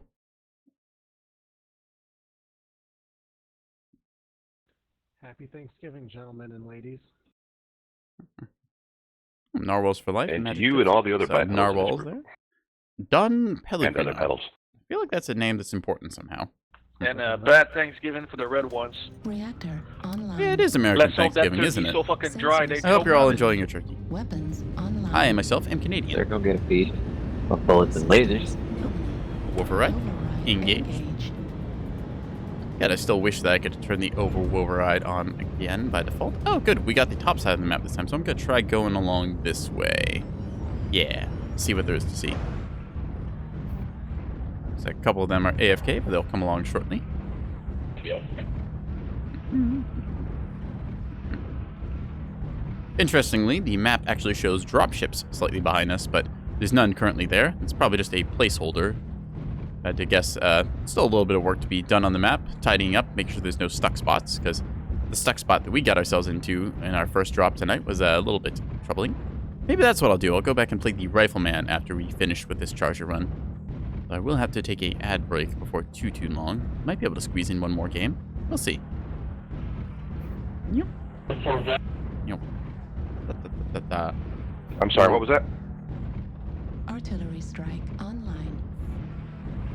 So, I believe there's an outside area we could go through, but I think just going up along here is the way to be. Just kind of zooming in and out, taking a look-see at it. Target See the acquired. assaults over there for the first time. Yeah, it checks out about where I'd expect them to be. Multiple Golf 5. Affirmative. Felt almost like that was a mech peeking out there, but I think that's just a prop on the terrain. That, on the other hand, is a mech. Acquired. Target spotted. Okay, I need to find some cover We've because I'm a got one little bit Fox open 3 as here. well, heading straight That to building Fox looks 4. good. We I keep also myself got one that twisted. went to Epsilon 4, heading to Delta 4. Careful the assault, you're on your own, and you got a motherfucker flanking you. Affirmative. Target spotted. There we are. We see him. Now, I'm going to assume you're going is to it poke me out or like we are a bit too bearish. spread out? Target spotted. I Yeah, think you're that not I have wrong. range advantage on most things we're that are spread going out to be pretty coming bad. my way. That's a tag laser from a friendly, I assume. Was that actually Mad Cat? Yeah, okay, Mad Cat with tag. Target spotted. Hello, you. Please peek me. Alright, those in the Delta line. Let's push. Base Let's is get being that one. captured. Do we have someone fast?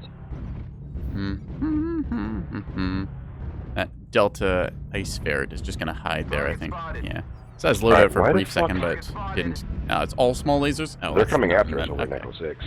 Base So, is being I'm gonna head back to ooh, base. Is it heavy? New target acquired. That's more importanter. Okay, a linebacker. Walked a bunch of my lasers and also hit the terrain there, so that's Bro, not this plays ideal. a kill box. We better move toward Echo. Yeah, we're fucked here because we try to go across that drop here. Base is They're gonna being tear us captured. apart. Target spotted. Then We'll let's cover you. push up. That's the only thing we can do. Let's see, so we got Alpha Mad Right now, Cat the over line there. is harassing them, so hopefully let's flank them from the left side. Gonna try and cross I'm over with you, and bring Banana my Man. lasers to Hit the bear on base. that Captured. Mad Cat. Base is being Someone is captured. trying to cap the base, but we Bro, have we light need to run movers to back. go and deal with that. It's really just That's rather what I annoying shoot. for them to go for the We're base 2 capture. grid squares away. Come on. New target acquired. There's There's a second. Warlord as well there, so that's a lot of tonnage. Yeah. I'll head back to base. Base Thank him for is coming being back. Captured. Again, I feel like this here is just a little too open, you know, with the The Locust. hangars and stuff. We're getting New shot from target behind. What the fuck? acquired.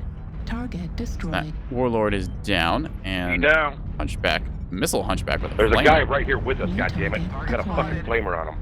I wonder if he's heating up. Hi, buddy. Target destroyed. Excuse me, sir, you're being very rude. Little Locust is heading to Delta 8. But spun around in a circle. Hi. Alright, he's gone. I'll You. come back to help y'all. Echo 6. Critical. Walked the Alpha's lasers there about again. leg. Got a cool shot. Cook him. Like, yeah. Target There we go. A little bit of lasery love, as it were. Towards Charlie 6. Target Who else acquired. wants some? You do. Yep, heading back to base. Critical. Careful, Banana Very Man. hot. Ow, ow, ow, ow, ow. Hot, hot, hot, hot, hot. Hot, hot, hot, hot, hot. Let me a spicy burrito, because I am smoky hot. Heat level critical. Okay, not ideal position here, but I don't think he can shoot down well enough to hit me. So if I just keep walking backwards here, should be able to come around the right side in a second. Going with the old night vision there to see proper. There we are. Come on, you peek me again. Peek me. See what happens. Zap, zap. Locust Not the C4, best B4. angle, but still. Alright, we gotta push out. Let's get Alpha. Acquired. Maybe I will be able to hit that. Target destroyed. Again, really Down, liking the push up, advanced push zoom. up. Hi there. New target acquired. Indigo. New target acquired. Shadowcat here. I'm good. Can I jump that? I might be able to jump that. This should be interesting. We're gonna go for a jump. Charlie. Whee!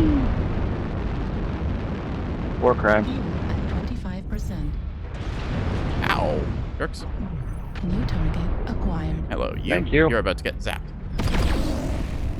Illuminate.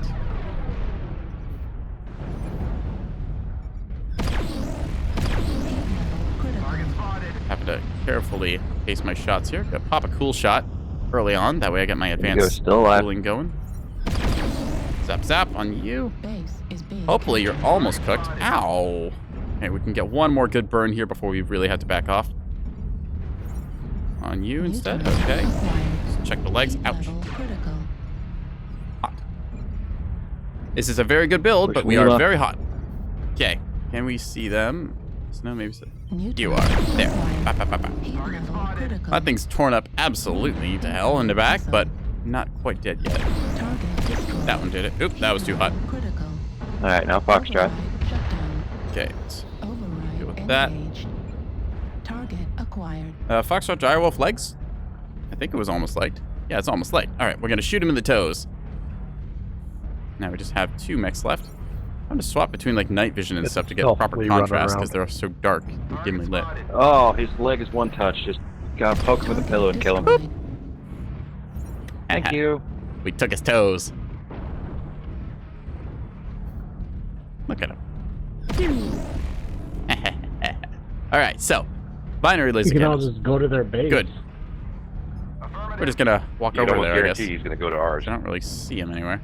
I'm gonna stay. I'll stay at our base. You guys go, Cap. Did he see something? He might have seen something, or he just shot for fun. I don't know. Either way, I'm glad we came 11 up to 6. back from that shaky beginning. You guys did good. Need assistance. Thanks. Affirmative. So he should be somewhere around the place. I don't know what it could be that's left. Oop. On our catapult C4. Echo 7. You see him? Something over there. I just can't see what. It's a locust or a flea. Need assistance.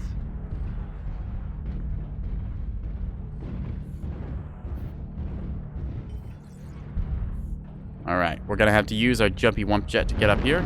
At 25%. I love that he narked you. For who? Run towards me. Target acquired. Target spotted. Nice arm shot. Target spotted. All right, gotta try and get him here. Target spotted. Keep him marked as best we can. Enemy base is being captured. Don't want to overheat ourselves because that would be a bit foolish, but still, fleas like to try and draw out the match. Gotta kill him in the next 2 minutes before we go on ad break, everyone. Fun and exciting gameplay chasing down the lightest and fastest little mechs in game. Crevasse there, huh? Got one of our guys on the base capping it, so at the very least we're getting some stuff done. I do kind of hate that they like drag out the game like this, but at the same time they're trying their best to get some kills and stuff, so what the fuck did he fall down into? kind of respect it. The question is, where the heck did they go? Enemy base is being captured. Maybe they came down here and Come powered on, down. guys. Chasing him is gonna be a pain in the balls. Nope. Yeah, just go Cap. He's I at our want to base. go kill him though. On our Kit Fox on base. He's trying to Alright, win. Gentlemen, we gotta get on it. Enemy base is being captured. We will definitely win on the cap game because we'll have 2 mechs to their 1, and our Kit Fox is going to ward them off. Run, Roughneck, run! Target spotted. I keep him spotted as best as I can here. Come on, you got 1 minute. Make it happen. Go, Like Kit them. Fox, go. Wish I could see him. Apparently he liked him, so we'll see if he gets it. Perfect. Good game. GG. Good job, gentlemen. So, the 4 binary stalkers still carry always, thank pretty you for the good win. damage numbers, I think. Have a look. Felt like I cooked stuff. Yeah, 682, 3 kills, 2 solo kills, 4 kill most damage dealt, meaning I did a good, nasty number on people. I have to give credit for the team, though. They also did pretty well. Roughneck BLT. Sandwich did 803 damage. Okay. Good to know. Enemy team did pretty good numbers. Direwolves and Mad Cat 2s. Anyways, we are going to go on commercial break now for the next 3 minutes. So thank you for tuning in. We'll be back after these messages. Yeah. I'll see you in 3 minutes, chat.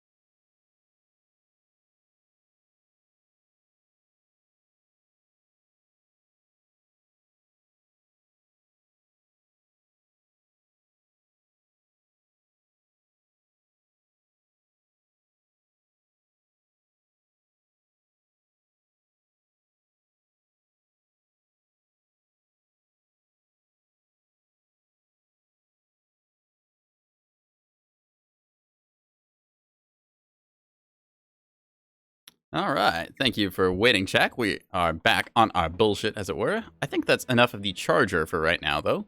Getting a little bit tiring seeing the old binary laser cannon spam going off, so we're going to go for something else. What do we feel like playing? Let's see. Check out something on the clan side. We haven't done too much clan meching. I can run a Mad Dog with some ATMs. Could be okay. I need to load up fire control for my tag macro, though, to do that. Little bit annoying that you have to toggle the tag on and off using a external macro, but something you can still do. Good to go ERPBC Vapor Eagle. Try out the Stormcrow Lacerator again. Go back to the light mechs. I've got a Piranha or two I could try playing, although it gets a little bit jittery sometimes trying to keep pace with everything happening. Bit more Laser Vomit, some Ultra 20s as well. Let's see what's on the Inner Sphere side that I kind of feel like playing. Inspiration has not struck me excessively hard tonight, but still getting some pretty good games in, I feel.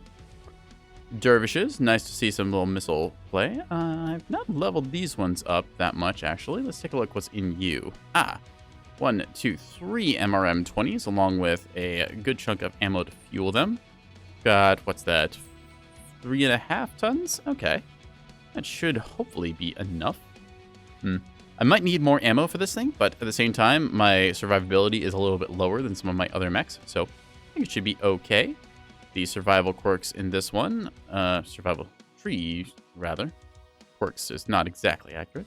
Could go with the radar deprivation or target retention. Another point in target retention can't hurt. Let's just invest that. There we go. One more point in. Boink. And there we are. Just check our loadout here. Consumables. Got a UAV and a cool shot just to keep us cool in event of emergencies. Yeah, let's queue up now. See if we can't get some missile play in. This is similar to the, the quick draw that we'd run earlier tonight, although the difference here is that the Dervish is a little more survivable thanks to the fact that it has missile doors. When the missile doors are closed, the respective component that it's in gets 20% damage reduction. So that means that my left and right torsos, as long as I'm not firing my weapons, I've got 20% damage reduction for incoming fire. Very nice to have. Have to hold onto our, we'll try and hold onto our armor as long as we can, because staying alive in a medium is pretty important since you can do a lot of important things in the late game since you are mobile. I'm also a XL engine, which means that I am very prone to going kablooey if I lose a side torso, but it carries a risk. I think we're going to play our Rifleman 3C, but I want to get at least one good missiling game in tonight, and then maybe I'll go back to the Rifleman since I know it is consistent and pretty fun to play with its right side damage stacking. So yeah. Again, if there's any mech you want me to see, go ahead, leave it in chat, or give me a build code if you get excited and you want me to try out one of yours.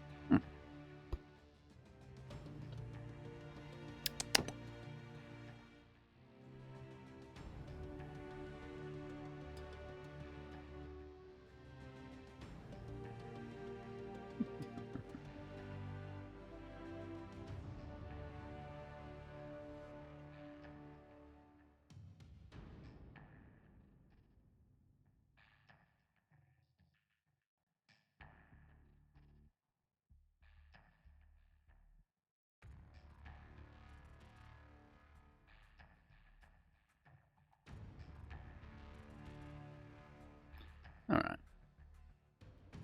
I do like the Dervishes. I find that they are pretty good in a brawl, just with the extra survivability afforded by the missile doors. The Dervish Frenzy in particular, I don't know how well you can see it, but it looks kind of like a sheet of paper that got in a fight against two highlighters. I like that one a lot because it has 8 SRM-6s that I've put into it, and that is a devastating amount of firepower. That said, it is not very slow since most of the tonnage is dedicated to the firepower rather than the propulsion systems, so I think it's only on a XL225, making it not exactly medium mech speeds, more kind of in the heavy category. That said, it also hits as hard as a heavy, so I think that is warranted. So there. Yeah. Just gonna wait for us to find a match, and hopefully it'll be something fun. Could go back to, what was it, Bear Claw again, and I feel like I've learned a little bit more about the map now. It does feel like it needs a little more cover in certain spaces, though, because a lot of those sightlines are a little bit open, or too open, rather. Maybe they could also change up the position of some of the, lines there so that it's just not quite as straight shot down. You have to instead position yourself on a corner so then you can get the correct line of sight down. Kind of like how the top of Vitric Station is. There's a sight line down the middle, but it's a very narrow one, and you have to be just in the right spot, and you can quickly get out of it. So something a little more akin to that, I think, would be good for the map. But yeah, I'm liking it so far. It's interesting. Well, it is a little bit dark, just being all in shadow, given the roof overhead, and the lack of artillery strikes makes it. I'm actually not sure how I feel about the lack of artillery strikes yet. I think more people need to play the map and learn it. It is satisfying when you drop an airstrike on somebody who's hiding behind cover and you just get a huge damage tick as they've been punished for standing still. Same with punishing blobs with a good artillery strike. I think those consumables are in the game and for good reason. But hopefully we'll get a slightly improved version of it before it finishes its kind of time in the map grinder. Remember when the map before it came out was called something Coliseum, Free Worlds Coliseum, I think it was? Yeah, that one had a couple other bugs with it too, like getting stuck in certain terrain or just the complete lack of cover, which is why they added the kind of strange umbrella tree things now. Some people call them trees, some people call them umbrellas, some people call them mushrooms because they all kind of look like it. I'm not the biggest fan of Free Worlds Coliseum personally, but yeah, it's still nice to see them adding new maps to the game. I do wish that they would do a pass on some of the ones like Canyon Network and Mining Collective, just to maybe move a ramp or two, because I feel like they're in a little bit awkward spots. Or maybe I just play too much Canyon and end up in the same spots because of the sort of swirly nature of the map.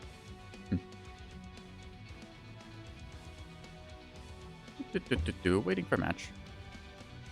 I hope you're all being entertained by this. This has been Mechwarrior Online, so if you want to play the game, it's free to play. You can download it on Steam. It gets updates fairly regularly. The team's still keeping it alive after 10 years, which is good to see. It's, like I said, free to play, but there is, well, I won't say that there is some mechs that are just a little tiny bit better, but there are certain premium mechs only that have some unique builds to them. You don't have to spend anything on the game, though. It's not one of those, like, free to play, but really just, pay to win disguise games. You can play with the starter trial mechs, and they are quite good. So I would recommend it to a friend. I personally think I've sunk far too many hours into it, because I've put like 1,800 into this game, but that's 1,800 hours, not dollars. As for amount of cash spent, let's not think about that. Yeah. Overall, would recommend Mechwarrior Online. It's just one of those fun kind of games you can load up as casual as you want or as competitive as you want, and you'll probably have a good time either way. Yeah.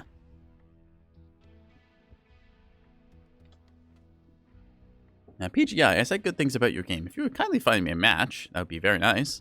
I'm pretty sure that there was a bunch of matches going tonight, but apparently it's just no space for a dervish in there. Might have better luck if I picked a heavy, like the rifleman, but I will give it a little bit longer. I think the maximum match wait time I've had was like 5 minutes, which isn't bad, all things considered. Matches taking usually about 5 to 10 minutes. Sometimes they run out the clock and give you a full 15-minute match, but that's not too often you see that happen. Usually that's only if somebody's powered down in a weird spot of the map, and they're just trying to keep themselves alive and make everyone have to wait to play their mechs again. Oh, goody. Alright, we could go Bear Claw, but this would be the third time playing it in a row, I think, so I'm gonna actually go for HPG Manifold with Domination Mode. Hibernal Rift getting a lot of votes. I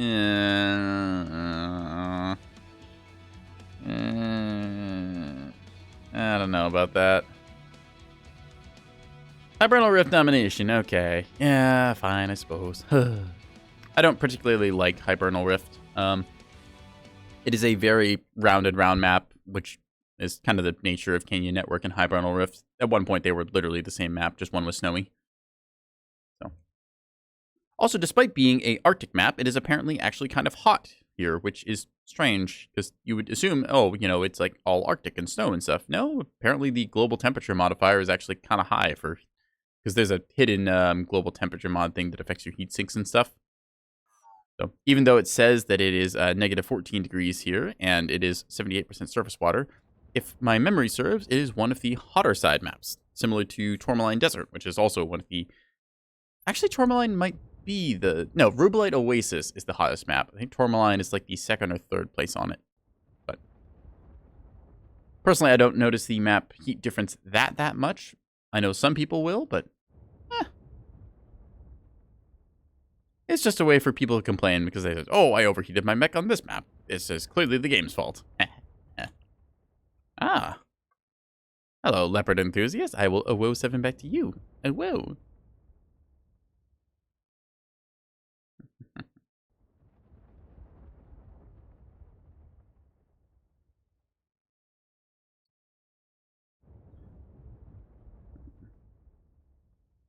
Zippered. What the elite speak is this?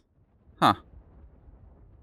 All right. Well, see, somebody played in 2007 era gaming. The old elite speak look to it. That was a time. That was also when people put a whole bunch of X's at the start and end of their name too. X's, underscores, and other stuff. Weapons. What an era. All right. Let's engage our override and see if we can't get some fun. So we've got a trio of MRM-20s. If I put my head to the side, you'll see. Yeah. So 3 MRM-20s, giving us a nice little fast-firing burst. MRM-20s and MRM-30s are pretty comparable. You can fire 3 MRM-20s or 2 MRM-30s. It's 60 missiles either way. The MRM-20s fire ever so slightly faster, though, given that they have less missiles to shoot and also a slightly lower cooldown. So if you can get them, you should, but But they also weigh 1 ton more. Okay, you little champion, come here.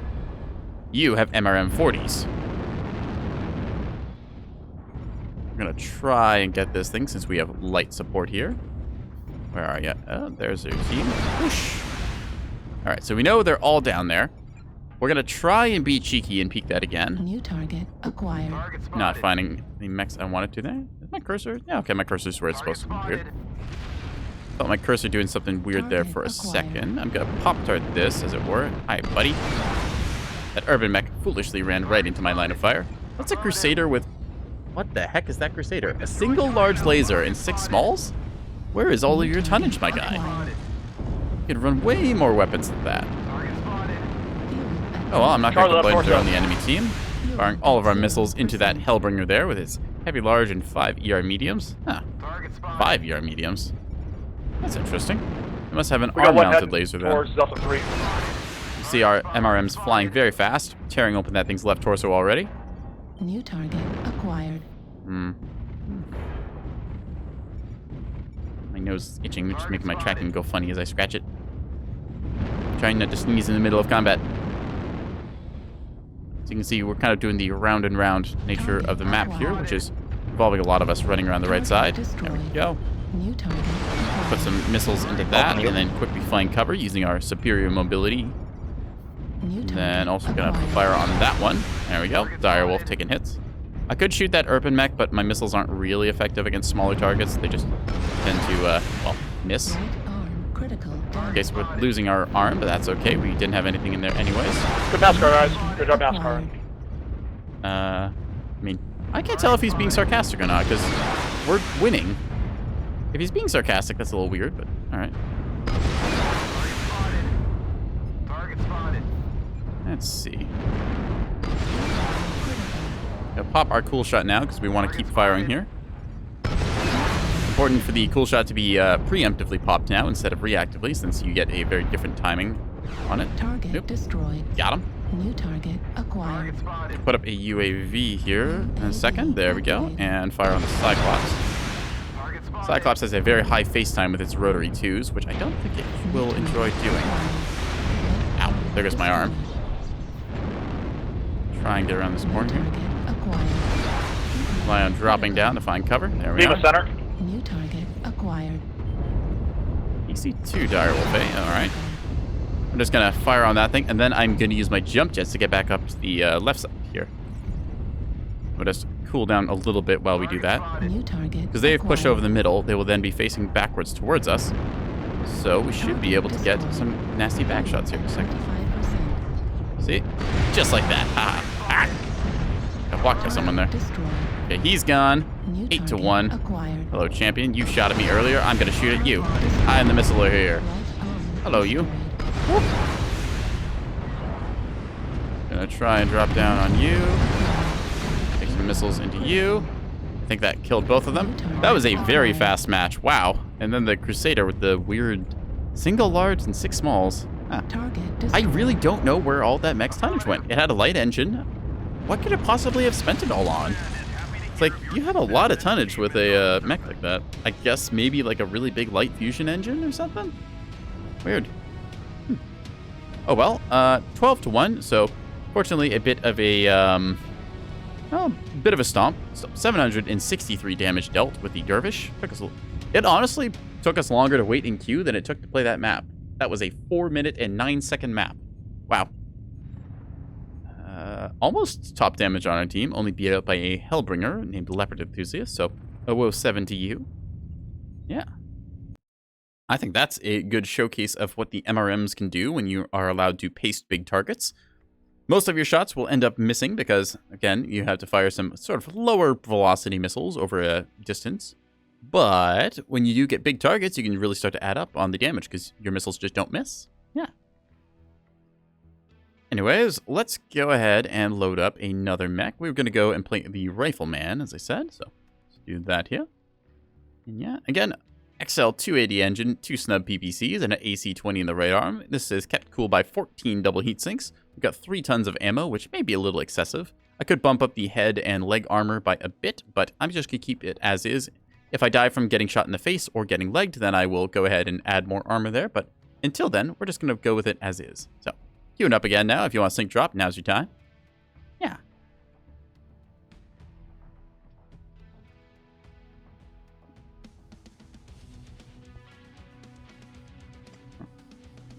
More water. Big sippy.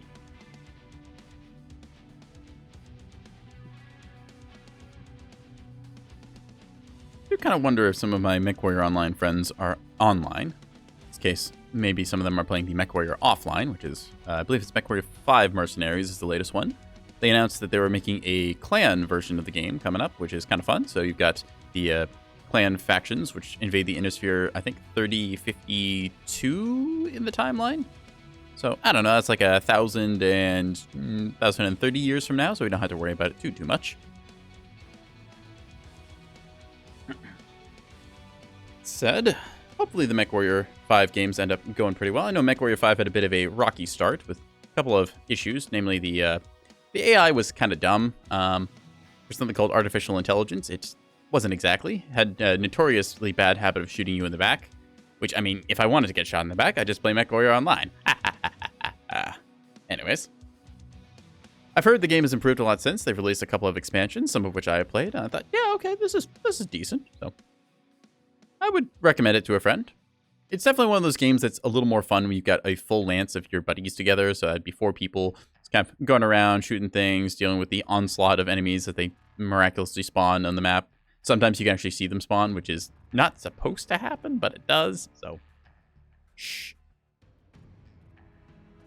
Anyways, I will say that after playing a lot of Mechwarrior Online, going to Mechwarrior 5, that felt weird, because the Mech Lab is a little different in that game. It's a bit more restrictive, but I don't think that's actually a bad thing.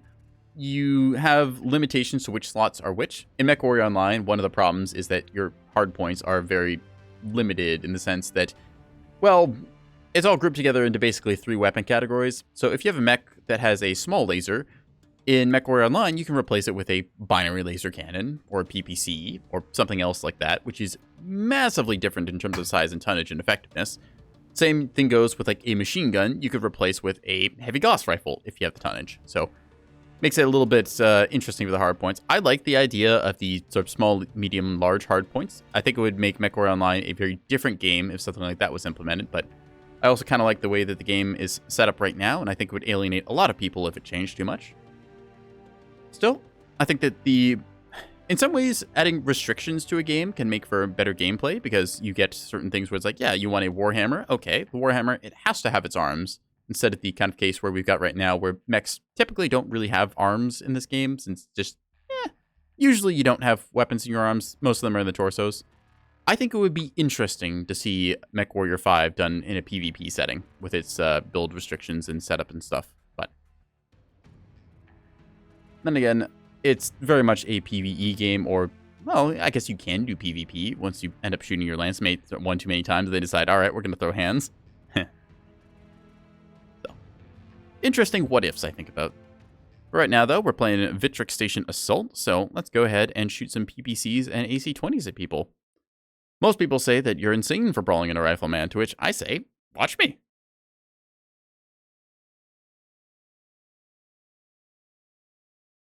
one of the interesting things about the Rifleman being that it can fit the AC-20 in the arm. Most of the time, you're going to see an AC-20 in a side torso. There's a couple mechs that can do it. Victor comes to mind, the Centurions as well. But with the AC-20 mounted in the arm, it lets me mount the XL engine, which I needed to get the tonnage in order to fit everything else in this. Oh, we see Leopard Enthusiast on the enemy team. Oh, woe 7 to you. Yeah, I kind of like it. It's risky because if you lose a side torso, then you blow up. But I also have a very big center torso, which tends to attract a lot of fire. So I'm not too worried about getting side torso checked in this. If you're smart, you will side torso check me. But I've also seen some people not do that. We faced off against a heavy Gauss rifle Jägermech earlier tonight, who I decided to torso check because I suspected they had an XL, and surprise, surprise, they did. Reactor online. No, we got Puri, Puri. I think it's Puri. We got them. I'm pretty sure they're another streamer, if I'm remembering them right. Override engaged. We're gonna see how this goes. Yeah. Well, they don't call it a dropship for nothing. No, I mean, I think it just, like, land a little more, you know? At least I don't take fall damage. Yeah, Kit Fox and Flea getting up there, doing the light mech things, going forward up ahead of the pack, trying to contest the midfield. The longbow going into the little basement area there. I'm not sure if they know where they're going or not. They might be trying to come out the right side, which is typically where our team ends up. I myself am planning to go right up to that little tower there and then just kind of hang out there and shoot anything that gets within 350 meters of me. And if I get a better idea, I'm going to do it. Very shiny little rock there. I suppose this is technically metal, but what is metal but a refined rock? Oh. I'm already putting ERPPC fire through the little gap there. See, I think that was an autocannon 2, judging by the velocity. So, we're going to very quickly veer to the right here, crossing the path, avoiding that incoming fire. Now, they probably scouted me and know what I am. Well, actually, I don't know how fast their sensor gathering is, so they could have not. So, I'm going to mark that Warhawk. You can see the red smoke of danger coming down there. I think that's an artillery strike, because I don't see an... Oh, that was an airstrike, actually. Yeah, that was our airstrike. I see. Interesting. All right. A bit early for us to put an airstrike there, I think, given they're all kind of hiding in the back. But, see, Orion on the left. I could go onto the left side there and try and shoot down, but I'm not super confident facing all of that. Let's see. 4 ERPPCs. All right, interesting. Hello, you. So the Warhawk is contested, and you are a problem. Ow. Now on Delta 5. All right. Let's try putting a UAV up. We might be able to get an angle on them. Watch out. Unfortunately not. Try and peek here. Bam. Just trying to go for a cheeky headshot there. Sometimes you can get it if you are lucky or have good aim. In this case, we're just going to aim center of mass for the two of them. They got pushed down, so we are free to contest the top here now. Back here. Acquired. Vary my speed a little bit. Throw off this That's the whole labs right there. Bam, bam. Thanatos is almost missing his side torso. Acquired. And I am almost overheated. 3 outers, and they self-flee back to our base. Put a shot into the Warhawk, as it were. They are flanking you guys up top. Right. Doing pretty good damage here, but I am also taking it in return. Ow. See if we can't take that down. Ouch. Shot from that Warhawk in exchange there.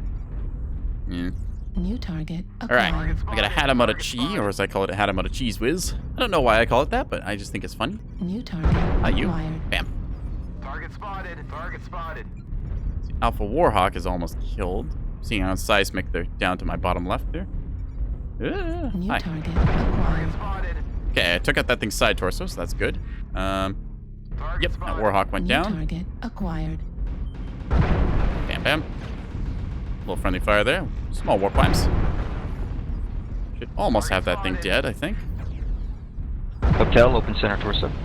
New target acquired. No, top shooting me. Nope. Just going thermal here to see better. Critical. Ow. Base is being captured. Wham. New target acquired. Putting shots in this one since I know it is weaker. Target destroyed. There we go. Cataphracts are very well armored. You got one at E3. Target acquired. New target Go on. acquired. That Ryan is almost dead. Put a shot there and twisted. New target acquired. Bam. Base is being captured. Oh, can I get a back shot here maybe? Come on. Anyone able to help we with got? Kilo? Welcome. Well, it's hit pretty hard, at least. Kilo and Oh, Neko actually, I think we anybody? got it. Cool. Alright, let's see what else there is. Target acquired. Catapult, eh? Okay, we're gonna go down here and... Nuts. Target spotted. See if we can't get this Jester in a second. I think our Vulcan might have it, but Target we spotted. almost got it. Target There we destroyed. go. New target Target spotted. acquired. Pull! Destroyed. That's 3 for the Catboy. Bring me battle. That longbow is almost dead. Wow, 6 Target AC2s. spotted. That's an interesting Target build. spotted. Huh. And a standard engine, no Target less? destroyed. Damn. Okay. Wild.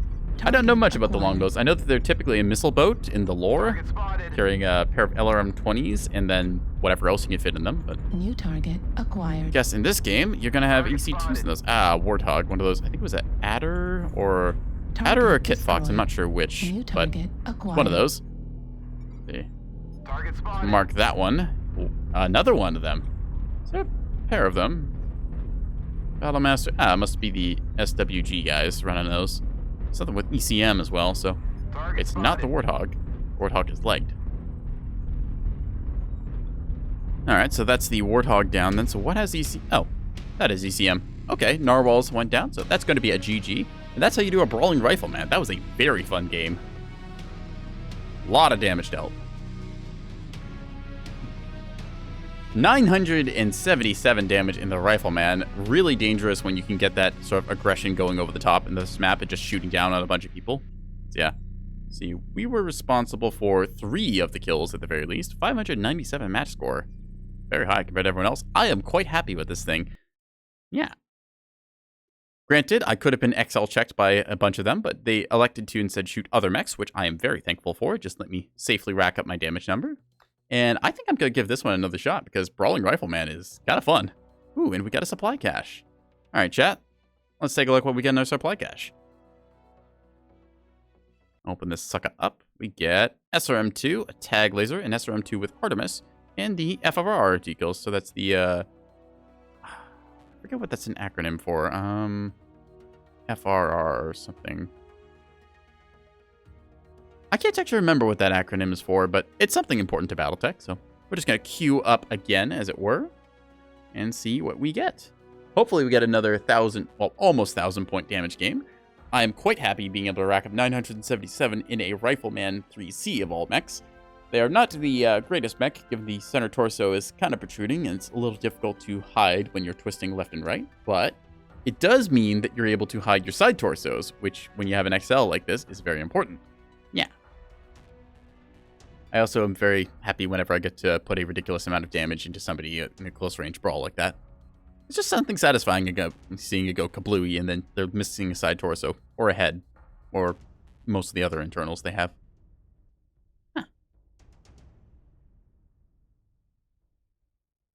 And we didn't even shoot anyone in the back that game. Well, anyone who didn't deserve it. We may have shot the enemies in the back just a little bit. That Jester kind of had it coming, though. It was trying to pick on my Vulcan.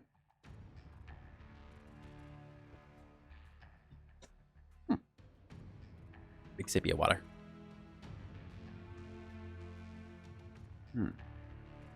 Now we enter the Search Warrior Zone.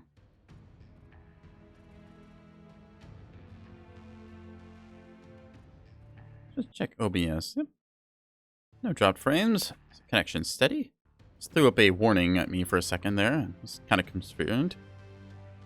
Sometimes Twitch does that where it says, hey, dude, your stats are really out of whack. What's going on? And I look over, I'm like, these are fine. What are you talking about? And then it looks, it's like, oh, sorry, that was our mistake. I'm like, why are you like this, Twitch?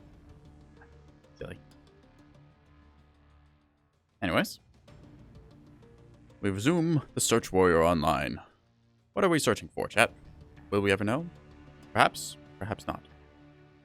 Perhaps the real search was for the things we found along the way.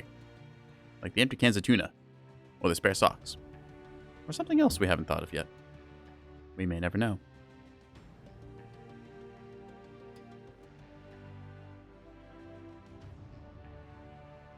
Definitely need to get some other mech warriors into this so I can have people to, well, just kind of annoy during the long queue times. Well, you know, just leg them at the start of a match and then run off. Don't do that to your friends. Well, maybe do that to your friends. Do that to your friends if they deserve it. You'll know if they deserve it or not. It's entirely reserved for your judgment.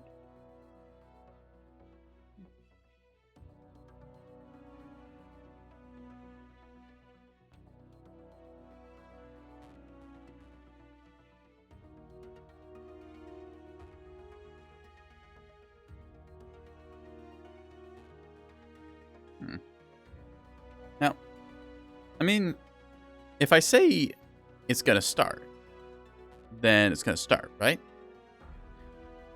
Start! Didn't do anything. I think my magic touch is broken, chat. Chat, can I borrow your magic touch? Mine's on the fritz. I think I forgot to get more double A's for it. You're supposed to put the double A inside your finger, and then you go zap, one at it, and then it does the thing. Though unfortunately, in this case, it appears to have not done the thing. So, chat, I'm needing your fingers.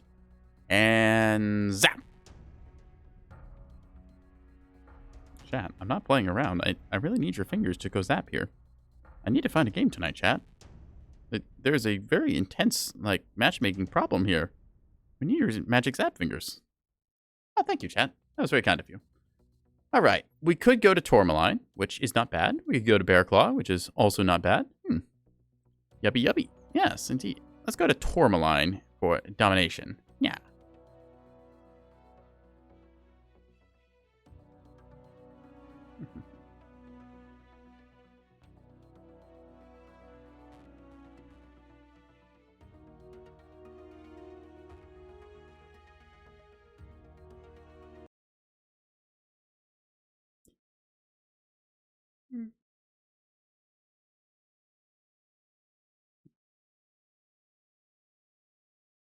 Sleepy.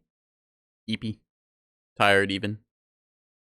But that will all change the Tourmaline Desert. Yeah! Oh, there you go, chat. A legged mech can only move at half its speed, or 40 kilometers, whichever one is slower. Alrighty. Let's take a look. Anyone I recognize? No one I really recognize here, I don't think. So I'll just give him the old Elbow 7 salute and go from there.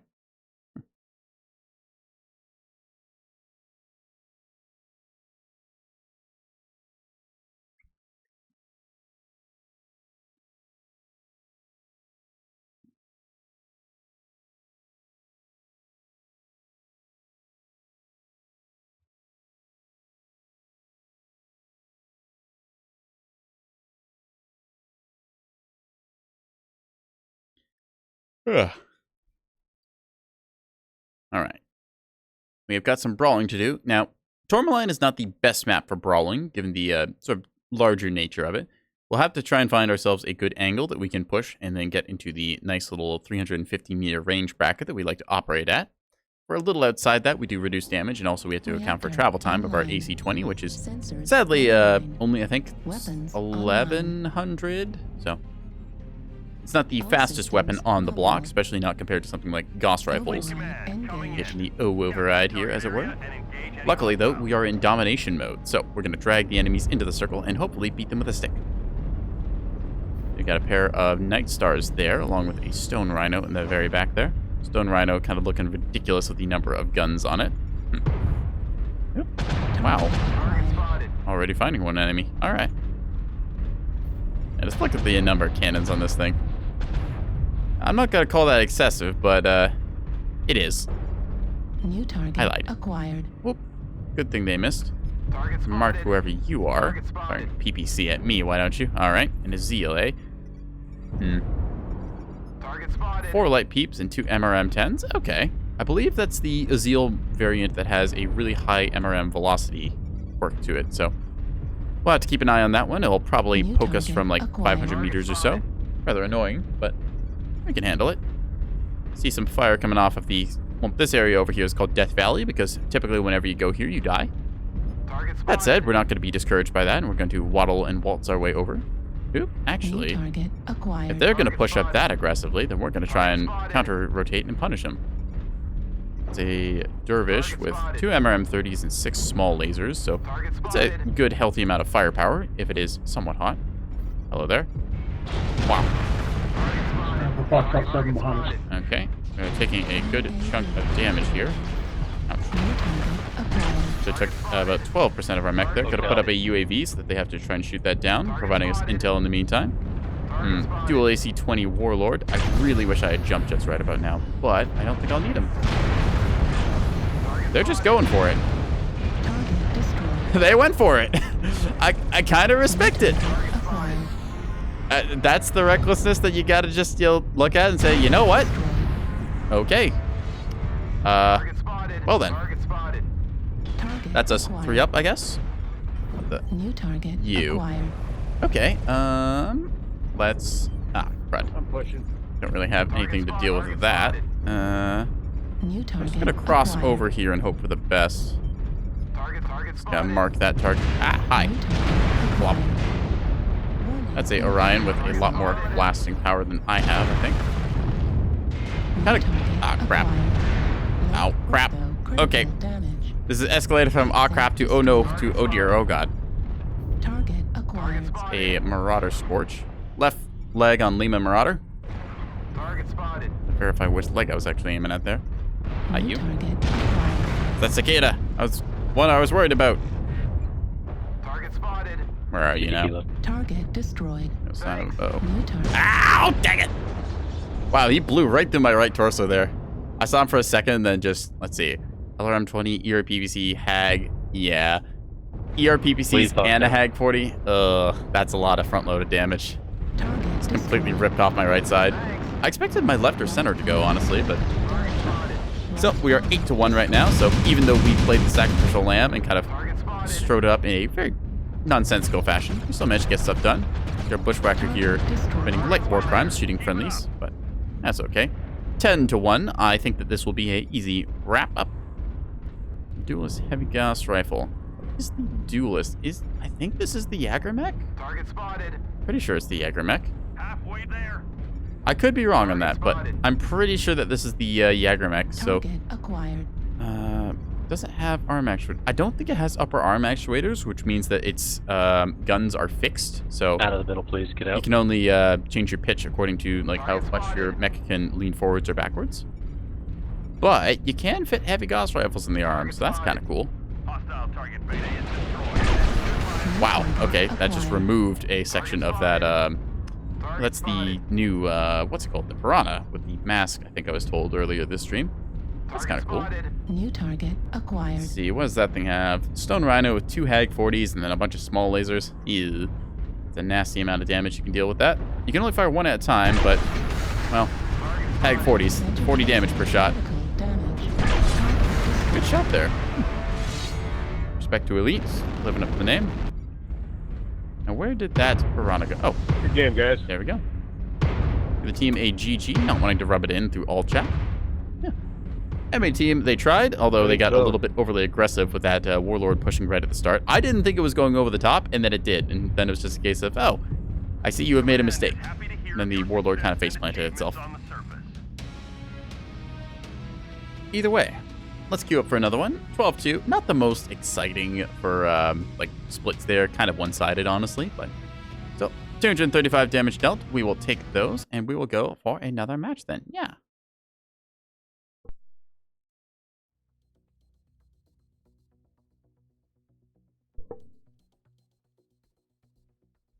Adjust the mic stand a little bit there. All right, so we could play the Rifleman again, which is tempting, or we could try and do something else.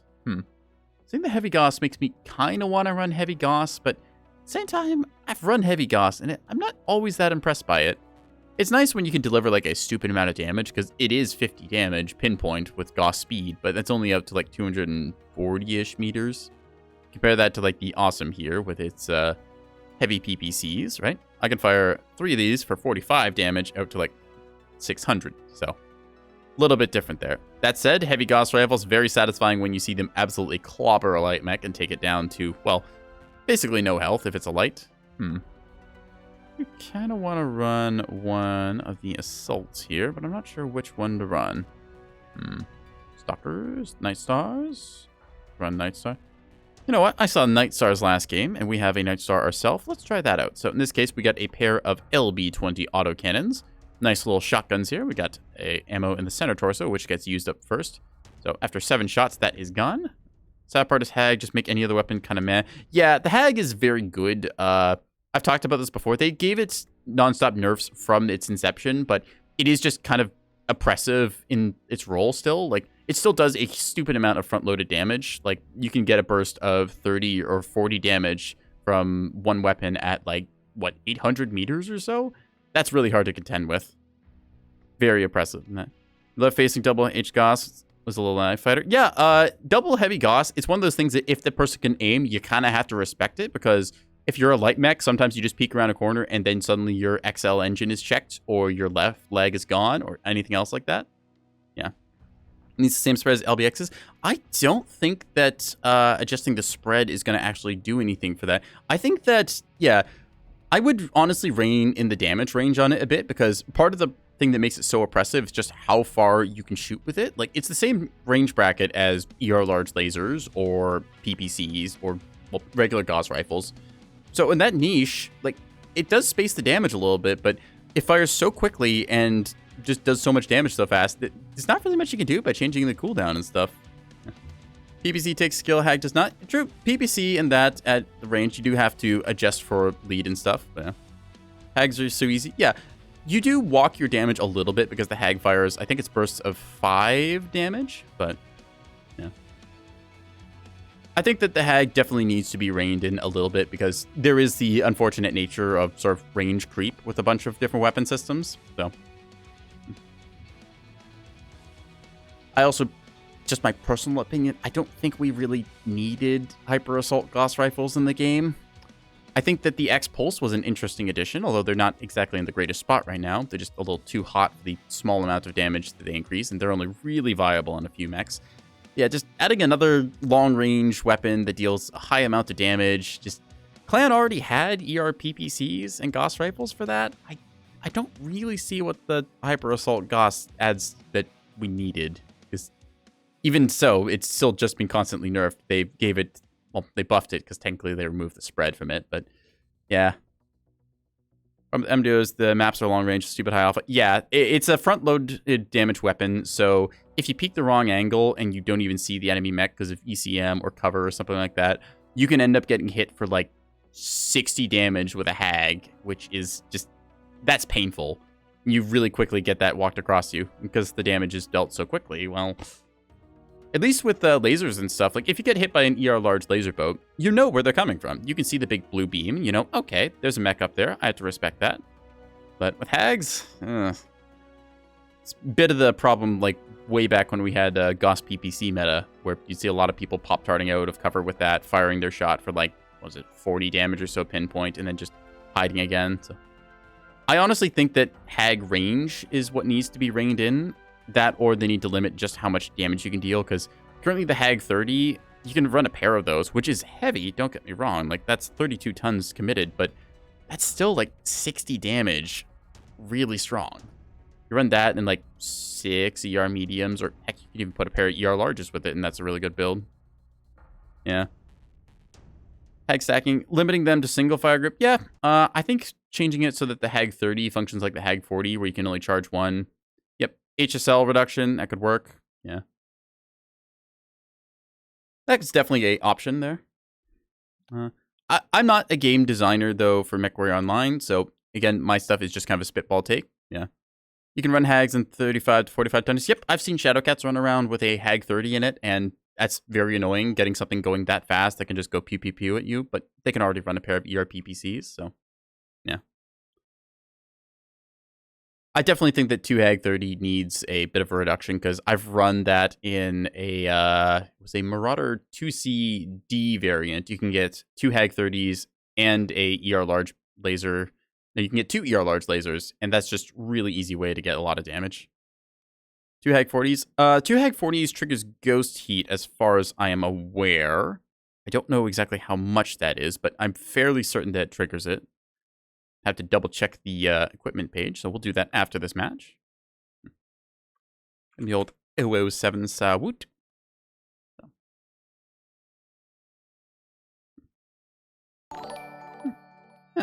Flagship Sun, thank you for the follow. Welcome to the stream. Pull up a chair. We're going to be playing Canyon Network. I'm not sure which side I've got here, but we're going to figure it out. Yeah.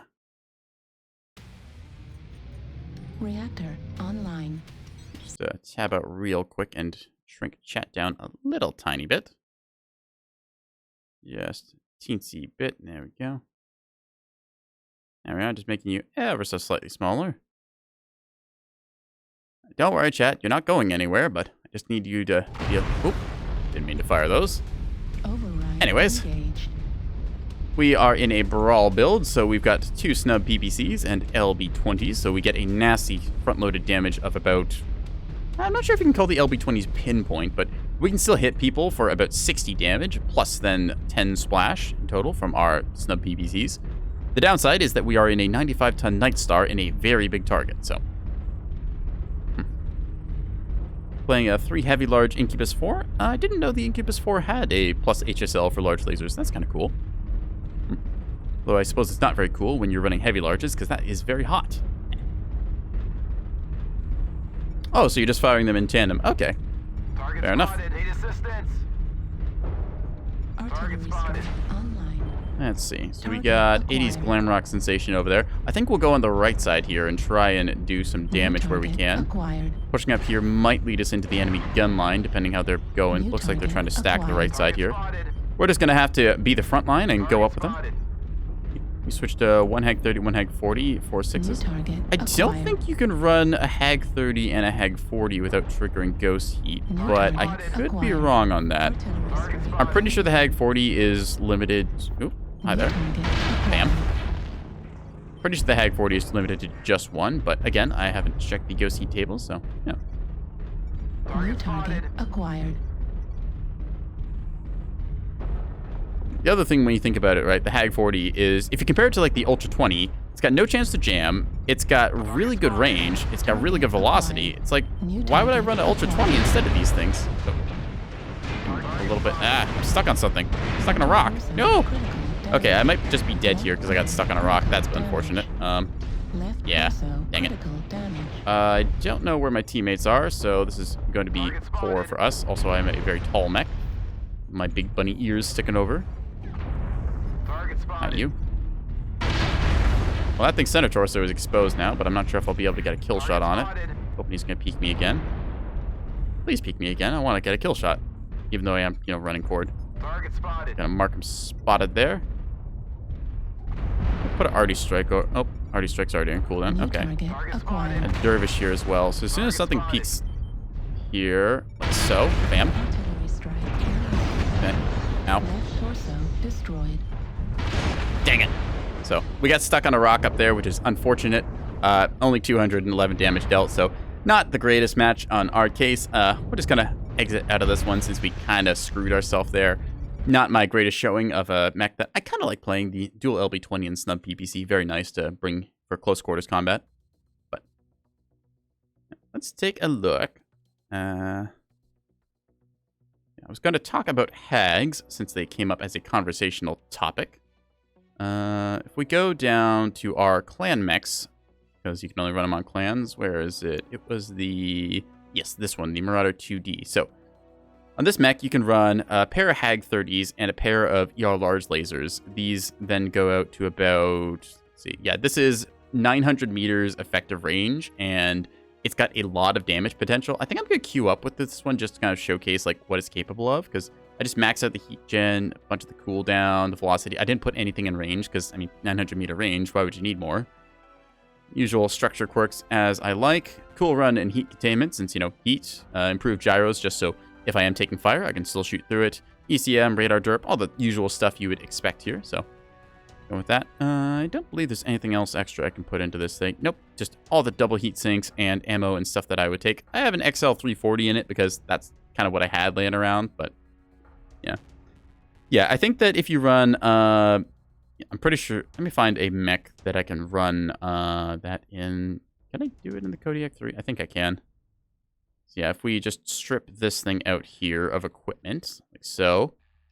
Take a look at the Hag 40s. It should give us a pop-up saying, so, firing more than one. Yeah, so Hag 40s are limited to single shot. I think, honestly, Hag 30s might have to be restricted as well.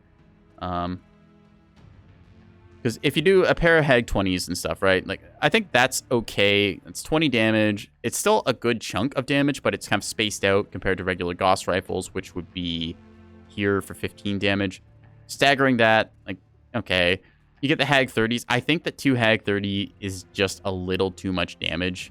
At the same time, then you get the issue of, well, I guess the Hag 30, yeah, you can't run a Hag 40 because that's 10 slots. So if you have lower arm actuators, that's a good restriction. I'm going to showcase this build either way, just to kind of show off what we're talking about here. Because this is a very safe build that I've racked up over 1,000 damage with very easily. Yeah, let's see. 2 Hag 30s, 4 SRM6s, 108 damage in alpha. Yeah, it's kind of ridiculous just how much damage that is, especially when you compare it to Ultra Autocannon 20s, which are very similar to Hags, but they have downsides. Like, jam chance is a real thing. You jam your autocannons, you're not going to fire those things for a minute, or at least it feels like a minute. They did increase the cooldown and heat, but Hag is still just ridiculously good, because, like, 810 meter baseline range? That's far. Like, really far. We got Solaris City Domination, so we're going to see if we can't find a nice long sightline and just rack up some easy damage with our Marauder, since we can just kind of outrange most things in the game. Yeah. I do think that Hags are going to get probably another pass on them, because I just don't expect them to be left as they are. It doesn't really make sense to me, but either way, let's go ahead and show off why that is, hopefully. Or I'll pull what I just did with the Night Star and get a 200 damage game and look very foolish in front of everyone.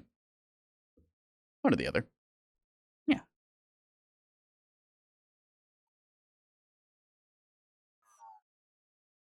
All right. I got Elite on the other side.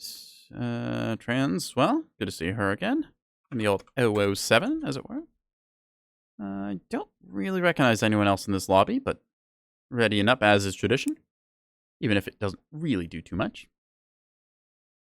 Yeah.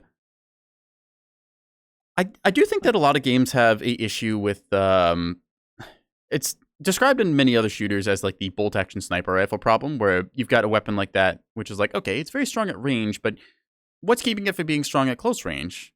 In this case, the cooldown is kind of the limiting factor, but you still deal so much damage front-loaded with the Hags that it's really hard to not run those instead of like Ultra 20s, especially since, you know, you can't run a pair of Ultra 20s, but you can run a pair of Hag 30s. So,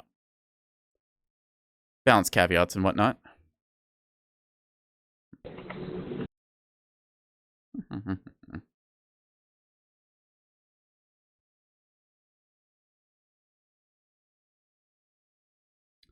Personally, I also think that some things like Gauss rifles and ER PPCs and ER large lasers, I don't find that to be a fun playstyle. I know some people who are addicted to large laser boating and just love to sit on their side of the map the entire game, just, you know, casually racking up damage. Like, they can pull big numbers, not to discredit their skill or anything, but I find it to be very boring, just essentially playing the game with one hand. You just kind of sit there and click on mechs. It's like, I'm not really moving, I'm not really engaging anything on the map, I'm just kind of doing stuff. So, anyway, Solaris City, good old lag and everything as we watch the graphics here kind of get super choppy, because Solaris City is a well put together map with no performance issues whatsoever. Sarcasm. Anyways, making our way up out of the riverbed here. Yeah.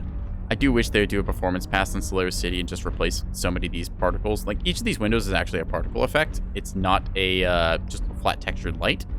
So it makes it so that they're unique every time you load up the map, because that's something you notice. Also, the windows aren't lined up, which is fun.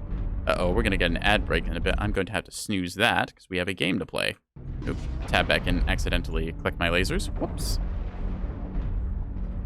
All right, chat, well, after this, we'll have to take a 3-minute ad break. But for now, we're just going to show off, like, if there was a mech over there, I could do full damage to it right now. And all my weapons are in that range. Just perfectly in line, ER large laser and hyper assault Gauss. Like, they did increase the heat and cooldown of the hyper assault Gauss, but it didn't do anything to actually change the damage, which I think is the core issue, because they deal a lot of damage at range.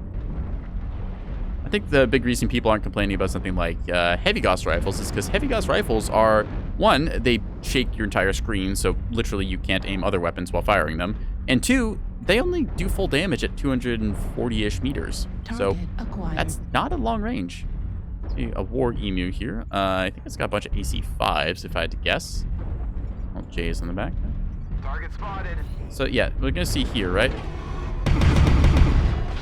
I can barely see that thing, and I'm still dealing like full damage there. Right. Let's see. Missed most of my shots there.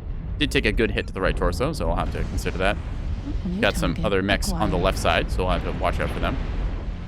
Yeah.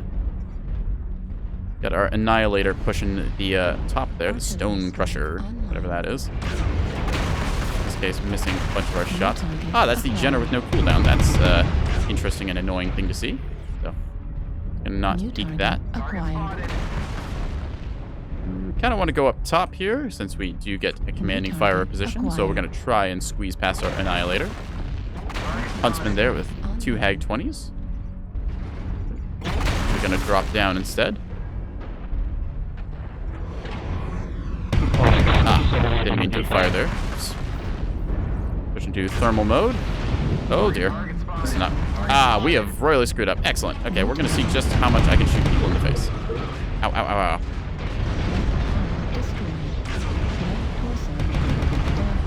In this case, we are taking a lot of damage, and I'm stuck on a wall. Ow.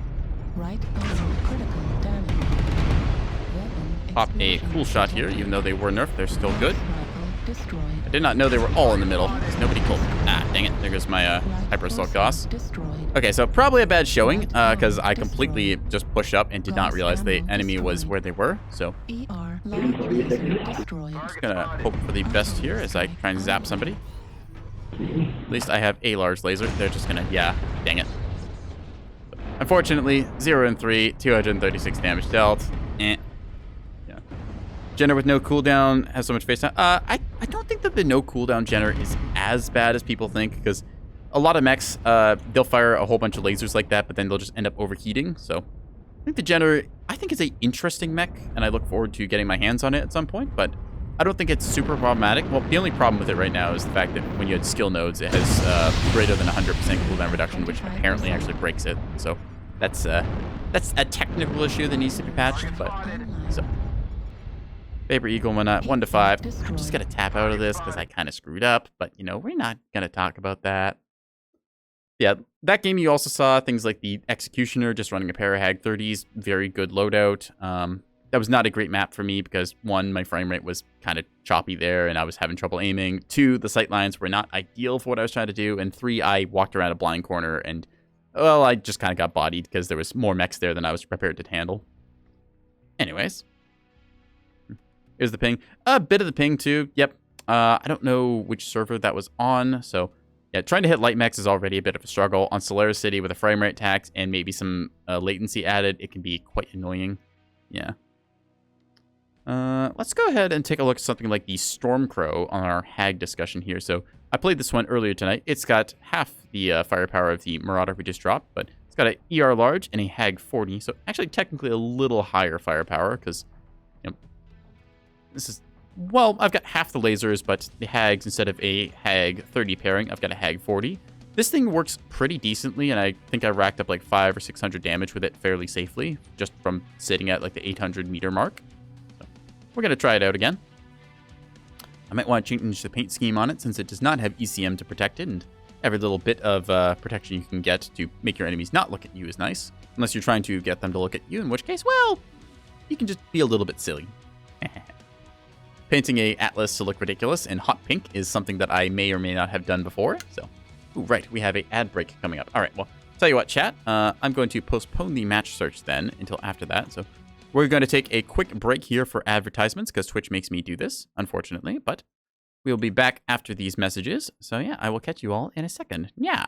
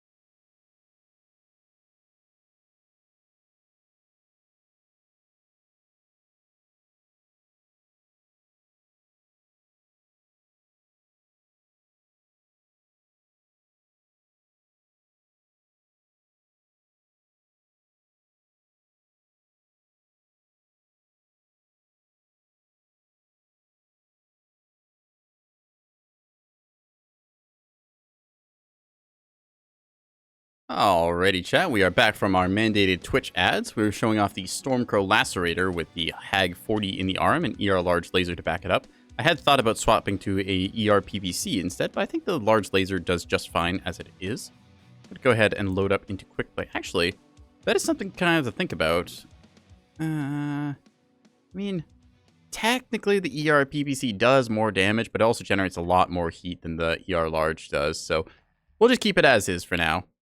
I think that the extra heat is just going to make our refire times slower, so we'll just go with what we got for right now. Lacerator being very nice with that negative 30% cooldown for the Hag 40, plus whatever we get through skills.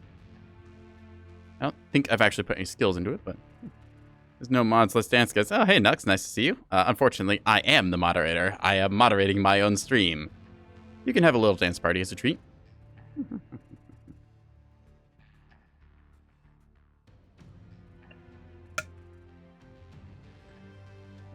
So, funnily enough, this is actually one of the mechs I'd want to play Alpine Peaks on, but I don't want to subject people to Alpine Peaks, so I'm going to go to Rubelite Oasis instead.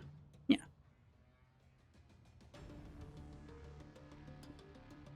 Taking a little sippy here. I went ahead and got myself a little thermos of coffee. Yeah. A little hot drink during the cold months is nice to have. Washing away the last bits of the cookie taste that I had from about an hour or so ago. Speaking of hour, I've been streaming Mechwarrior online for about 5 hours now. We've been having fun. I hope you've all been having fun. If not, then I hope you do. If you have a build you'd like me to try out, go ahead and link it in chat. Ask what you think of the Cicada. My opinion on the Cicada is this. I hate the engine noise of it. It's one of the mechs that just, the sound of it whenever it's running just drives me bananas. It's really turned me off from playing the chassis, because I think the chassis has some interesting builds to it. I've seen some stuff done with, like, double Ultra 5 or PPCs or other stuff like that, but I just can't get past the sound every time that I observe one or try it out in the trials and stuff. Just that's just like the one hiccup with it for me. In 007 Sawut. Commando? Yeah, the Commando has another kind of like clanking sound. I don't know. It was sort of a weird loping jog noise. Some of the, like, I appreciate that they give each mech a unique sign profile and stuff, so everyone feels kind of unique. Unique cockpit, unique sound design, that's good stuff. But at the same time, it's just like sometimes I just can't stand a chassis noises. It just is too annoying and oppressive for me. All right, let's see. We're up against Phantom Pisser and Grandmaster Irby. Phantom Pisser, the P is silent. Yeah. Let's see if there's anyone. Exo Scorpion. I think I recognize Exo someone. Erebus again. Yeah, good to see them. Yeah. Spaceship noise. Agreed. Reactor online. Sensors online. Yeah, with this Lacerator, it's a right side stack long range mech. It is a little bit vibrant, and I will show it in a second. Override engaged. Won't let me go into third person inside of the dropship, but if we do so now, we can see, yep. So I'm a little bit brightly painted. Probably not the best for my long-term extended survivability and all that. Oop, this way. But we do have a nice little right side stacked weapon system, so the Stormcrow, I don't like the cockpit position of it because it's very much in the middle of the mech, kind of sharing the problem the Archer does, which is most of your mech is exposed if you peek over top of a hill. It's also, I don't know, a little bit kind of goofy looking sometimes, and the cockpit really sticks out the front. I know the Stormcrow is, well, the Stormcrow was at one point an incredibly good mech with a whole bunch of small pulse, but the game has changed a lot since those days. I'm pretty sure it's still serviceable, although I've not seen too many of them out and about. We're going to basically pick our sniper's roost up here and just try and be annoying for the rest of this game because we have a ER large laser and a Hag, and we're going to use it. In this case, yep, there's a urban mech over there. Yep. I think that might be autocannon fire.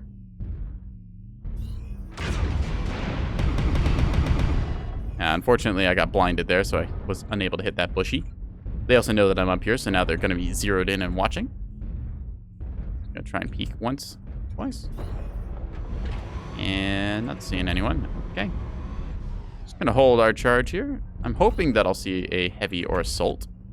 They're much larger hitboxes. Target acquired. Mark whatever you are. There you are. Timberwolf. Okay.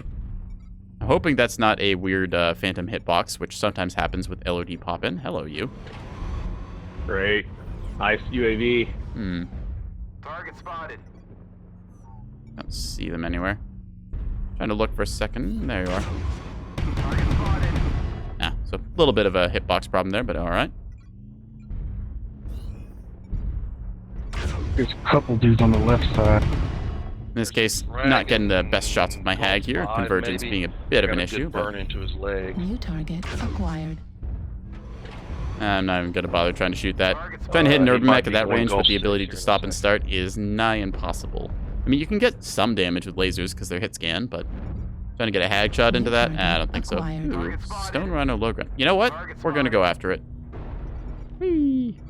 The Stone Rhino, which is the Scorchier Scorch currently. Another case of those mechs where it's just like, yeah, let's just put this thing in the game and let you fire like 6 SRM-6 and 2 LB-20s, and what do you mean this thing's a little bit overpowered? Okay, maybe not a little bit overpowered, maybe it's just like 1 or 2 builds that's just a little bit overtuned. Target spotted. We're going to put up a UAV here to get them to look at it, and then we're going to go on this Death Strike.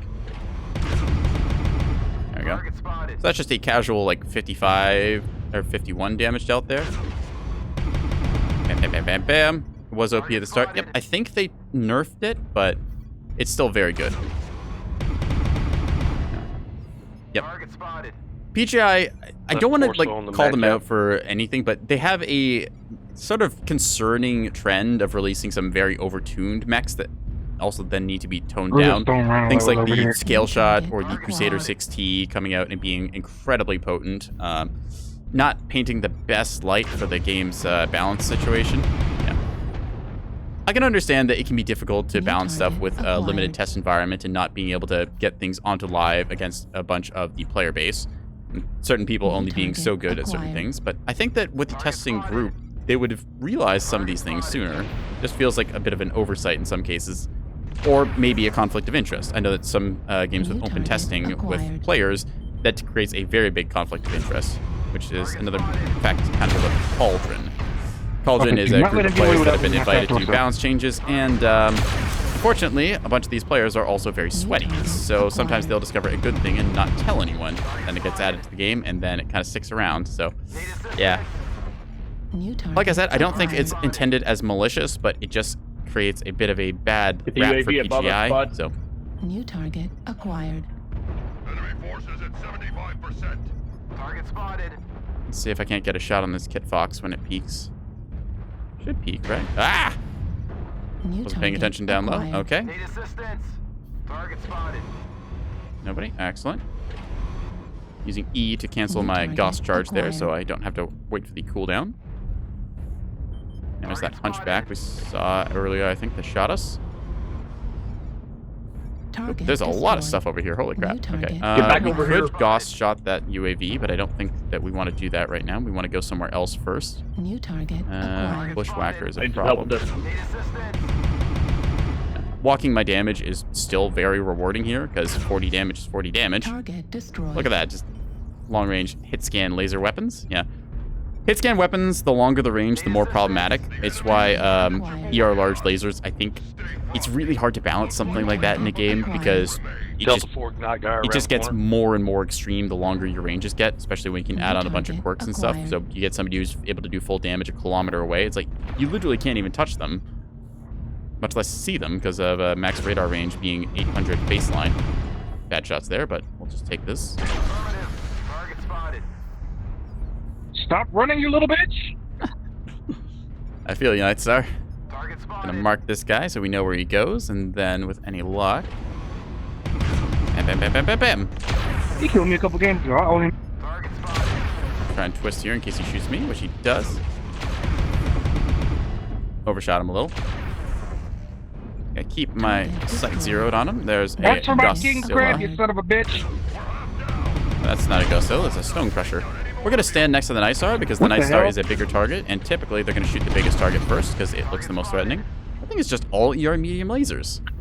He's all medium lasers. I just said that. Stop reading my mind.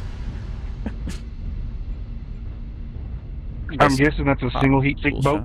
shot. So I'm gonna try and get a little bit brave here. Uh-oh.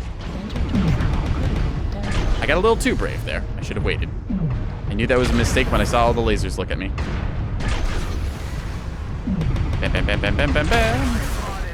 Anyways. Ah, unfortunately, right side blocked there, so. There we go. I believe that was Gauss rifles, might have been heavy Gauss. Where was that ECM? It's just Gauss. Overhead. Oh, that's a problem. That is a problem. Fortunately, I can only aim so high with this thing. I think that's the urban mech from earlier. Let's see, where are you? It's Kit Fox, actually. Okay. They're up top. That's embarrassing. Acquired. That Kit Fox should be CT cord. I hit him once earlier. Bravo's Okay, I got some damage dealt on that night, you. Fuck. Yeah, 604 damage dealt with this thing. Fairly safe most of the game, and I wasn't really getting the best shots off with it. It's just, I don't know. I feel like I should have to be closer to deal 604 damage, but that Irby really going to town here. Bushwhacker getting absolutely shredded by it. See, 3 light PPCs and 2 AC5s. Interesting Bushwhacker build. Huh. No. This Night Star, heavy Gauss rifles and ER mediums. Yeah, so it's able to bring a lot of pain. I hope I got Night it. is a good target up top. CT him. Good shot. I think I knocked the dude's cannon off. He's got some mediums more than likely left. Let's see what else Nah, is he's left been shooting around me here. with that fucking cannon all game. And then you've got the Kit Fox You got to left. take a little sippy of Kit Fox coffee and as we're gonna watch one this. touch. Yeah. I hit him again. Yes. Behind you, up high, Echo 4. Big To sip. your left. So, I think this guy needs to lock his arms to get the most accurate shots with Gauss rifles, because You otherwise the bitch. torsos lag a little bit behind. So, New target acquired. the Kit Fox up top we see. Phantom Pisser, the P is silent. Ooh, he's trying. Oh, wow, he is out of here. Look at him fall down. Whoa.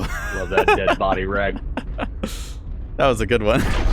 The spiteful. All that's left should be the urban mech, I think. Two Yeah, mediums. I'm That's pretty sure I knocked his gun off because he's just got running he's and got not two shooting. mediums left. Okay. Well, go get him. The urban mech, if it's smart, is going to try and pick off the bushwhackers since it was running cord, and the Night Star is going to be probably the last one left.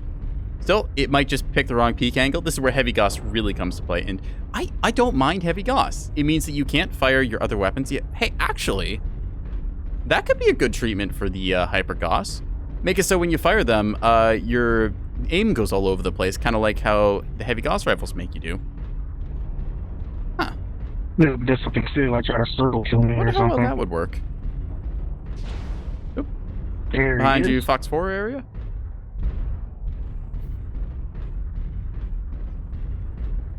Let's see. If I was the urban mech, I would have gone up to the high ground. Yep, high ground, Fox 4 to your right. Gauss has only got 224 meters of range. I thought it was a lot more than that. It has Yeah, a but different fall off. They got a weird damage profile because I could hit like a regular Gauss at like 600 meters. We're going to see just if the heavy Gauss rifle Night Star can pull this off or not. I do enjoy the Night Stars, although their hitboxes are a little bit bulky, and it's a little too easy to take the right and left torsos off them. So, still, we're seeing as this one can prove you. ER mediums and heavy Gauss is still a build that can do some numbers. That's all he knows how to do.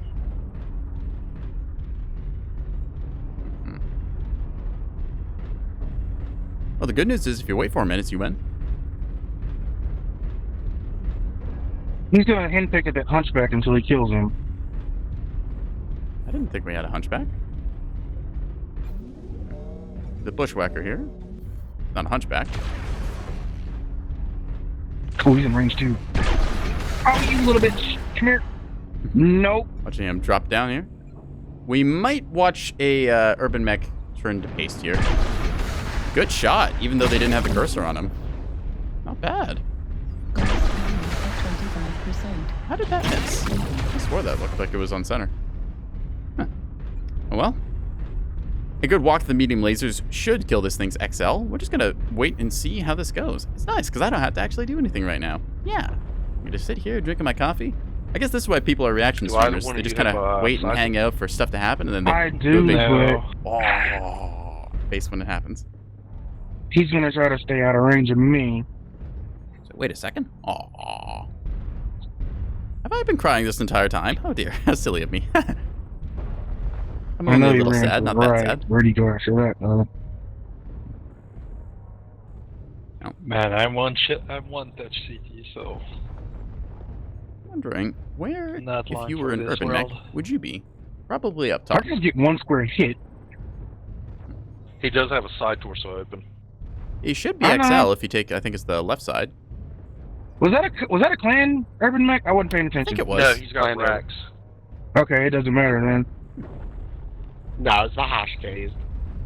I can't keep track of the new urban mechs. They released, Is it? I think it was 2 new urban mech legends, which the new like 15 USD special mech things. So they're okay. I wish they had the like prefixes like you get with the other mechs. Like if it's a Night Star, it's NSR dash whatever. Because otherwise, I just see a new name like it's a Warlord, and I'm like, I don't know what that is. He's up top above you, using his arm to shoot down. Stay right there, Bushwhacker. Torso critical damage. don't worry.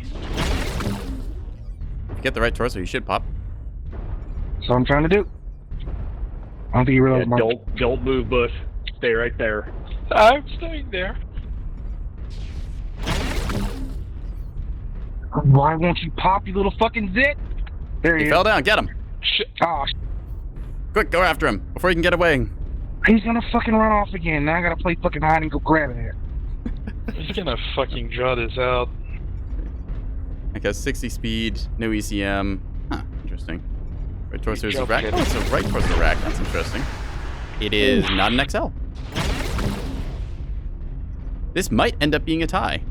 Or he could get stuck. He's speeding.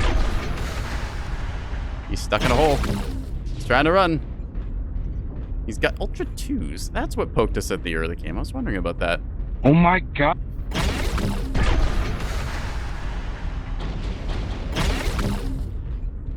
Yep, just gonna watch this. Oh, it was a good center torso hit. Got 45 seconds to see Slippery it. fucking thing. He won't fucking die! Why would he die? Because never die. You might have to lock your arms to get precision with torso weapons. There we go. Nice job. Nice job. 30 seconds left on the clock. Well done. Well done. That was a good game. Fuck that. Way to pop that zit. That is a good close game if I ever saw one. 30 seconds down to the wire. Last mech, we did 604 damage and got pretty 1,000 good. damage. That is a good Night Star. Hats off to that guy. 749 match score, I wasn't afraid. I'm 1,027 gonna get him. kills. Fuck, he drew that out. Yeah, nice job, That dude. urban mech got almost 1,100 damage. It did more than the Night Star. Damn. Anyone who says Urbies aren't strong, look at this game. Irby OP, please nerf. Oh. I was trying to show off how hags are good, but apparently we got to see how Heavy Goss is powerful right now. Interesting.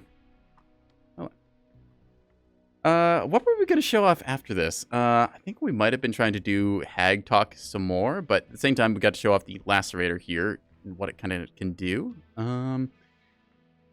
I think I'll do a match in the Ebon Jaguar, just kind of a classic build, 6 ER medium lasers and 2 large pulse. Apparently clan lasers are going to get a pass in December. It's what I've heard rumors and talk of, but Heavy Goss feels super easy to dodge as a light. Yeah, it is and it isn't. I think that part of the problem is a bit of server desync. Like once you get a little bit of high ping or mechs moving very fast, servers will struggle kind of exponentially to keep track of where they are. So sometimes a Heavy Goss rifle shot will absolutely tear your leg off. Other times it'll just seem to phase completely through you. It's very strange. The other thing is the Heavy Goss rifle, if you think about it, right? You got 240 meters of maximum damage range. Like you can hit stuff out to about 800, but it's not in the same ballpark as some of the clan Goss rifle stuff we were talking about earlier. So anyways, let's go for Laser Vomit on HPG Manifold Conquest. Looks like that's the way to play. Sarah Scrapyard, I wouldn't say no to either. I do hope that they give Sarah Scrapyard another lighting pass just to make it a little bit brighter, which I think they're slated to do, although I don't know if that's already been done or if it's still coming. It's just a little too hard to see on this map, as I think, but...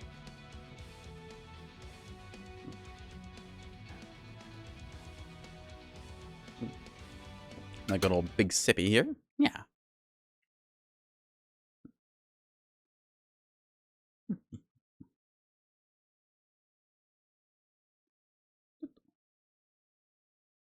I do like HPG Manifold after it got the rework. The original was very NASCAR heavy with the center radar dish being, well, kind of suicidal to push up to, but you also had to. So I'm glad that we got the reworked version, although I will say that the wall snipers can be a little bit annoying. Anyway, it was 7. Murado Anna VTuber, they're another streamer. I checked during the break and saw that they were live, so that was fun. 2 streamers on the same team. Let's see if we get some good stuff. Didn't see the heavy Gosser from last game, so that's a good thing, because they would probably tear off my arm with a second thought. Or without a second thought, rather. Yeah. Grandmaster Irby. Grandmaster Irby, you are very hard to hit, so you know. That's a good thing, right? There was like 8 of us watching you fight against the Night Star last game. Well, we were on the other team, but... Yeah, well, he took off my damn cannons with 1 hit. And all I had was small lasers. I mean, you did almost 1,100 damage. That's not nothing. Well played. Try and do it again this game. Thanks, I'll try. Give a little positivity. There's too much negativity out there. You can give them a little bit of praise where it's due. Even if they did drag the game out for 14 and a half minutes. But you know what? I got a good show, so I'm not going to complain.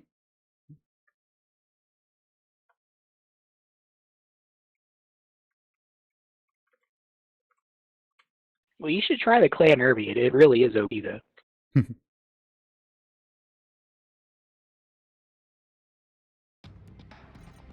Reactor online. All right. Sensors Powering online. up the old mech. Weapons online. I imagine Clan Irby is We're very running good. the Which one Orion is because it? it's legit the Atlas little brother. Yeah, it got The a quirk pass with extra how do you pronounce armor. it? So the Orion was 3 already pretty ballistic, tough, 3 although it energy suffered very hardpoints. much from its large center torso hitbox. I You might run have dual to give Ultra that another 2s whirl. with 609 rounds and then triple ER smalls. That sounds step. very strong for an Irby. Yeah, it's got a 40% jam chance quirk too. So it just fires forever. Yeah, basically. In this case, we got our And laser you have vomit, so we're jump just going to showcase I what have this 2. do. Wow. So you can just get up on like a sniper perch and farm the fuck out of the entire team, and they can't really do much back because you have Irby agility to dodge. Pretty much, Incoming that's what I TPCs. did last game, yeah. I Brawling shredded with an an Orion Atlas is a from, lot like, of fun. I 900 agree meters with away. that. MRM 20, That 30, sounds AC20. about Yep, right. that's a build. I think I had a, what was it, like an Ultra 20 MRM 30 build at one point, but that was just stupid hot, so I stopped using it. Also, the Orion, I kept losing my CP And then you because guys it picked just had sniper huge map. hitbox. I appreciate it, by the way. All right, let's go see if we can't microwave somebody at 400 and... hang on. You keep control of the wall. 427 meters. Tilt my head to the side so you can see my damage ranges. Or you can't see the large pulse, but just take my word on it. It's further than my old clan 427. unit So on there. the other side, they're gonna go for Good. me, I guarantee it. Get a locust over there. With a snub. That's intersphere long range missiles. Huh.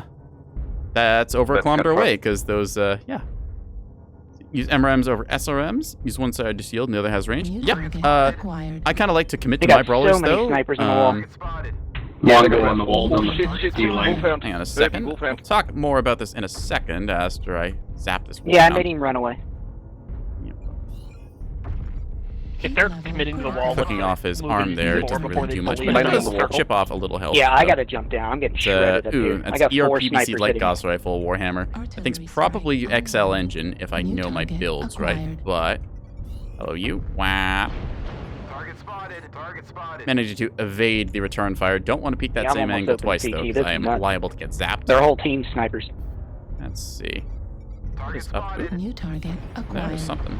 Yeah, not getting great damage there, and they've got a better angle on me, so we're going to take cover once more. Target acquired. I try and use our hilltop peeking profile here as best we can, although that Warhammer is looking at us. Okay, maybe this isn't the place to be anymore. I think that there's something behind us. They're pushing hard. The heck are you? Right Thanks, into Ferret. E5. Hello, you. Walked my lasers a little too far there. I thought they were going to go the other way. Locust with the snub still pecking away at me. Basement looks clear, although I don't know that for sure. New target acquired. Grasshopper here, which we're going to switch to thermals and cook. Zap. Nice little damage in the left torso. Online. 3 large X pulses and a rocket 10. Interesting. Echo CT. That's it on. Apologize for getting in the way there. Hi there. New target acquired. Artillery strike activated. Wolfhammer You are- Locust.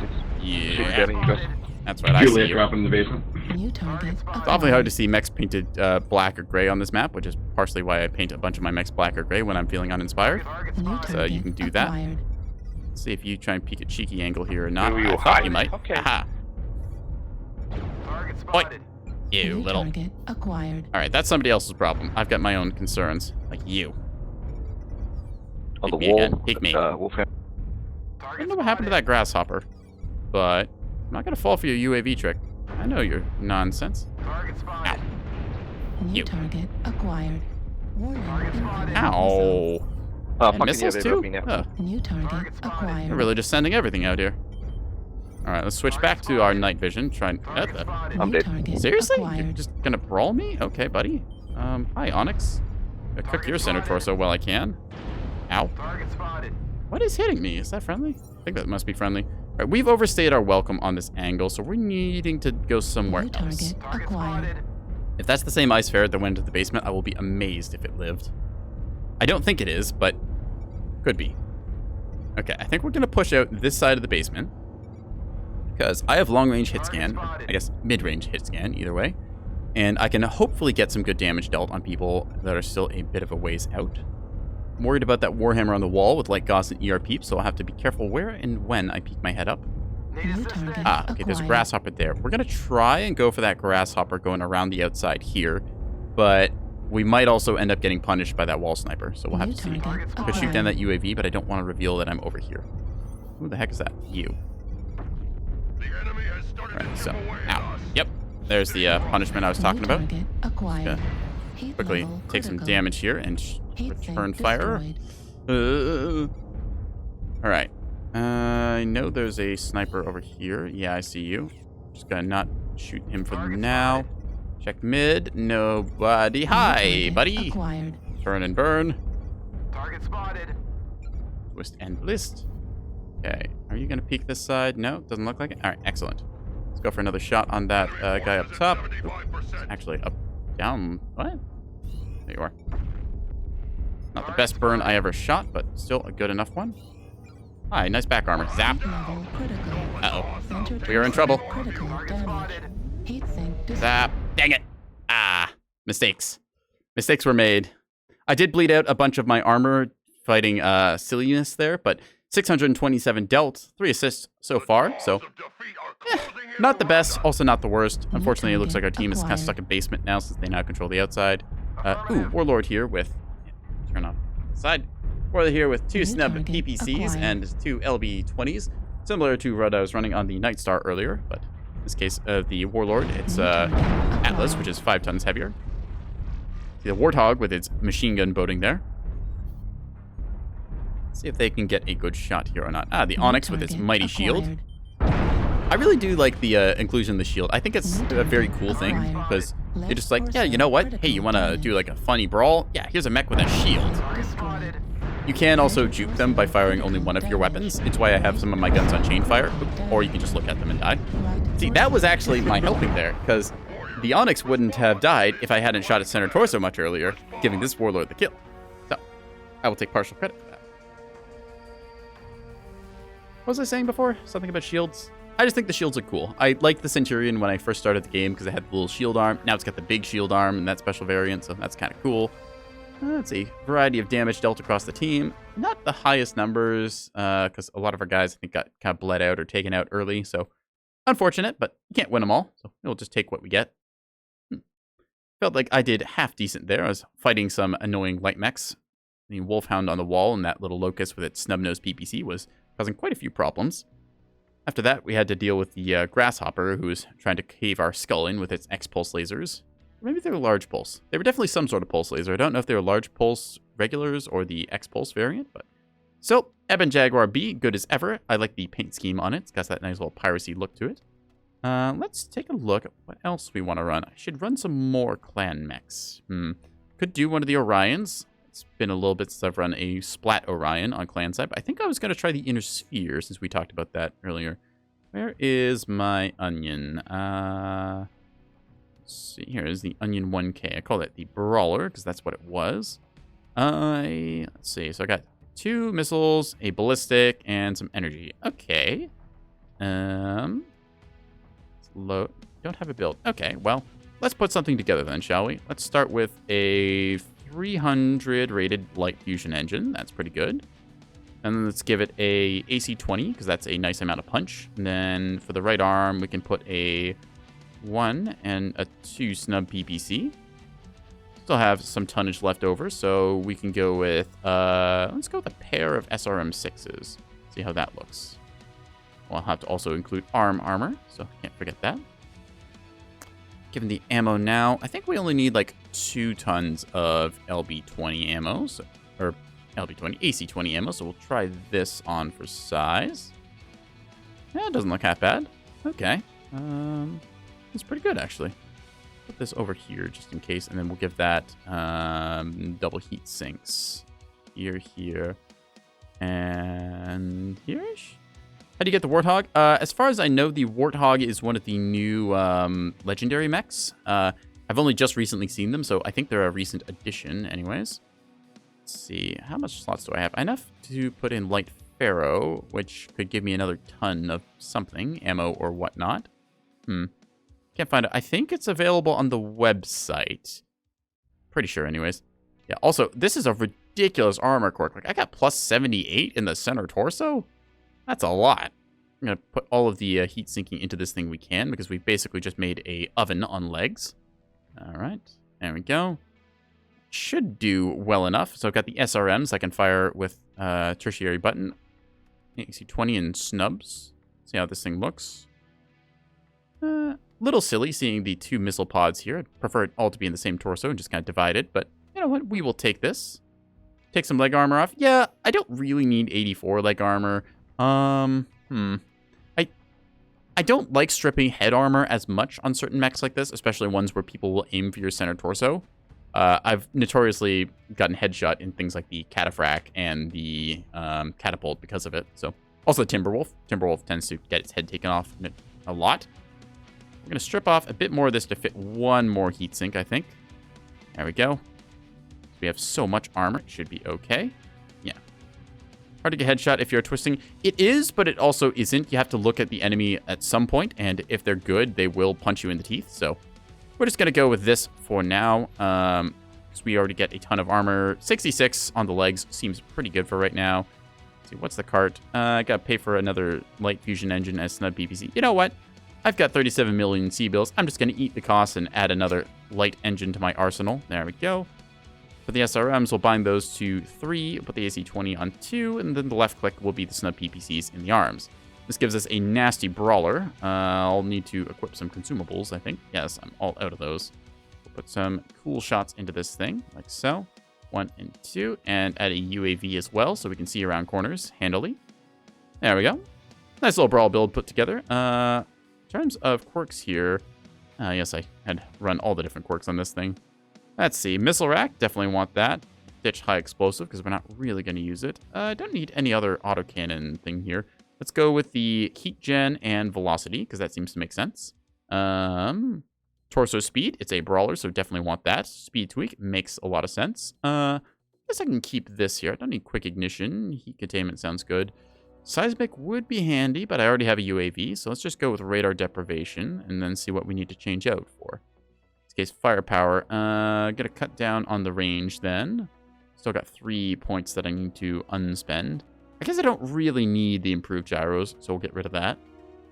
Heat containment. This is going to be a very hot build, so we're going to have to play around that. Advanced salvos we don't need either, so that gets us 2 points. Could go for extra UAV stuff, I guess, but...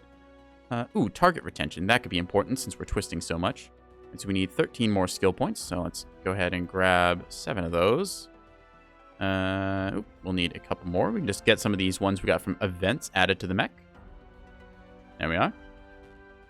All right, 23 more skill points, so we've just maxed out the heating and cooling and whatnot. I guess we could go with overheat, but we'll just try not to do that. Missile rack for reduced spread and ammo, magazine capacity. Yep, this looks good. I think that's how we're going to run it. Yeah.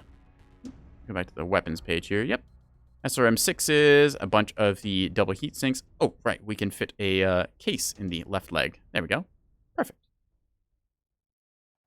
Reduce spread. Reduce spread feels pointless. I find that it helps a little bit, and if it's only 2 points, you know what? I'm going to take it. So yeah, I don't have Artemis. It's 2 points. It's an investment. If it makes my spread ever so slightly tighter, I'm going to go with it. Just makes that little improvement. Crit feels better. The crit chance is actually very low, considering I've got 6 missiles for 6 instances of damage, and it's a super low crit chance, if I remember the numbers right. I don't think that adding, like, a little bit of... Because, like, the crit damage is already kind of low, and I'd only be adding, like... What's it, like 7.5% extra crit damage? So I'd have to roll that in the first place, and even then, that's like a very tiny addition.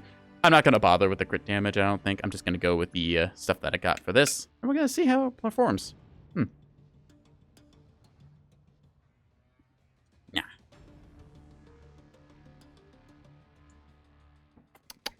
I think that the missile spread is extra good when you have Artemis, because then your spread is reduced by even more, so you can actually get that extra range.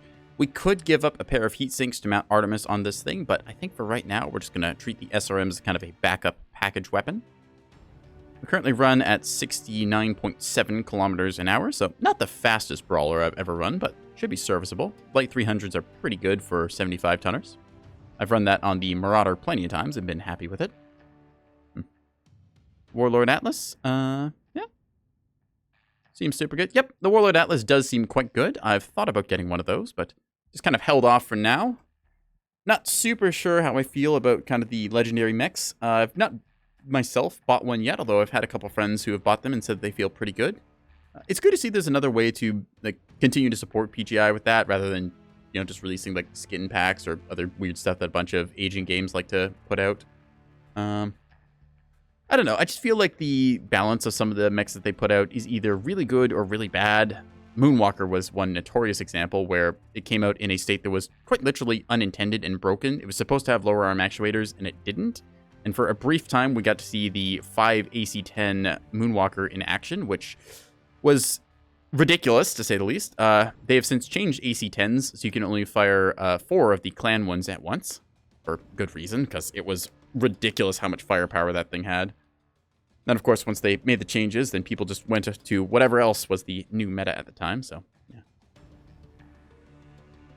Again, I don't want to, like, harp on Piranha Games or anything for that, because game development, it is a complicated thing. There's a lot of stuff that goes into it, but it's still, you see a sort of pattern emerge of, like, Broken Mech gets released for money, then after a bunch of sales have been had for it, it gets nerfed. It doesn't paint a good look for legendary mechs in that regard, so.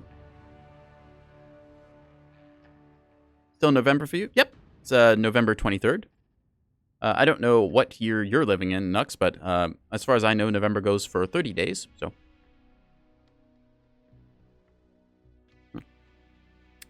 Take a little sippy of coffee here.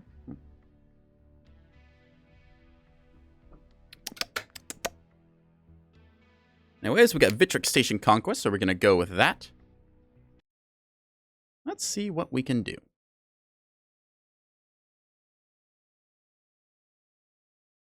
Companies always release new stuff over tune, get people playing, talk about it. Yes, it is a thing where there is literally a commercial incentive for that. Oh, Braddock, thank you for the follow. Welcome to the stream. Pull up a chair. Yeah, it is kind of annoying to see companies put out stuff that's very overpowered or overtuned or just otherwise too good. Yeah, it's normal, and I'd rather it not be normal, because it, I don't know. When companies release like the kind of free-to-play model and then they proceed to make pay-to-win stuff, that's not good for anyone. Yeah. The old AOO 7. I will say it does help to break up things, introducing new content. I like that they're introducing new variants of mechs to kind of mix things up, seeing things with different hardpoints like urban mechs and the Annihilators as well, being clan tech. I think that's kind of cool, but yeah.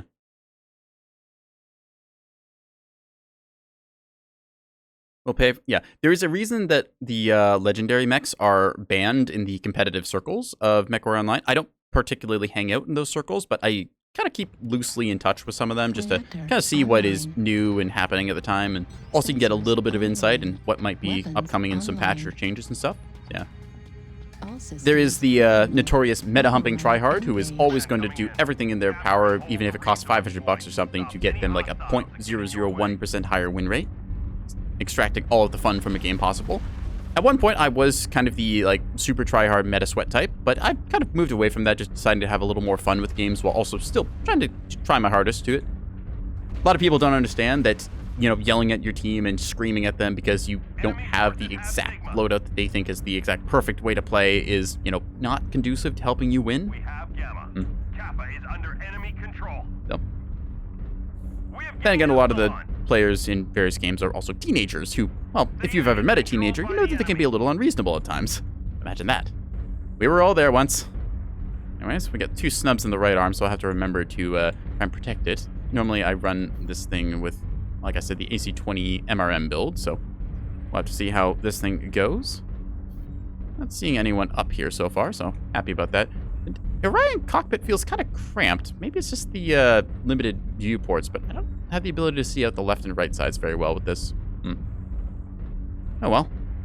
We'll just have to deal with it as it comes. Unfortunately, someone got Theta, so if we wanted to cap that, we'd have to drop down and expose a bunch of our armor into the enemy incoming fire. Not that we have a shortage of it. This thing is literally a miniature Atlas at this point, so I'm not too worried about taking a brawl.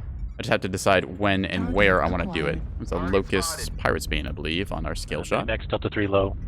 Orion Little Cramp, they have decent torso twist speed. Yep, the torso twist speed feels very good with this, as I've also increased it by 30%, so I'm pretty happy with how I'll be able to brawl in this thing. Like, let's check. Yep. Yeah, that feels pretty fluid. I'm a little worried about peeking my head over the top, because that will reveal me. Oh, that Locust is so screwed. Beside missing a leg, and I was like, that thing's not going to last long. So, by lulling the enemy into a false sense of security, there's a death strike on top here. Once that thing gets to 270 meters, I'm going to jump on it, and then it's going to suffer. Or our direwolf is going to peek it. That might work too. Alright, screw it. Dang it. He scared him. So in that case, we saw a death strike with 2 Hag 40s, so it's going to fire one, then the other, which it just, you know, can do. Don't unfortunately have the angle there. Going to support our dire here, switching over to our thermal vision real quick. Something shot down there. Poking our direwolf. You. Bam. Miss every single shot, as is expected of me. I cannot fucking aim. Alright, what else we got? It's a bit off topic, but did you ever play the old mech game Hawken? Yes, I did play Hawken back in the beta. I thought it was a interesting game, although I didn't pick it up particularly after that. I remember the starting mech looking a lot like a television that grew legs, so that was kind of funny. That was an interesting title at the very least, although it didn't age well from what I understand. Kind of trying to be the Call of Duty of mech games. I can't see shit. LRM... 4 LRM-15s. Okay, that's built. We're just going to be using our snub in AC-20 here. Basically playing our rifleman, but with the missiles as backup. Okay. So that thing is just going to sit down there for now. Let's see if we can't punch that a little more. Let's not put so many guys after 130. Alright, you. Something over there to our other side. We're just going to fire on that because it's in range. 3 AC-10s and an ER large. Okay, that's built. New target acquired. Target destroyed. Alright, stuff is below us, and we're just going to put up a UAV here. Activated. Okay, I think I could probably... okay. You know what? Screw it. We're going for it. Woohoo! Hi, buddy. Nice back armor. Come here, you. One. And that's a stone runner gun. You know what? That worked out pretty good. Alright, so, unfortunately getting shot in the back, which is not pleasant. The heck was over here? Something with LRMs. TV mech was cool. Shortly after the beta, did a lot of pay-to-win stuff. Yeah, Hawkins suffered a bit from development kind of differences there. I thought the variety of mechs you got was cool, and there was other interesting little things the game did. I remember there was a hotkey to spin yourself 180 degrees. I thought it was a neat mech title, although it did kind of fall off. They do have cap encounter a bunch of different issues with pay-to-win and balance and stuff, but let's see. There was a mech over here somewhere. Yeah. I would always like there to be, you know, more good games, so... nuts. Aimed low. I thought he was going to go a little more forwards. Please peek over the edge again. Let me take your leg off. Please. Please. Please. Oh, what? You. Oh, I threaded that right under his right arm. Dang it. Get back here, you little shit. Target spotted. Gonna mark them, see where they go. Ooh, that's acquired. The locust that dropped. Target spotted. Please peek up here. That's missed him. New target acquired. Alright, where did they go? New target acquired. Spot them, mark them. Keep them on the track, because I can see them on the map now. Running around here at the speed of sound. Where did you go? Bravo 5. Affirmative. Acknowledge their call. New target acquired. That's a Wolfhound with a non-XL. Huh. New target Normally, acquired. every light mech on Inner Sphere side I see is XL, just because the weight savings typically makes up for the lack of survivability. Generally, if you've lost a light torso as a light mech, you're dead anyways, so... I say I lost a light torso or right torso, side torso, whatever. Now, we just have to find out where this thing is going, which is apparently to Kappa. So, that's fun. Just gotta take the long, slow walk. Back when I was new to the game, I ran an interesting build on the Orion. I think it was an AC-20, 4 medium lasers, and I think an LRM-15, just because I wanted something to poke at range. It was reminiscent of one of the more classic Orion builds, kind of similar to the tabletop, although I upgunned the AC-10 to an AC-20.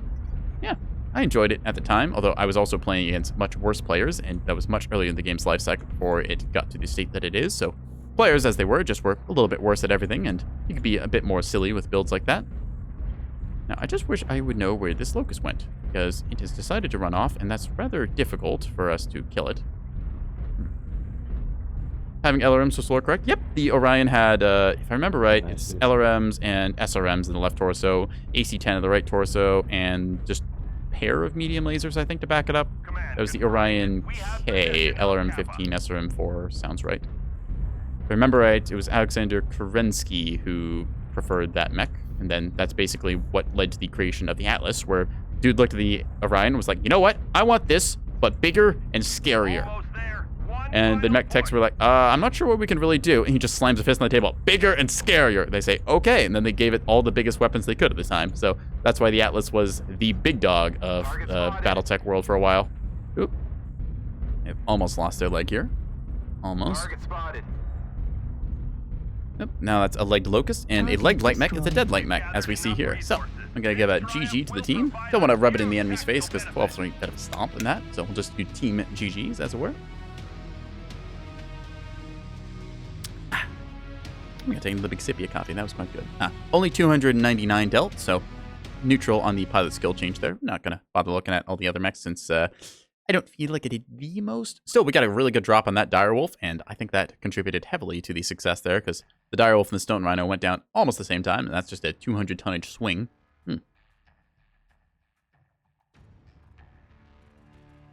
Yeah, I think that we'll give this one another run or so. I've seen some people with the Clan Orion, the Onion 2C, they like to run LRM or ATM builds on it. I didn't ever really feel like that was the mech to run LRMs on. I'm also not a huge LRM enthusiast. I feel like they're just kind of in this awkward spot where they don't fly fast enough to be good at long range, and they also just don't seem to deal enough consistent damage. Like, they'll pepper a mech and get you big number, but you'll never actually get a kill with them. Clan not as good armor, super weak. I will disagree on the Clan Orion. So if you look at this, okay, let's go to camo spec here. So the Clan Orion, it does have a little less armor, but in terms of torso hitboxes, it's like this is all right torso hitbox here, and this is pretty much all CT. This here, this is all left torso, so it's really easy to take an Orion's left torso off, which when we didn't have the Inner Sphere LFEs, or Light Fusion Engine as they're known, this, if you wanted to get a really fast Orion, you'd have to go with an XL, meaning that this left torso is super easy to take off. Comparatively, if we go over to the Clan, we'll just use the Christmas special one that I got here. I don't even remember when. But if we look at this thing, this here, this is left arm. That means that you get shot here, you don't lose your left torso as easily. And the center torso is a little more ambiguous. Like, it's still kind of center line, but the left and right torsos kind of bleed together. So the Clan version is a little bit more survivable in that regard because it's less easy to distinguish side torsos. Now with the Quirk Pass and the extra 20 armor that's been given to pretty much every location on the Inner Sphere Orion, it's a bit more of a toss-up. Like, if we take a look at our Onion 1K here, right? we've got 168 front armor. Compare that to, I think this is the skilled up version. Let's check. Oop. Oh, I haven't used this thing in forever. I got a skill refund. So yeah, this thing's all quirked up. So we had 168 CT on the other one. This thing, 125. So the reason the Inner Sphere Orion has so much more armor is because it really needs it. The Inner Sphere Orion is just bad hitboxes because it was much earlier in the game's development, and, well, it was just a little bit more crude and rudimentary in that with its shape. It does look very much like the tabletop Orions do, but again, it carries the same problem of very easy to hit CT, very easy to hit left torso. Right torso, little harder to hit. Like, I think along here-ish on that seam is right torso, along with this small part, but yeah. I think that the extra armor you get here is pretty good. Mechs at night get a little quirky. Yeah, there you go. I do enjoy the Orion, but I just wish the hitboxes on it were a little bit better. It's kind of what's kept me from playing it so much, because it just doesn't seem to survive very long in a game, even with a build like this, so it is pretty powerful. We're going to give it another shot, though, because last game we had some success, even if we didn't get the ideal brawl. I feel like running brawlers right now is a little bit challenging because certain brawl mechs just aren't able to really compete with the current kind of mid-range meta that's emerged around hags and lasers and such. So it's a little harder to get into brawl range. You get some mechs that have quirks that bump the range out, like the Rifleman 3C we saw earlier tonight. That thing can hit targets at 350 meters, no problem. So that one's pretty good in that regard. Also, velocity helps a lot. But other mechs, like stuff you want to get up close and personal with, like I've got a Archer with like 9 SRM6s. I just find I can never really get into close quarters combat range without getting shredded by the enemy team. And if I do, it's only because I've got a coordinated lance pushing with me, and, well, that is something I need to set up and call some buddies for, so, yeah. I think part of it is just that because hags are good, a lot of people are using them, and people are kind of playing around that sort of mid to long range play style, so it's very punishing to play a brawler and have to just kind of sit for 5 minutes, because essentially, if you're not doing anything, you might as well be dead, because you're not contributing to the team in terms of soaking damage or dealing damage. You're just kind of existing, and maybe you're warding off other mechs, but yeah. Brawling's a little bit awkward right now, let's say the least. But it's very rewarding when you can do it well. Of the metas that I've played in Mechwarrior Online, brawling is definitely my favorite kind of meta, although I don't remember the last time that it was the meta. Maybe when SR... Nah. There's also a weird issue right now with missiles. I feel like missiles are the most noticeable. Like, you'll hit somebody with a whole bunch of missiles, but some of them will just not register. There's some cases where you'll get a weird no-reg, and you're like, oh, that's strange. I guess my laser was not hitting him after all because of desync. But missiles, I think you just fire so many different instances of damage at once that the game servers get confused. And it's like, yeah, I hit him, but I think I only hit with 12 missiles. And you're like, dude, I shot 24 missiles. Where's the other 24 missiles damage? So this is most noticeable when you try and do a funny haha meme build, like stuffing something full of rockets, which I'm not going to say I've ever done at all, but maybe I've run a dervish that had like 8 rocket 20s in it as a meme. And then you fire them all, you'll see them all hit, and you're like, huh, that did negligible damage. You were 70 meters away, all of them hit you, but it didn't seem to go through any of your components. Weird. I think the game is still in a generally pretty good place right now. Just a couple of outliers here and there. Like, Scale Shot got patched recently, so they do care, and they are fixing things eventually, but just a little bit of awkward balance for certain mechs. I also feel like a couple mechs, after they've gotten a quirk pass, I think they're good, but are also getting a little bit pigeonholed. Like, certain stuff they'll give you, like, PPC quirks for a specific mech, and it's like, okay, well, you're encouraged to run PPCs on this. What if I wanted to run, say, 4 large lasers instead of, like, 2 PPCs? Well, you don't get a global heat quirk for that, so instead you're very much incentivized to run that. Or the Black Knight I mentioned earlier. Actually, I'm going to showcase that. So this Black Knight here, take a look at it. I painted it as black as I could because, you know, I was uninspired, and also the Black Knight from Monty Python's Funny. If we take a look at it, if you can see this here, and yeah, actually, I can just pull this up in stats here better. So we see it's got 10% PPC velocity, 12.5% PPC heat gen, and light PPC HSL +2, and a 5% energy cooldown. If you're not running PPCs, the only thing this mech has going for it is a 5% energy cooldown and some armor quirks so that it doesn't, you know, instantly die. it heavily incentivizes you to run a build like this where you got the 5 light PPCs, because that's kind of a rule break for what normally you're allowed to do. But at the same time, then you look at this mech, you're like, well, I kind of want to run something else, but it feels like it's very much encouraging me to go PPCs like this. So, I don't know. You know what? Screw it. We're going to take this thing out for a spin. Put small pulse on it because I really didn't know what else to do, and it does shorten the amount of time I spend staring at the enemy. So if I get into close quarters, it can kind of help there. 5 light PPCs, it looks kind of cool, but I don't think it's actually that much better. They've got a 3-second reload time, so that's not bad. They deal 5 damage, or it's 5.5 damage now, if I remember right, and they have no minimum range, so there's some merit to having them, but again, I don't think that boating 5 light peeps is really great. Got hagged by 3 mechs, lost your weapon arms. Yep, that'll happen. Yeah. Coordinated, that's the other problem too about long-range weapons. If you imagine, like, the weapon range from a mech is the radius, right?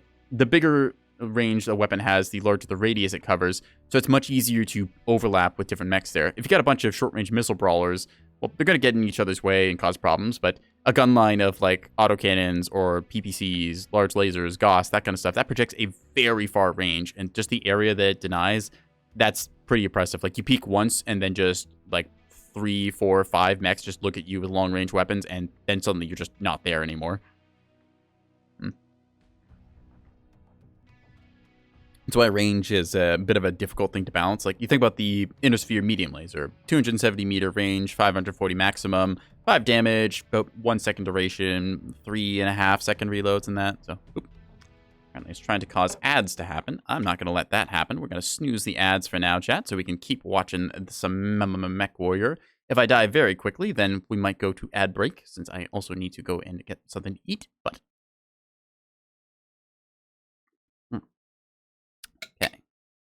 Either way, we've got a match on Bear Claw 2, Skirmish. So, we're going to see how things go here. Anyways, yeah. Put the old coffee bottle down. Make sure I don't bump the mic on the way. All right. Let's see, Skin Hoodie Yoda. Well, that's not morbid at all sounding. Black Cayman. Miss Hemlock. Oh. Yes. The old 007. Ah, okay. We're on Oceanic servers. So that means that, like, 4 people live in Australia and are having good ping. And the rest of us are going to have an interesting time. I mean, I'm glad that the Oceanic crowd get to have their time in the sun every once in a while on the Oceanic servers, but it also just kind of fills it up with people from all over. So when there's, like, you know, me with 200 ping and fighting against a light mech with 200 ping, there's got to be a bit of interesting desync going on there between the two of us. So, still, we got a funny Black Knight here with light PPC spam, which looks something like this when we fire it. Fire! That's very blinding, actually. I forgot about that little quirk. Okay, now it's not blinding. Is it because I walk forward? Hang on. Stop moving again. Okay, interesting. That looks like it's a lot more, like, at my neck level than I would imagine. But it's not a problem if I walk forward, so we'll just have to walk forwards towards the enemy and then not worry about it. Excellent. Yeah. Uh-oh. VTube Studio, what are you doing? Why am I frozen?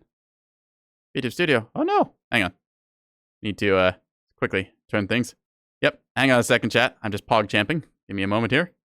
Just, reconfigure this. Yeah. Neko nonsense back online. There we are. Yeah. Excellent. So, software does this after you leave it running for a certain amount of time. Here's my little pog champ.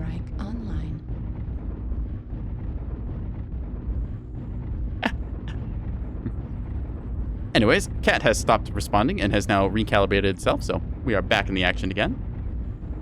Let's take a look-see. So, we got the long avenue here, which, again, is huge unrestricted sightline. There's a reason a lot of games tend to have a hill in the middle of certain maps. It's a nice way to break up sightlines. One big example of this, I'll use Halo as a reference. So, Halo Combat Evolved, you've got this lovely map called Blood Gulch. It's a big, long, open expanse, which, when you have a sniper, is a bit of a problem, but it's very limited snipers. Compare this to Halo 3, where they had to redo the map as something called Valhalla, because people, instead of having just snipers for their long-range weapon, they had things like battle rifles and Spartan lasers. So, In this case, we've got a big, long, unobstructed sightline here, which is problematic for long-range weapons, because it's very easy to get some cheap shots off, and when it's kind of a main conduit to run a lot of your guys through, it can be a bit of a problem. You'll have to avoid that. It's also very central to the map here, since if you want to cross over from this lane to this kind of side... Did somebody just shoot me? No, okay. It's just somebody else. That is somebody trying to shoot me. It's a... Looks like a clan hunchback with large lasers. We're just going to ignore that for now. Yeah. Alright. Gonna waltz our way over to here and try and come around this corner, and hopefully there will be somebody we can go pew-pew on. Hopefully. No guarantees, but, you know. A cat can dream. Where are you? Alright, so we see all the ice ferrets kind of scattered around the outside there. We're gonna push up with our warlord here, since of any of the mechs, it's probably gonna be the warlord that'll be our front line. What? Oh, it was a Timberwolf shooting. Okay. I thought for a second there was like a light there. What the heck? Why did I say affirmative? I meant to say enemy spotted. My mouse is all messed up. That's kind of cute. You can just jump jet up that. So we see there's something with ECM on our Onyx Centurion there. We're taking a good chunk of damage. That's 77%. Target acquired. All right. See a hunchback and who else? Acquired. Got that little bit of latency going that I was mentioning before, so I have to play with what we got. Our weapons are not the most high-mounted either, so we're going to have to contend with that. That is a heavy. Hi there. Okay. I'd love to drop an arty strike, but it won't actually do anything here, so we're just going to... Okay, that thing's dead. We're just going to watch this sight angle here. Never mind. That thing's going to run off. Keep you. New target acquired. You can see a bit of latency coming through here. 200 meters a second. 200 milliseconds as I try and do this. Yes, Twitch, I know you want me to run ads, but we're playing a game right now. Can you please wait a little bit? If ads start playing towards the middle of this, I am sorry. I will try and silence them again for a second. You stop playing. Ouch. I'm currently in a place with no cover, so that's kind of stupid on my part, but still. Let's see. Alright. What do we want to shoot at? Direwolf? Direwolf. Direwolf. Phew. Okay, so we're running the night vision mode, so I just get better contrast and can see through some of the smoke, since there's a little bit of it taken up from dead mechs now. Hi, you. Switching over to thermals, get a read on that guy. He's running very hot. Thermal vision important, because you can keep track of your enemy's heat bar and judge kind of when they're going to fire next. That's an almost dead mech that we just locked there, so let's try and get this direwolf wherever it went. New target acquired. E7 moving into... Taking some laser fire from our Thunderbolt. Ow, I think somebody with PPCs is shooting my left side. New target acquired. There you are. Boop that in the back. Other benefit of PPCs is disabling enemies' electronic countermeasures for, I think it's 4 seconds. Center torso. Ouch. Okay, we might be a stick here in a second. New target Ah, dang it, I missed that hunchback. Okay. I'm stuck in an awkward spot here, because I have to reposition so as to not get shot by everything. Target spotted. Target spotted. I'd love to airstrike you right now, but unfortunately I can't, so we're gonna have just a... Ah! Where did you come from? Okay, so that's a direwolf. And we're dead. Okay. Not the greatest showing of the Black Knight, but like I said, it can do some silly builds like that. I guess you could also run this thing with like entirely light PPCs. You could do like a 1-2 combo punch thing. That might be worth looking at. See a Orion here with a MRM 15 package. Got a 10 and a 40 and an LB20. We're dealing half decent damage. That's a lot of crit chance with that, because the LB20 fires 20 pellets, which beat each crit. So, yeah. Surprise direwolf. Yes, the unexpected direwolf really got us there. I'll tell you what.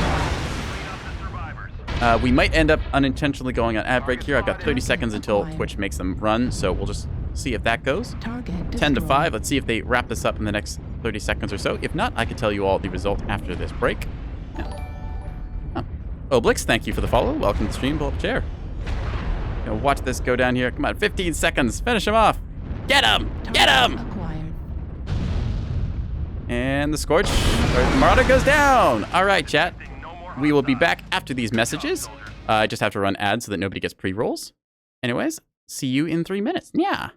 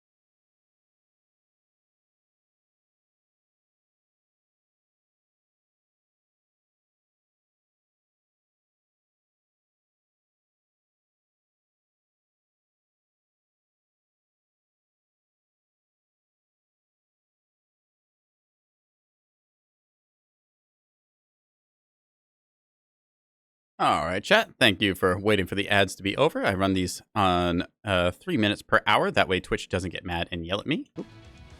Let me click back to the right tab. There we go. Now we're in. Anyways, we have decided to revamp the Black Knight. In this case, I have equipped it with 8 of the light PPCs and the new advanced sensor package, dropping our engine down to a light 325. When we go into skills, I was just thinking about implementing some new stuff here. All the heat gen, because this is going to be a very hot mech. I might even go for the overheat nodes. We have the skill points for it right now, so we're just going to invest in those in case I cook myself. To try and get some speed tweak on this and maybe torso speed. The idea being that I'll be able to fire all of the light PPCs here. And actually, hang on a second. I'm going to bind all these to the same key. We're going to go into the testing range for a quick second, because I have a very funny idea that I want to try. I also remembered to get myself a little piece of cheese while I was on break, because I am allowed a little piece of cheese. On behalf of all cats everywhere, we can have a little piece of cheese as a treat.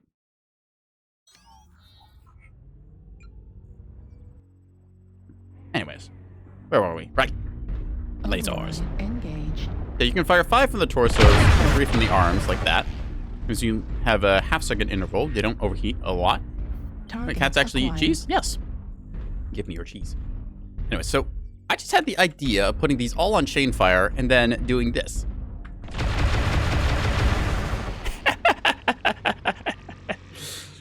That would be so annoying to get hit by. Just imagine you're just trying to peek down a sightline and then...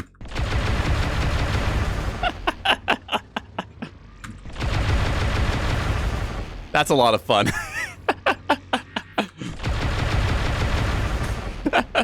Okay, we're gonna actually try this now. I'll take this arm. Oh, yeah, let's. Right, so it's not a lot of damage, but you thought cats were lactose intolerant? No, I tolerate lactose. I'm lactose intolerant. Means I don't tolerate a lack of toast. So while you're getting your cheese, you should get me some toast as well.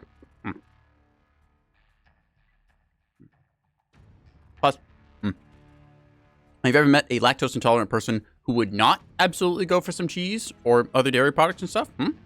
They know they'll regret it, but the ice cream to them is worth it. So we're going to try and see if we can make this work. I'm probably going to overheat myself horribly doing this, but there is a very small chance it might be funny. So that's a good enough chance for me.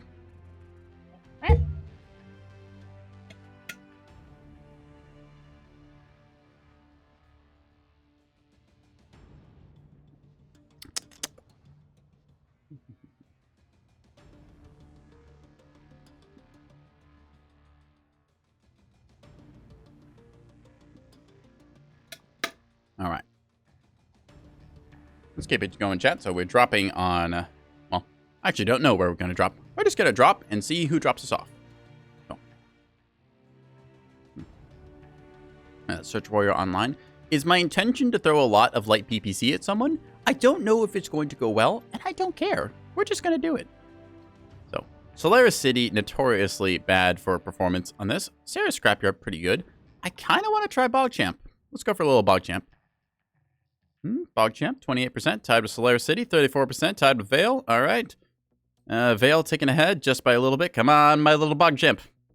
No. All right, Emerald Vale is good. So we're going to use our range of about, I think it's 540 meters by default for light PPC. We're going to try and use that range along with our various quirks that benefit PPCs to just, pepper somebody with these.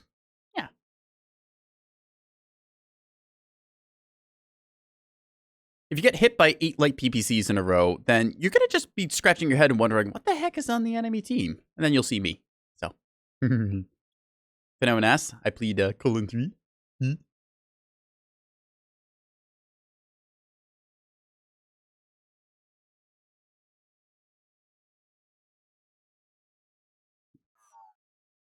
We got David Bowie on our team. The Mighty Voltron.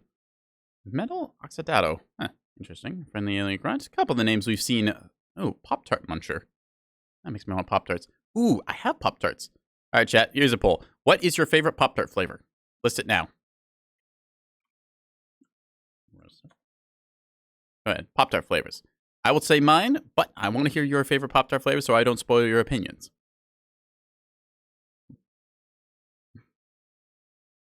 Ghana, my client pleads lol in Lamau even. Yes, a little bit silly. Brown sugar.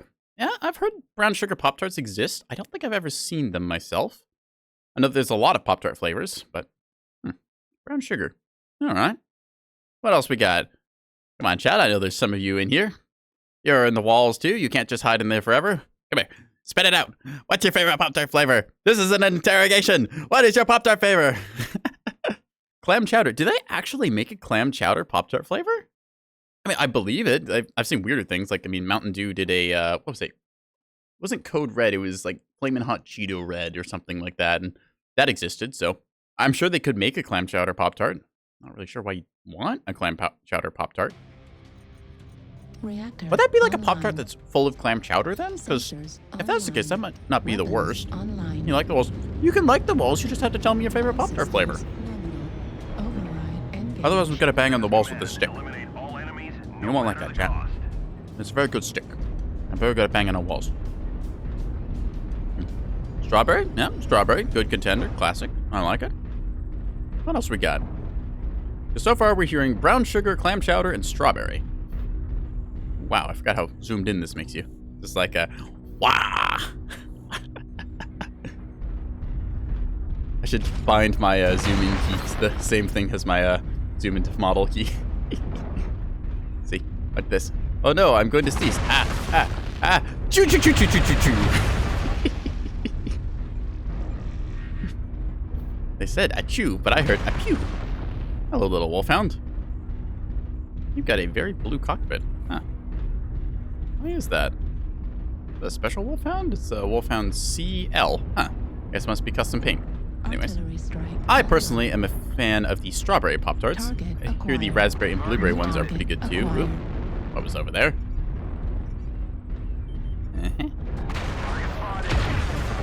If I had hit that, that would have been incredible. But I didn't. So we're just gonna not Kill this guy, need 4 then. Alright, let's see what's up here. Whoop. Sadly, I'm not a giraffe, so I cannot peek over high walls and whatnot. So that you put bobbleheads and fuzzy dice. They do have some ornaments and stuff like that, although I don't run them because I get distracted. They obscure a little bit of my space. Ow. New target Heard a acquired. weird clicking sound. I think I nudged my wires the wrong way. Or fuzzy dice, yep. Slap the fuzzy dice for good luck. Hello, you. Whop. And whop. Thought he might run back. That was ATMs on that thing? At that range? What are you doing at that range with ATMs? Hold up. That doesn't seem right. Hey, buddy. I'm not dealing much damage. Yeah, that's a ATM Orion. Okay. Huh. Hang on.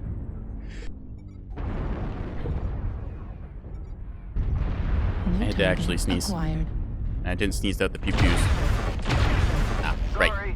Downside of arm-mounted weapons like this is that your hitboxes are a little bit awkward. Seeing a Centurion without the arm is a little bit funny. That corner is a little too cramped. We are all caked up in one spot here, so we need to find better terrain. That Orion is still up there. It's really weird because, like, ATMs, you're trying to get really close to the enemy. They don't deal any damage within, I think, 60. Bushwhacker, please move. Within 60 meters or so, but they do incredible damage in, like, the 60 to, I think, 200, 300-ish meter range. It's like 2.5 damage a missile, which is quite a bit. Hello, you. Alright, I need to pick a target. Don't want a friendly fire here. That would be bad. Friendly fire is it. Pew and pew. There we go. Go block the Orion trying to shoot me. A king crab. Foxtrot king crab running cord. Okay, that one's gone. Excellent. Not sure why the frame rate is taking a weird tanking around this part. What the? They came behind us? How did that thing get over there? Oh, it's a Charger. That's how. Chargers live up to their names. They tend to run fast. Okay. You are gonna... Never mind. Phoenix Hawk had it in the bag. Never doubt David Bowie's power, apparently. You. Hi, buddy. Alright. You've got Gauss and ER large. I know exactly what you're about. And I know your entire moveset. Ow, actually, I didn't account for your buddy. Let's get out of here. New target acquired. I had him read like a book, but I didn't know his buddy was coming at me with a freight train. New target acquired. Alright, where are you? I see you. Somewhere in there. New target. Uh-oh. And good. Okay, there's somebody in front of me, which I don't like. I'm taking you. New target acquired. Whop. Warning, incoming missile. And you. Hit. And hit. Yes. Target spotted. Almost got him. Another hit, at least one. So you are a huntsman, which I think means you have missiles. New target acquired. Really just trying to quick scope this guy here. Ah, dang it. You again. I hear you. Where are you? Ah! Not enough twist. Insufficient twistage. Ah! Critical damage. They came from behind! You. Come here, you little... Incoming missile. How did you live through that? That's like 25 damage pinpoint. Alright, you. New target acquired. Ow, ow, ow, ow, ow. Punch back his leg. Ow, ow, ow, ow. I am getting tore up. Please keep that side. Nope. Okay. Gotta fire everything! Okay. So. 8 light PPCs is funny, but in terms of actual practical applications, we are struggling. So. We might do something a little bit less silly. Still, 8 to 11, not the worst. Okay. Our Miss Lynx just has to not get shot by anyone and win the entire game now against 4 mechs with literally no center torso health. I believe in them, chat. How about you? I think they got this. They're just climbing the mountain here. Look at them go. Whee! 5%. Fuel at 0. Just evaded him. It's a light PPC Jenner. Oh no! No, Exoscorpion. We'll give a GG there. They fought decently well. 8 to 12. Not a complete stomp. I feel like the light PPC build just got a little bit too silly to be serious. You need to be seriously silly, not silly serious.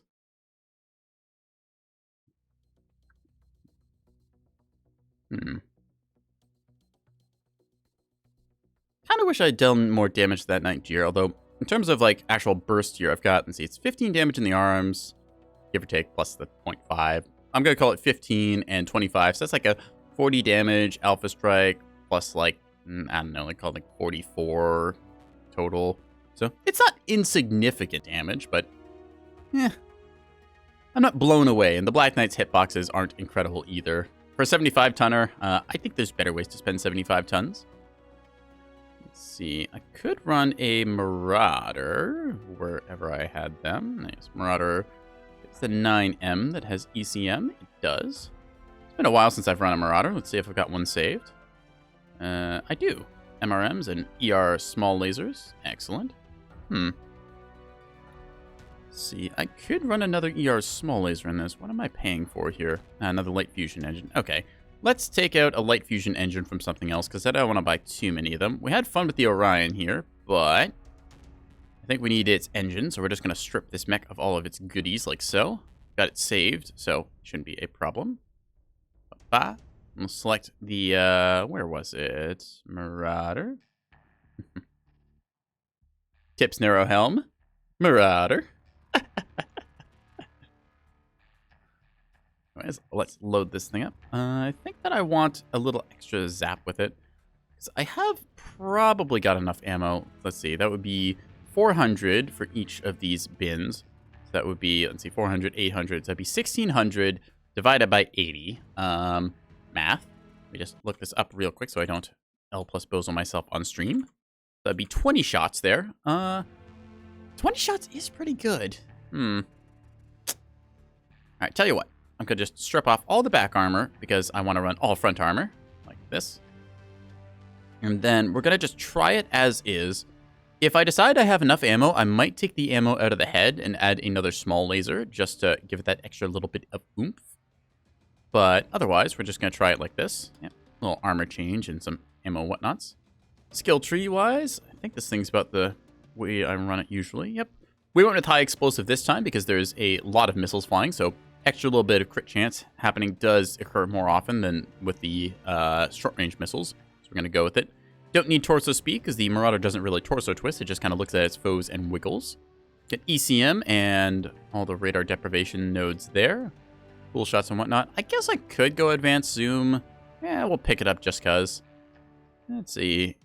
all the improved gyros I really need. I don't need improved gyros, but they are nice to have.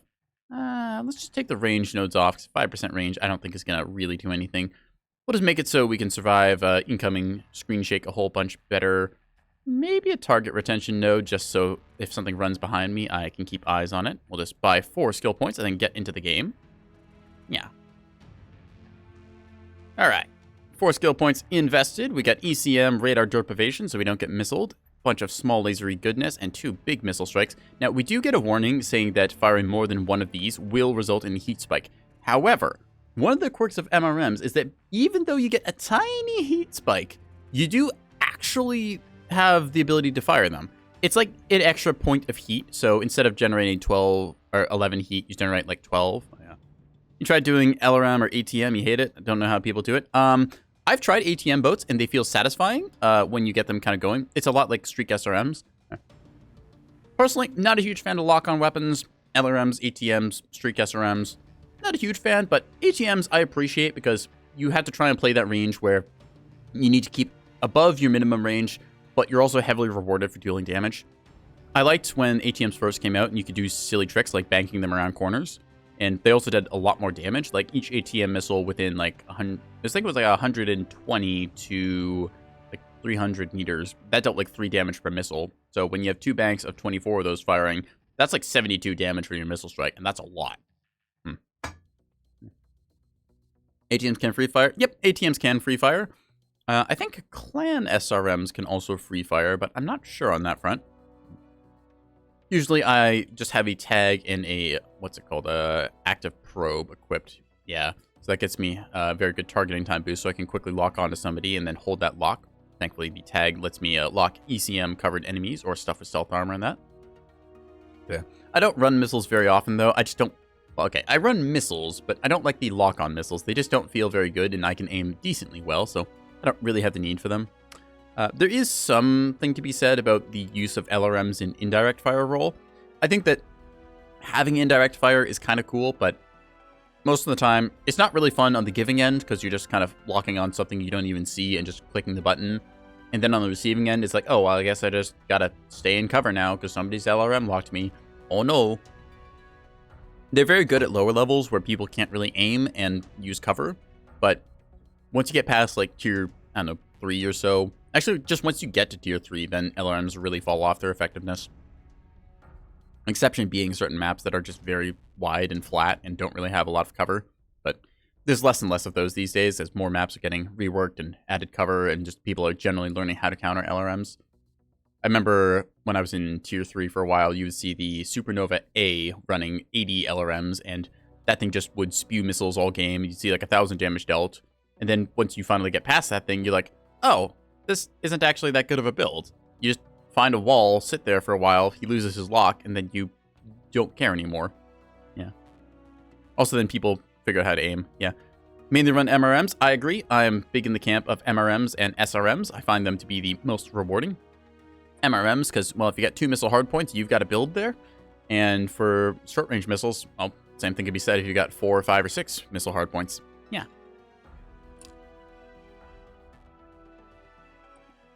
Awesome. 2 LRM-15 Artemis. Okay.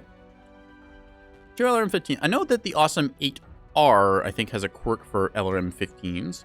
They might have changed that to just be a general LRM quirk now. I know a couple mechs still have certain things like 5% LRM 20 heat or something weird like that, but it's very much saying, hey, you're going to run exactly this missile and nothing else. But, yeah. Tier 4 so anything goes? Ah, okay. Yeah. So I'm just eating chocolate chips. I'm going to talk about something I call the... I'm not sure if I want to call it the tier 4 or the tier 3 problem. I think the tier 3 problem is the best way to summarize it. So, when you first start out the game, you're placed at tier 5 and the bottom of it, which is okay. You're new. You don't really know how to play the game. If you're good, you'll get out of tier 5 pretty quick. Just win a couple matches or do well, and you'll get promoted very quickly. But one big problem that happens is once you get placed into tier 3, you have the ability to match with the top players in the game, which is tier 1, and also the worst players, which is tier 5. So your match quality can vary wildly if you're in tier 3. It's it's why people who join the game, they play like tier 4 and 5 and stuff, they feel pretty good. And yeah, it's a nice little fun game. You get some people who are a little bit tryhardy because you might get a tier 2 in there or something, but it's generally not the worst. But once you get into tier 3 and you get paired up with some of the like top meta sweats in tier 1, like keep in mind, I played this game for like 1,800 hours. I know pretty much all of the maps and builds and other stuff. Like I can look at a mech and quickly identify it. If you get somebody who's just installed the game and has done pretty well and they get placed into tier 3, now they're facing against either the worst players, which is just a complete one-sided stomp, or they're facing the best players. And that's a very, very wide range of experiences. So that's why I think that if you want to have fun, probably tier 4 is actually the best. Yeah. Like Apex, once you learn the game, you get Preds. Yeah, that's another thing. I remember playing Apex Legends, which I have played a little bit. It's not exactly my game. I'm not huge on hero shooters, and it's kind of the hero shooter battle royale. But I remember playing Apex, and I would do decently well and perform, and then I get matched against literally some of the best players in the game in the unranked mode. I'm like, okay, you have Predator stats. Like, you're the top 1% and above of this game. I'm just here to play this game casually. Like, I don't even really invest that much into learning, like, strats or compositions or other stuff like this. Like, I just kind of pick up a gun and go, and I'm facing this. It's very difficult to have a good match experience when you're playing against somebody who's like literally top 1% of the game, which is why it takes me back to this with the tier 3 problem, where I know I am in the top, I think it's the 98th percentile according to the third-party stats site, but it's still very interesting seeing like what the top like 50 players do in this game differently. And when you can match them against like tier 3 players who are kind of learning the game and just maybe crawled their way to tier 4, that can be very polarizing in terms of experience. So. But enough about that. We are on Mining Collective. We got, unfortunately, the bad side. I think the left side is much weaker than right side on this map, so you really have to push up into the middle aggressively or push around the Fox 5 line very fast. Either way, Gulf Grasshopper is absolutely eating it and is going to cook off there. We're just going to try and zap this UAV down. Might be out of range, actually, on that. Sorry, Charger. Just going to run into you there. Zap. As a smoke. That is bad. I want this UAV. Give me the UAV. There we go. Denying the enemy intel is important. So, in this case, they don't actually have any long-range mechs back there, but I thought they might. As I say that, I get shot. Okay. Thank you for proving my point. Stop it! Rude. New target so, acquired. to counteract this, we are going to, instead of getting shot from the left, we're going to look for what shot us on the right and see that, they do actually have long-range mechs. They were just hiding. Devious. So, we don't have any jump jets, unfortunately. Taking a little nap. That's cute. Stop doing that! Small laser destroyed. I'm going to assume it's that king crab who's just gotten absolutely gutted, so yeah, you deserve that. Screw you, dude. I'm gonna just, go over here and was on my own fault. Let's see. Now we're gonna spew missiles at that Eben Jaguar, taking a moment to see just how hot everything over here is. There's a UAV, which we will want to shoot down in a second. As soon as we can. New target acquired. Getting shot by machine guns. Right. I don't have my 4th ER small laser, otherwise I would have been able to kill that. Acquired. Let's see, so we've really pushed them out of middle now. They're down 4 mechs, including one which was like a 100-tonner, so that's very important. Alright, I think we're gonna go out to that rifleman. Yeah. How do you even pronounce that name? Zedekiah Cromwell? Alright. New target acquired. That is enemy there. Got you. Oh, no, didn't get you. This is why I use thermals, just to make sure that it is, in fact, dead. Got a hatchet man. Name iconic for the hatchet that it carries, although in this case you can't use melee, so it's just a little bolt-on cosmetic visual. It's a lot of machine gun. We're gonna just fire our big missiles over the top here. Trying to get a good view of them. I think I might have hit friendly there. It's really hard to see over these little coolant plant tower things. Alright, they cooked themselves. Well, that was a game. Stuff happened that game. Ooh, that was harsh. I think I did something? I don't really feel like I did much that game, but this is what I mean by, you get games that are one-sided stomps kind of sometimes where I don't know if we just had like a big stack of skill advantage on our team, because I'm pretty sure the game tries to balance it. Maybe it's just the builds and stuff. Maybe it's the side of the map. I don't know. I don't enjoy stomps. I'd much rather have a close game than a stomp, because on the receiving end of a stomp, it feels bad. And on the giving end, like, sure, you're winning, but are you really winning because you're a better player? Or are you just winning because it's like a complete breeze? It's like pairing an Olympic athlete against, you know, somebody who's just learning how to ride a bike. It's not a fair fight. So, either way, MRM Marauder, nice high-mounted missiles here coming into play that game. A little bit of small laser action-y goodness. I think we'll give it another whirl, see if I can't get a better match showcasing this thing's abilities. But yeah. Matchmaking in games is a difficult thing. You want it so that, in my opinion anyways, you want it so that the games are close enough that it's interesting, but you also don't want to have it be the same every single game. I think this is very important for separating the ranked and the sort of casual play. I think casual play should just be kind of generally anything goes. Maybe have it so new players are more likely to be matched with new players to get them a introductory experience, but after, I don't know, like a couple of games, they'll finally get qualified to go with the larger sort of player pool. That's just a good way of getting people into a game, getting their feet wet, and they're like, yeah, okay, everyone's kind of just messing around here, and then they'll get their kind of bearings to decide, okay, I want to play this way, or I want to do this thing. That, in my opinion, is great for social playlists. Halo back in the day, I'm going to use it as an example again, because I played a lot of Halo. Halo did this with social playlists. You would join up into a lobby just with kind of whoever. There was no MMR ranking. It was just like, hey, welcome to social. Yeah, just have fun with it. Match made into like 4v4 Team Slayer. All right, go for it. But then on the other hand, you had the ranking system, which was based more around the actual ranks where you got, like, let's say Halo has 50 ranks. If you were, say, a rank 20 player, you match with somebody who's like rank 10 to rank 30. So nice little range there. You wouldn't be paired with too many people outside of your range, but it was still the distinction between, like, I want to play this quick play and I don't play this tryhard mode. Most games nowadays follow the kind of MMR rating where your quick play and, well, I say quick play is like their social play and their actual ranked play are the same matchmaking ranking, which, in my opinion, is a really dumb thing. Because I don't want to play every game super sweatily. I want to play Mechwarrior Online and have some fun with the game, and it does let me do that, which is part of why I like it. But many games decide that, yeah, you're going to play this game exactly this way all the time, and it doesn't give you any variance. Because if you want to play ranked, it's going to be pretty much the same experience as casual, except now there's a number attached to your name. So really, there's, like, not that much difference there. I'd much rather have ranked be the tryhard mode. Like, if I want to sweat, I'm going to go play ranked mode. Yeah, I'm going to see how big I can get my score number. If I can get into, like, Diamond or Masters or something like that, or get the top level rank 50 in Halo 3 Slayer or whatever. I think that's a better system.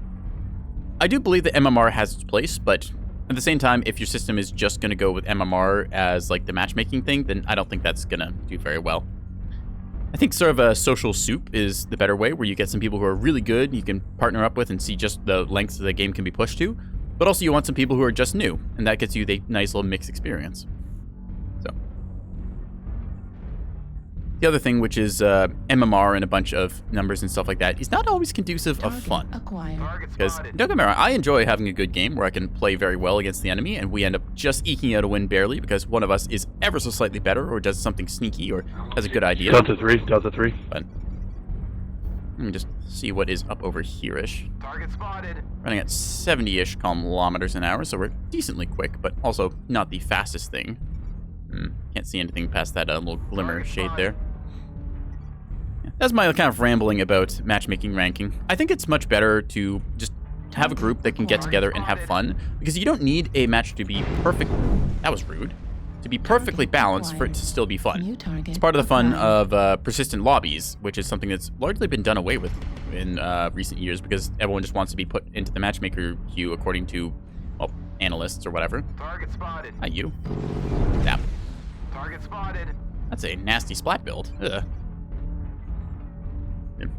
I do kind of long for the, like, Halo 3, Halo Reach days where you could get a lobby of people and play with the same guys for, like, the entire night, and then just, like, sign off, never see each other again, but you had a good time together, and teams are randomized in that, versus now where it's like, okay, you want to party up with your buddies and enter into quick play matchmaker, and that's it. If you want a solo queue, well, you're not going to get a lobby again with the same people. Yeah. Well, Battlefield, Rising Storm lobbies, yeah, it's that kind of, like, different environment, because gaming quite literally has changed. There's just an entirely different market and expectation now than what we saw in kind of, like, I don't know, I call it like the Xbox 360 kind of era. Probably positioning very badly here, but we're going to find out. AV activated. Putting as much damage as we can into that Highlander. So it's giving some good damage in return. Go on that Gargoyle as well. Target spotted. I got a back shot there. Yeah, BattleBit Remastered has persistent lobbies. Yeah, BattleBit Remastered is a lovely proof that old stuff still works. It's a game made, I think, by like 4 people or something. And it just emulates shooters in a really good way with a really fun module. A really fun kind of like way to mimic kind of like older games that are more focused around just, you know, playing and interacting and being social and having fun. Versus, I feel like a lot of modern games are primarily profit-driven and focused on that, with fun kind of being metered out, coming secondary. Hi, you. CP. Okay, this thing has LRM, so I'm actually not afraid of it. You, on the other hand. Okay, I need to cover my left side here. Psych. Oh, crap. Okay. We might be going down here. Need assistance. You missed. How did you miss? I'm right in front of you. How did you miss? Right torso critical damage. You should have taken my left torso off by now, but you didn't, so I'm very thankful for that. But, anyways. Just gonna go around this corner here and greet them. New target acquired. Mech. Hi, you. There you go. Now you killed it. I was wondering why it took you so long. Like, I've got giant bunny ears, dude. Thank you. Nah. I might try BattleBit Remastered again. I think I played... Did I have a free weekend? I remember I played it at one point. I just don't know if I have it on my current Steam account or not. So, yeah, just there's something that's kind of lost in sort of more modern era gaming that is, well, a lot of it tied to Matchmaker and trying to find like the perfect like balanced match game, because according to the spreadsheets, it's like, oh, we want our players to have a 50% win rate and we want exactly this MMR matchup and plus or minus this, and it loses out on a lot of what made older games good, which is the social lobby experience. So, I'm gonna watch Art Gazeel here trying his best to evade these bushwhackers and their nasty machine gun SRM snub builds. Get to shoot up and probably gonna explode in a second here. Azeel with a light engine instead of a XL. He tried to get one last shot there, but unfortunately cooked himself. Happens to the best of us. Yeah. Bushwhacker is almost dead. Trying to take off its legs there, slow it down, make it easier to hit. There you go. That thing got down to like 8% before it finally popped. Good tanking on their part. Have to give them credit. We got Pirate Spain here with stealth armor. Ooh, fancy. Yeah. Tilt my head to the side here. Yeah. The stealth armor means that you are invisible to sensors. However, it means that you basically don't sink heat. There's very limited heat sinking. Also, you don't receive intelligence from your allies. So, you are very much going solo. And you can also get shot in the back because you didn't see somebody. Happens. How the heck is that Firestarter still alive? India Firestarter is like one tap CT. I call out to this guy. He might be able to get it. Ooh, this is an interesting build. It's got large X-pulse lasers and flamers. So he very much wants to stare at the enemy, and he's going to use his flamers to try and keep him that way. Target acquired. Right torso critical damage. Trying to tank here. Yep, there's the big old weapons blast. Oops. Unfortunately, he loses the side torso there. Goss ER PPC Bounty Hunter. Huh.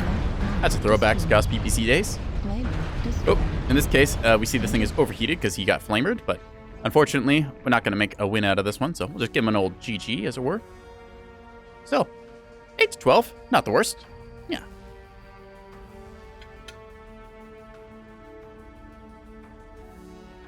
$590 damage dealt, 742 taken, so yeah, pretty high damage lobby in this one when racking it up the numbers.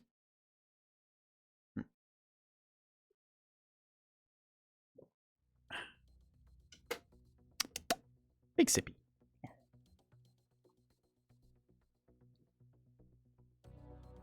Alright, I think that's enough of the Marauder for right now. We got some good games out of it. What else do we want to play? Could do a Sun Spider to spam ultra autocannons at people, but that's not the most interesting. A Roughneck here with some binary and large pulse lasers. Got a... What is on this thing? It's a Warhammer, which we had a Warhammer event a while back, which gave us a bunch of Warhammer 40k style stuff. So I painted this up to look like the Ultramarines, the 13th Legion in the 40k universe. So, Space Marines! It's got Ultra 5s and AC 5s, XL 280 engine, because I need a tonnage. It's not a bad mech. I think this is pretty consistent firepower, although I don't typically enjoy running it in that loadout. I much prefer the Boom Hammer, which has 2 AC 20s or something similar. Was it the K2? Might have been the K2. All right, we're going to look at builds here. So I had an idea for a Catapult K2 where I could get like a pair of LB10 autocannons and then maybe a snub PPC to go along with this. That could work. That could work. See, if I run 2 snubs, that gets me not much tonnage left over. Let's see if I can fit this all on an XL engine or not. Might be able to. All right. That's enough to fit on an XL255. Could run... Let's try some ammo into this thing. Okay. It's not looking unreasonable. Does it have jump jets? It does not have jump jets. Okay, so that's a consideration. Still, I can get... It's probably too much ammo, actually. 2 snubs and 2 LB10s is not terrible in terms of damage output. Kind of like that. You got the LB10s for good old shotgunny power, and then we've got the snub PPCs just for doing their job. Alternatively, I could try and go with AC 10s, which gets us a little bit faster firing, and it does our damage in single instances, which gives us a little bit better precision burst. Let's look at what I'd have to do to get that. Okay. With AC 10s like so. All right. They did get more ammo per ton. I'm going to strip off a little more leg armor, which is getting a bit risky, but I think it'll be worth it. All right, we're going to try this and see if it works. Also going to remember to swap out the ammo types, because if I take a bunch of the wrong ammo, it doesn't actually do anything. It just is a thing to explode inside the mech. I have never, ever taken the wrong ammo type and been very confused why my guns didn't fire. No, that would be silly and ridiculous, and who would ever do something like that, right? Anyways, so this is going to call for a XL. You know what? Screw it. I can afford it. I'm just going to buy it. I don't feel like fishing around for another XL255. Save this as, let's see, we'll call it 2 AC10 and 2 snub PPCs. For weapons groupings, we'll put the snubs on 1, AC10s on 2. This means that we have a pretty precise burst fire weapon system here. It might be better to run like AC20 and snub PPC, but in this case, we've got 30 damage dealt fairly pinpoint. Actually, this is 40 damage dealt fairly pinpoint, so. Also good velocity on these. These each fly at almost the same speed. Close enough for me anyways, so we're going to try it. Let's see, just all cooldown here. Yep, that looks okay. I don't think we really need to do anything special here. Maybe advanced zoom would be good for us. All right, we'll take advanced zoom and probably do away with the UAVs. I don't think we need that many UAVs. Just get rid of the extra one here. There we go.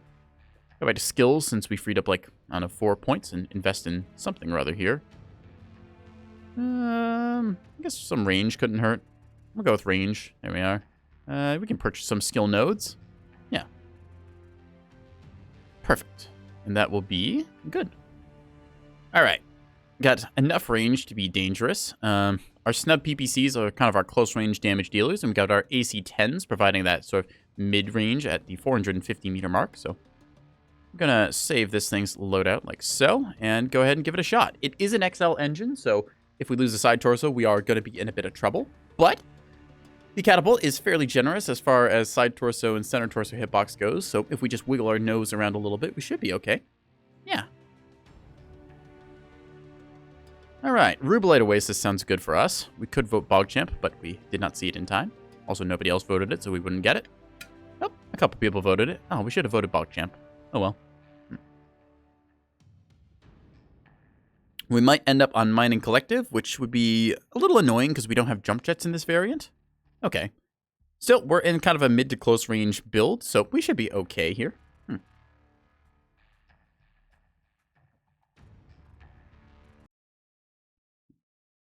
Another thing I could do is I could swap out the Ultra 10s for Ultra 20s, but I need 2 more tons to do that, so that would mean having to go on a smaller engine, most likely.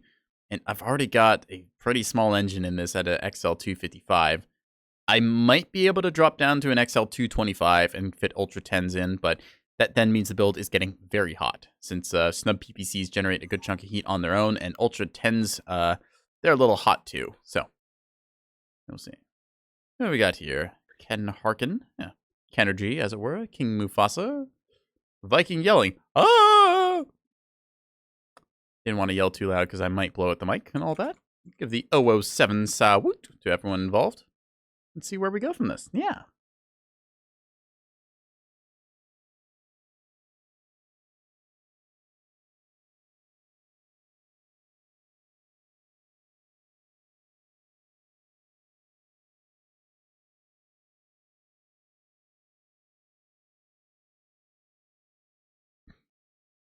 Who are we waiting for? We're waiting for Mufasa and Belsira, also Grey November. Certainly living up to the name, November has been very grey. Camera freaking out as I adjust the mic ever so slightly here, but... Take another big sip, eh? Yeah. Alright. 12 seconds. Come on, Grey November, you can do it. It's been a very rainy month here. Yeah. Well, this is rainy all over then. I do wish it would decide whether it wants to freeze or not, because sometimes it decides to do this weird freezing rain, which ices up my car a little bit. And I'm like, oh, crud, I'm going to have to go de-ice that. That kind of melts later, but then it refreezes, so you get this horrible black ice slick on the driveway, and then you almost fall over. And I'm not talking about events that may or may not have transpired at all. I'll give him a :3 to that meow. Yeah. Anyways, we got our snub-nosed PPCs going kablooey, and then we got our AC-10s, which have ammo, so I'm not going to fire them off nonchalantly. Let's see, we have 108 shots according to this, so that should be plenty of ammo. Doing the math on that, that would be 54 rounds each, which I think should be plenty. We've got a 2.15 second cooldown by default. There I go, leaning into the mic again. Messes up my face tracking. Alright. Kind of looking out across the way, seeing the stuffs, as it were. You can see the big old radar dish in its weird pixelated look right now, because it's not rendered in correctly, though it will shortly. Alright. Catapult is very nice. It's got this nice looking cockpit here, so you can kind of see around the place, although the cockpit is center of... That was rude. The cockpit is the center of the mech, so you will sometimes get shot in the face. A little unpleasant when you're trying to get accurate shots onto somebody and they're just completely blinding you with all their missiles and whatnot. But, Stone Rhino has weird looking arms. Interesting. We're gonna just go up here and see what there is to see.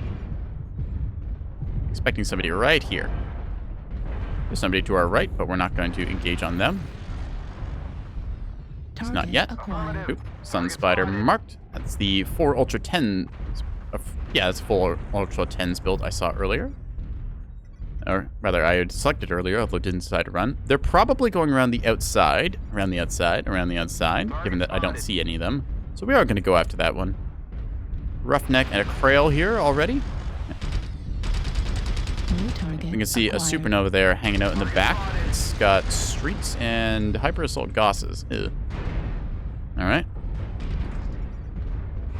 You can see a light mech of some sort. Unfortunately, I am a little bit taller than my cockpit is, so they're going to see me. There's something with a lot of missile here, and I want to find out what. New target acquired. Novacat B. One of the famous LRM mechs.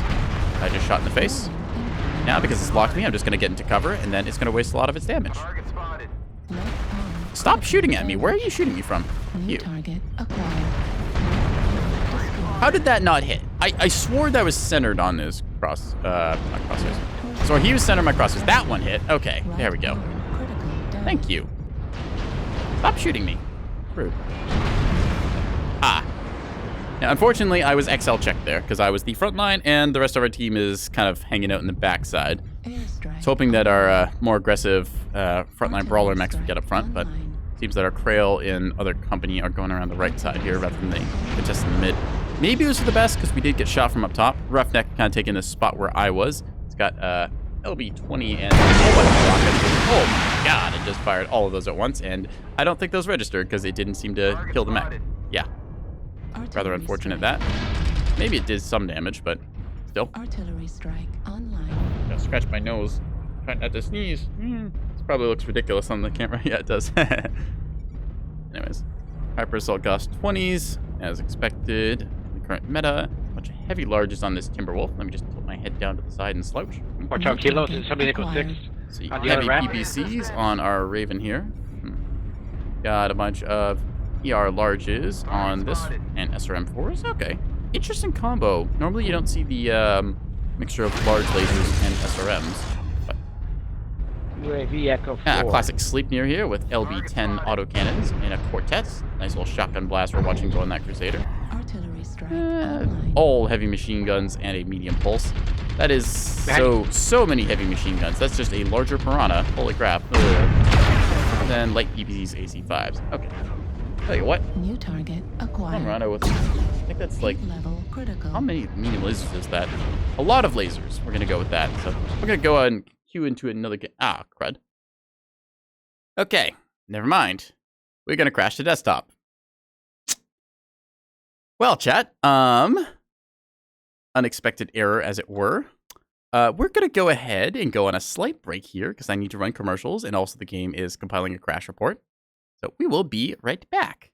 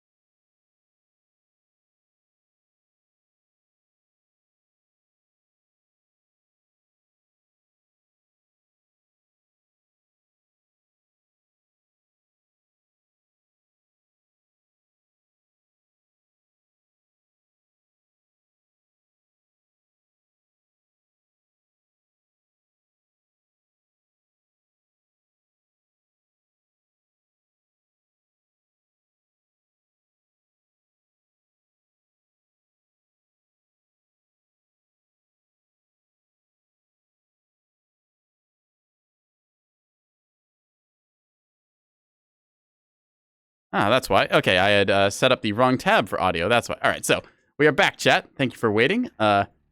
OBS was being a little difficult trying to capture the right application because Mechwarrior Online decided to go kablooey. Anyways, take a look. We were doing stuffs and things here, so we got on our mechs back. We were looking at the mech here. I could maybe do something silly. So if I do this, it does mean that I'm going to lose this arm with the double heat sinks and stuff. And it does mean I'm going to run around at like 53 kilometers an hour. But technically, I can run a mech like this. I don't think this is a good thing to do, but you could technically do it. Just you'd move at the speed of like a Fafnir. I'm going to just save this one for deliberating on later if I've got other silly ideas. I think that maybe just 2 Ultra 10s and light PPCs would be better. Let's take a look how that might look. So, I've got ideas, chat. I'm not saying they're good ideas, but I've got them. So, 2 Ultra 10s, like so, means we can get rid of this and bring back our much bigger engine, which I like.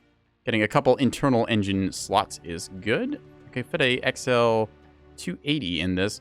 It is going to be a little hot, so I think I want an internal double heatsink, like so. I'd love a jump jet if I had one, but I don't. Okay. That has some merit to it, and I can go back to running ferrofibrous armor, like so. Okay. What if I go with an XL engine that is a 300? XL 300. We are still a little bit stripped on the legs, but I feel like I need to have this much. All right. We might try this. XL 300 makes us run at 80.4 kilometers an hour, so that's pretty quick. I would have to buy an XL 300, but I'm okay with doing that, even though it's kind of a waste because I already own them. Still, 2 Ultra 10s gives us a nice little burst of damage, and then 2 light PPCs to back it up gives us something to use when we want to add more damage for heat, or in case our Ultra 10s jam. Because I think autocannons... No, the Ultra 10s and AC 10s didn't get any more ammo this patch, so I might still want to run... Gonna run them with extra ammo just in case. So we're gonna drop down to the XL 280, because then I don't have to buy a new engine. I'm gonna add a double heatsink like so, and bump up our leg armor just a bit, because I'm a little paranoid about losing my legs and just getting absolutely hammered. So let's just drop down to doing this like so. That looks pretty good. We're gonna save that loadout. There we are. All right, so got our big old OO eyes on this thing. No OW in the middle, but actually we can put the PC Gamer skin on here, even though we don't actually see it. There we go. Perfect. I got that way back when PC Gamer covered this game, which was 2013 question mark. I don't actually know when that issue came out, but I remember getting the skin and then just never doing anything with it. So here we go. Got Ultra 10s backed up by light PPCs, XL 280 running at a flat 75 kilometers an hour forwards, 50 in reverse. That feels pretty good, honestly. I think we'll go with it.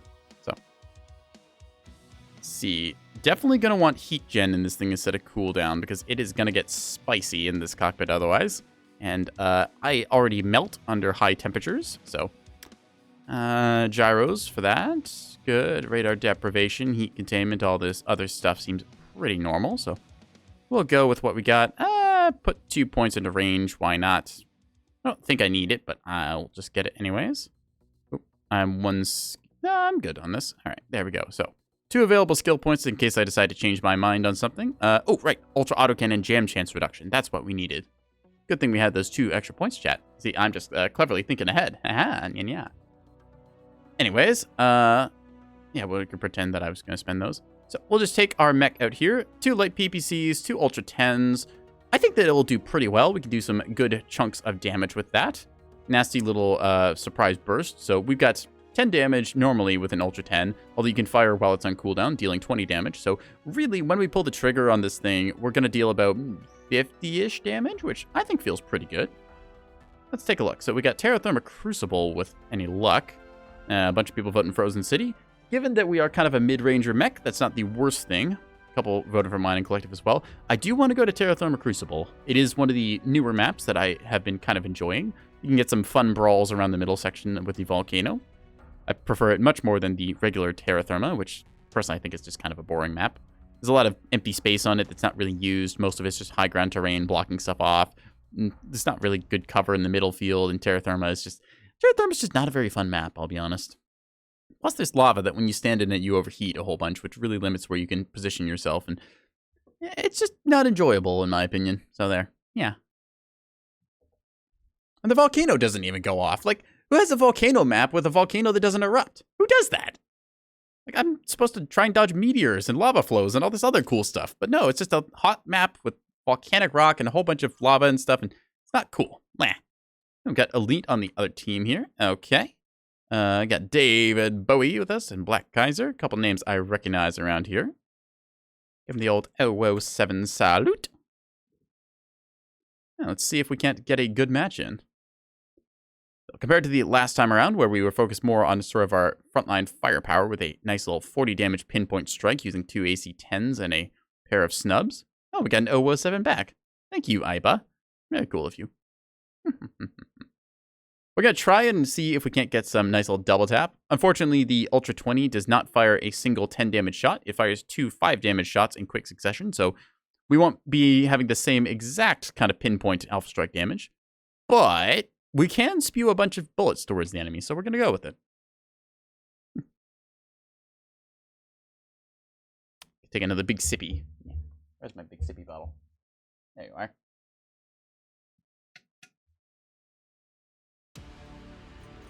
Reactor online. Sensors online. Weapons online. Alrighty, let's do All this. systems nominal. Override engaged. If you can't hit your first shot, just shoot a lot. Yep. I could also try running this thing with ultra autocannons, although I'm not sure how. Not ultra autocannons, with rotary autocannons, although I'm not sure how well that would last. Catapult is pretty good at face staring the enemy, although rotary autocannons does mean you're going to have to stare at them for a long time to get your damage dealt, versus the ultras, which I can shoot my quick shot with the light PPCs and ultra 10s and then twist.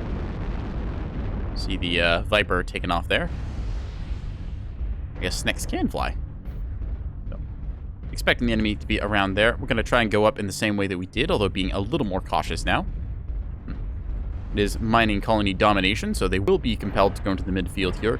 But it's also possible that they go wide around the Fox 4, Fox 5 line, as, well, that side is prone to do.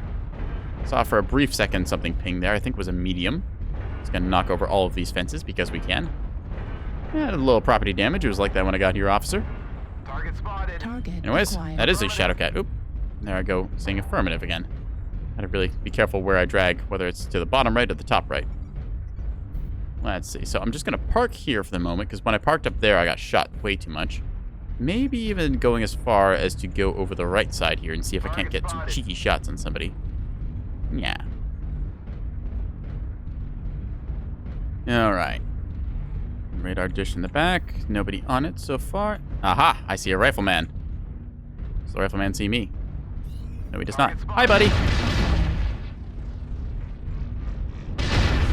That's the 4 large pulse rifleman. I know for a fact that that mech is fairly slow, because the biggest engine you can put in it is an XL225. And, well, you can also fire 4 large pulse out of it, which is pretty good, but we almost took its left torso off, so... Clan mechs, unfortunately, don't die when you take their left torso off, but when you decapitate them, on the other hand, they do. Okay. Good headshot. See a bunch of the enemy in the back line there, still kind of making their way up forwards. Our light PPCs and AC-10s have similar range portfolios, so we can pepper them a little bit. See, there's some enemy mech. There you are.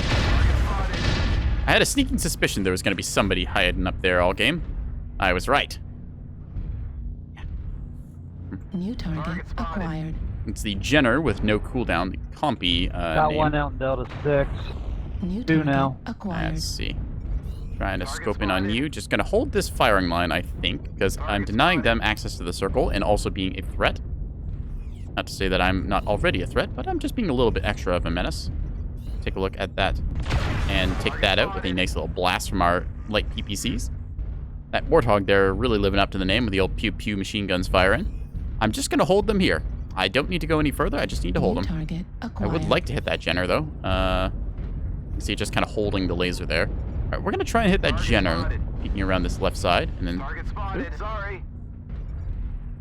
Wow, they have a lot of UAVs. Okay, we've got our work cut out for us then. 1. Delta 4, Delta 5. And we'll zoom in on this one. And 2. Oh, somebody in the back. Ah!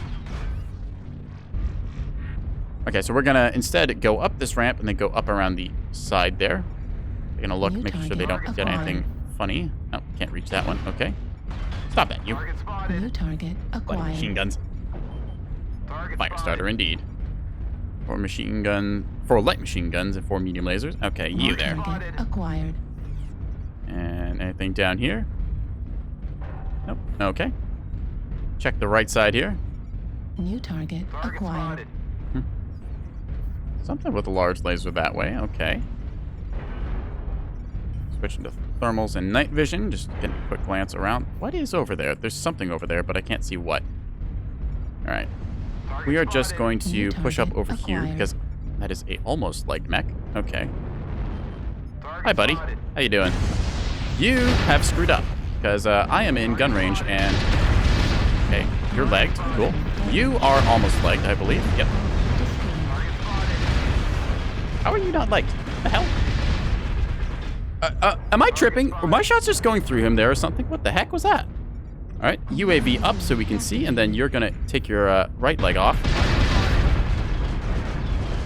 I swear I'm not going insane, right? Why is this so hard to hit? The hell? That's really weird. That should have been a very easy kill. We're just gonna go for the side torso here, I think. Yeah, okay. That was strange. Okay, so that thing's just gotten machine gun, so it's not really... Oops, sorry. Sorry. May have hit you there. Oops. Anyways. Hag's got Delta 5. Someone needs to take care of that. Kill it. Hags? Hurt, What? but he's not dead. Shadow Cat. Oh, over there-ish, I guess. I think that's where I saw the spark come from. I'm gonna check this side just in case and keep our eyes over there. Yep. I'm very confused why that Warthog wasn't, yeah. A lot of those look like hits. Yeah, I wonder, like, North America servers, so it's not the connection. Maybe it's hit reg, maybe it's just there's a lot of stuff going on there. Maybe I just had my convergence set wrong. I don't know. Can't really control your convergence, just wherever your cursor is aimed, but I might have just been better there just blowing through his side torsos and kind of killing his guns off. I was trying to go for his right leg, but I think just the hitboxes were a little bit scuffed, so. All right. Hags look like they're coming from Echo 5. Oh, dear. All right, well, I'm not long for this world, so we're just going to try and take one with us. We unfortunately did not. That fire starter finally caught up to us. I did manage to shoot him twice this game, though, so. You're Fafnir with half a mech left here, trying to do its best. It's a Marauder in the midfield I didn't know about. This Kodiak is, yeah, not long for this world. Cherry red center torso. Let's see, an arrow. I've been seeing more and more of these lately with machine guns and the X-pulse lasers. That's kind of cool. Got a Hellbringer here. Huh, he must have been shot in the back or overheated because he's still got left armor, but he doesn't have any component there. I'm gonna guess he overheated because he's running 4 heavy large lasers. Doing pretty well against this, the heck is a duelist? Oh, that's the Jägermech with the no arm actuators. Alright. Phoenix Hawk here trying its best. 2 snub EBCs, a heavy machine gun, and medium pulse lasers. But it's probably not gonna last long. Dual Hag 40s on a Warhammer 2C. Ugh, nasty burst damage that. Phoenix Hawk sadly getting stripped out by the rest of the mechs here. I'm kind of curious, because I feel like I was doing pretty well against that Warthog or whatever, but then when it finally came down to it, I just couldn't manage to land a hit on its leg, even though it felt like it was in the right spot. Strange. I know there has been some hit reg issues, although usually it's only with missiles. I wonder if it's just because I was getting peppered by so many machine gun shots that it made the client confused or something. Yeah, that Warhammer 2C getting ridiculous damage dealt. 982 with just 2 Hag 40s. It's something.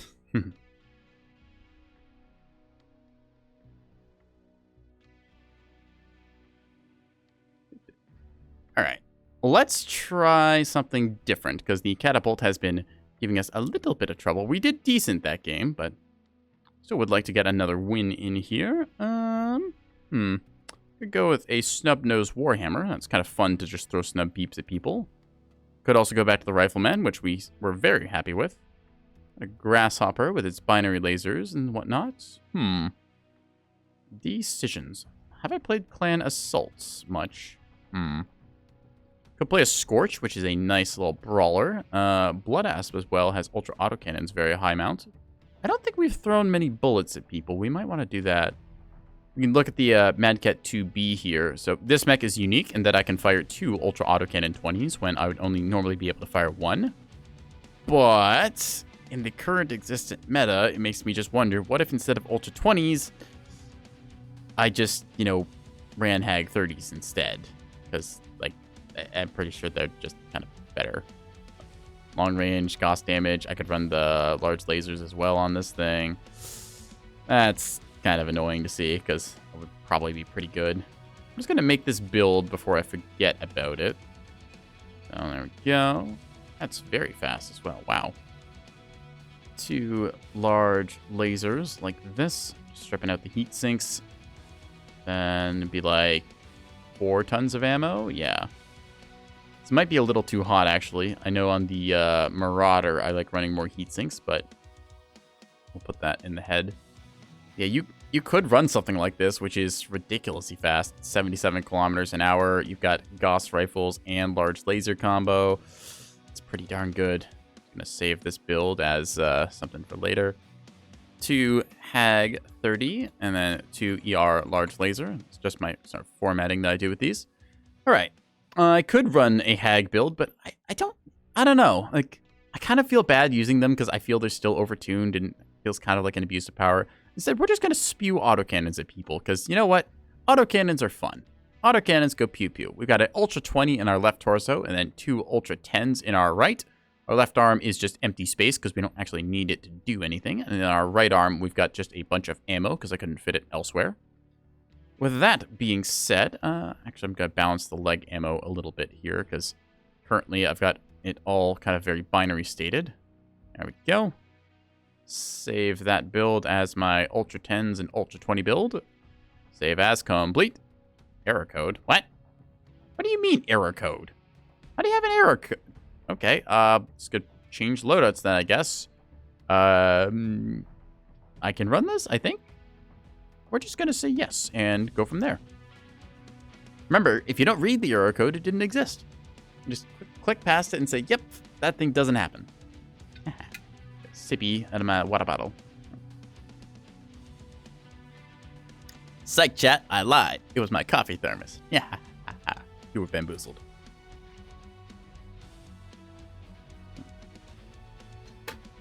Alright.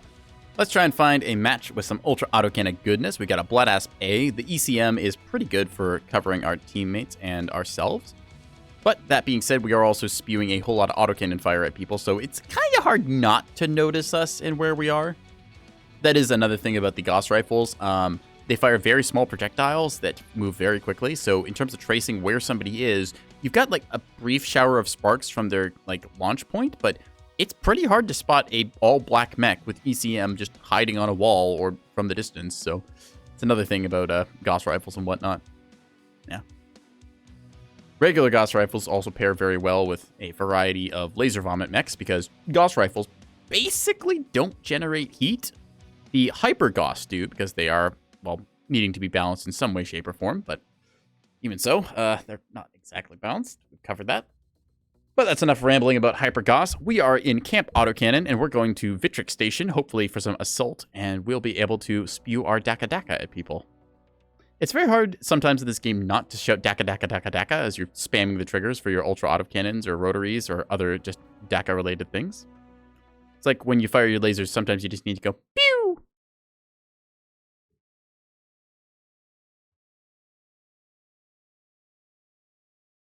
Again, if you have a mech that you want to see me drop, go ahead, drop a recommendation for me in chat. Build codes appreciated, but I can also make things just pretty quickly on the fly. I've got enough C-bills and whatnot to put together pretty much anything. All right, Vitric Station Assault, just like we wanted. Let's see if we can't get some good high ground action. One benefit of the Blood Asp is that its guns are in the high mount sort of paddleboard-looking arm things there. So it's very good for peeking over a hill because you can always be able to shoot the enemy. You don't have to worry about accidentally shooting the dirt in front of you. But those same sort of paddleboard arm things up top are also kind of a detriment, as they are very big targets, especially when you twist to the side. It's quite often that you'll see somebody twist to the side, and then your incoming fire is just kind of directed upwards towards your arms, since, well, it's a giant wooden plank, essentially, that wants to eat fire. I guess it's technically made of metal, but I think of them like canoe paddles just kind of strapped on top of a car or something silly. Engaging override. Oh yes, and our blood ass, additionally, and it has a little jumpy jet, in case I want to do little hops. So yeah. It is one of the larger mechs in the game at 90 tons, and it does definitely feel sort of more sluggish compared to our compatriots. Oh, it's got the little elf sock squirrel. I think I have that sticker, although I don't know if I put it on any of my mechs recently. Cyclops being a little slow here. Hope that they keep right. Otherwise, they're going to run me off here. Oh, come on, dude, pick a lane. I mean, really. No. So, trying to look down here. You can see our grasshopper already getting up and firing PPCs. And our Jenner and our little warthog there as well, just kind of doing their supporty things. Oops, somebody's poking me with large lasers in the arm. That's kind of annoying. The red arm I do actually need in this mech, because that's where ammunition is until it isn't. So we're just going to move up to this ramp here, peek over the top when we can, and then try and see how much damage we can deal. That's a stone rhino with large lasers and Gauss rifles. Ugh. Ow. Getting shot in the back. Alright, so using the element of surprise, the 5th element, we're going to try and peek over the top here and get really good damage dealt on this Marauder. In that case, we have to twist as well, walking those lasers across us. So we don't want to do that again, because now they know that we're up here and they're going to be expecting it. So instead, we're going to go and try and shoot the one that fell down. This means that it's a little bit awkward for us to aim down. Would you stop that, you? God damn it. We've already lost our right torso's armor because somebody just had to go with a large laser bow. No fun allowed with your hit scan long-range weapons. Wah! Come in autocannon range and duel me. I will daka up on you. See, anyone here? Yep. I was right. There was going to be somebody there. Precognition and playing this map way too many times. Well, actually, just playing this game way too many times. That Marauder is large pulse LRM-20s. That's an interesting sort of mix-up of weapons. Normally, you don't see a random LRM-20 stuff that's like, would you stop shooting me? I'm not looking at you right now. I'm dealing with other problematic individuals. Alright, let's see if we can't get back up top using our little jump jet here. Hopefully that Warhawk, I think it was a Warhawk anyways, isn't looking at us. Alright, so this is going to be a problem to peek this in a second. We're going to just try and get somebody here. You. Bam, bam, bam, bam, bam. We're going to dip down as best we can. Now, we are outnumbered here, unfortunately, because a lot of our team has either gone off chasing the flank, which is not a bad thing to do, but you need to not exist. I challenge you to stare at me again.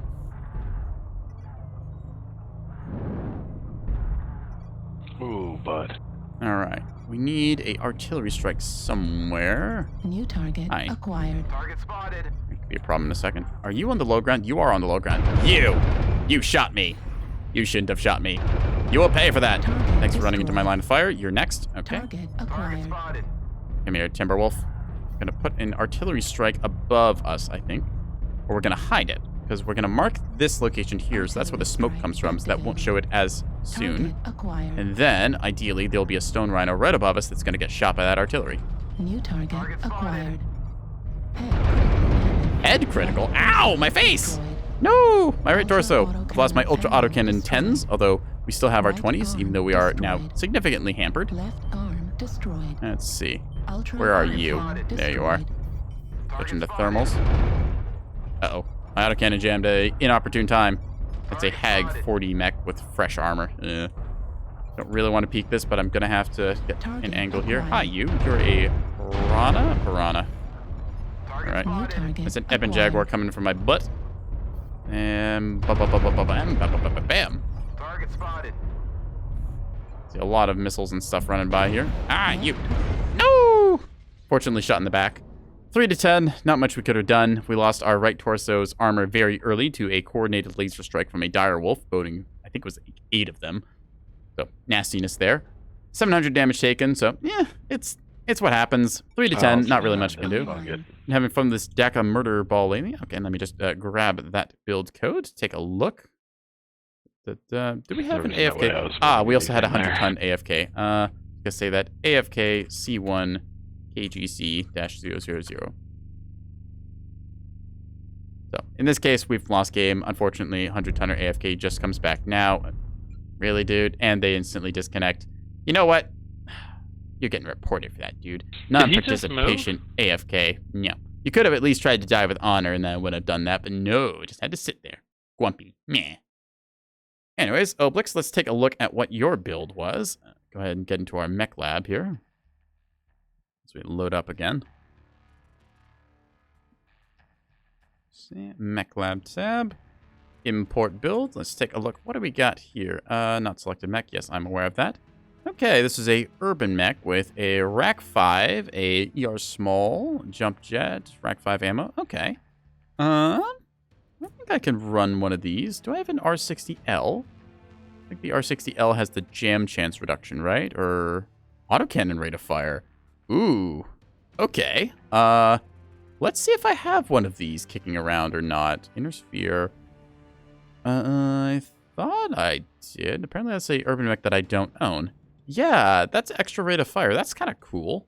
Okay. Battle mechs. Let's see if Urbies are on sale or not.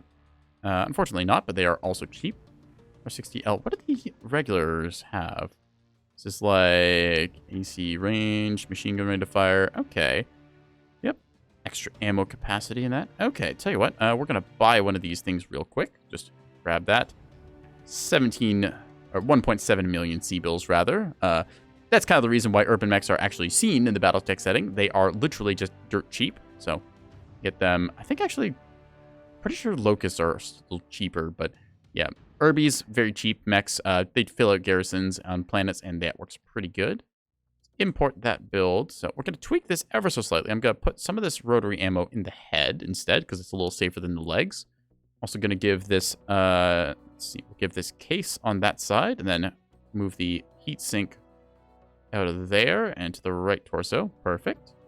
I don't like running much back armor, so I'm just going to strip that off. But I do like the other things you got going on this, so let's take a look. All right.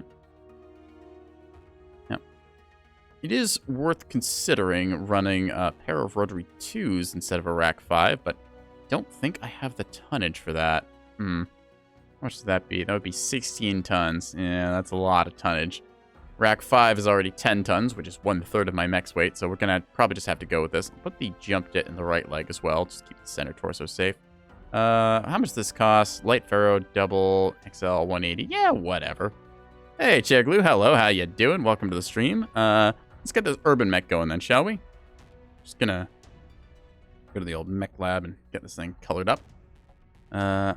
Ooh, actually, I want a pattern on this. Cool. You have become fooded? Excellent. Well, I wish I was fooded. Paint this thing with... Let's see. How do I want this thing to look? Let's go with, like, red as you, and then blue as you, and then white as you, so I can see the paint zones. Okay, so this thing's kind of a mess. How goes the drops? Bit of highs, bit of lows. Last drop, we got ourselves kind of decked and destroyed, because large lasers drilled through our right torso, and then we just kind of had no armor for the rest of the game. I could run this thing like this, but I don't quite feel this is the essence we want to go for. If we did black on that, do that, and then make this a blue. Actually, this looks okay. Win some, lose some. Yep, it's generally a 50-50 toss-up whether I win or lose, so I'm okay with that. Let's turn this thing all black for right now. How do I want to paint this thing? Go with an orange, then I could go with a blue. That's not terrible. That's kind of cool, like lightning. Okay. I look at a light blue. It doesn't look quite as good. Maybe I'll just go with like a nice gray or something. Doesn't look good with grays. Camo gray, camo black, camo gray. You know what? Actually, I think we'll just go with the black on that. Yeah, there we go. I think that looks okay-ish. Let's go with that. Putting a little bit of color on this. Green and purple is a classic. I could do. I have a green and purple, but I think I'll just go with what I got for right now. Kind of liking the weird orange-blue mix-up. Skills. We want to put some skills into this thing. Namely, we want to get the magazine capacity and enhanced rack nodes for sure. Which velocity couldn't hurt either. I don't want to put too much into this thing immediately, but I think that we'll just go with that for now. Daily dose. Yeah. Hush you. All right. Let's just go with that many skill nodes. We'll go with a extra consumable slot, and how about advanced zoom, just in case I need to look at something. That should be okay for now. All right, consumables. We'll get a cool shot and a UAV in this thing, just to kind of feel like the old classics. There we go. Save as. Check. All right, weapon groups. Lasers on the left click, autocannon on the right click. I think that'll work pretty well. All right, you know what? We're going to give this thing a shot. And by give it a shot, I mean we're going to give the enemies a shot. Multiple shots, many shots, because that's a 30% faster firing rotary autocannon. Doesn't run hot at all? Oh, yes, of course not. Rotary autocannons aren't already very hot, you know, comboed with the fact that this thing now shoots faster, generating more heat, I presume. One last big sippy.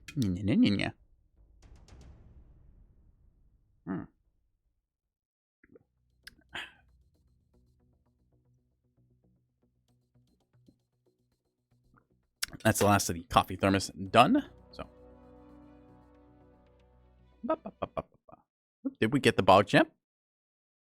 Oh, I think we got the bog champ. Hey, boggers, chat.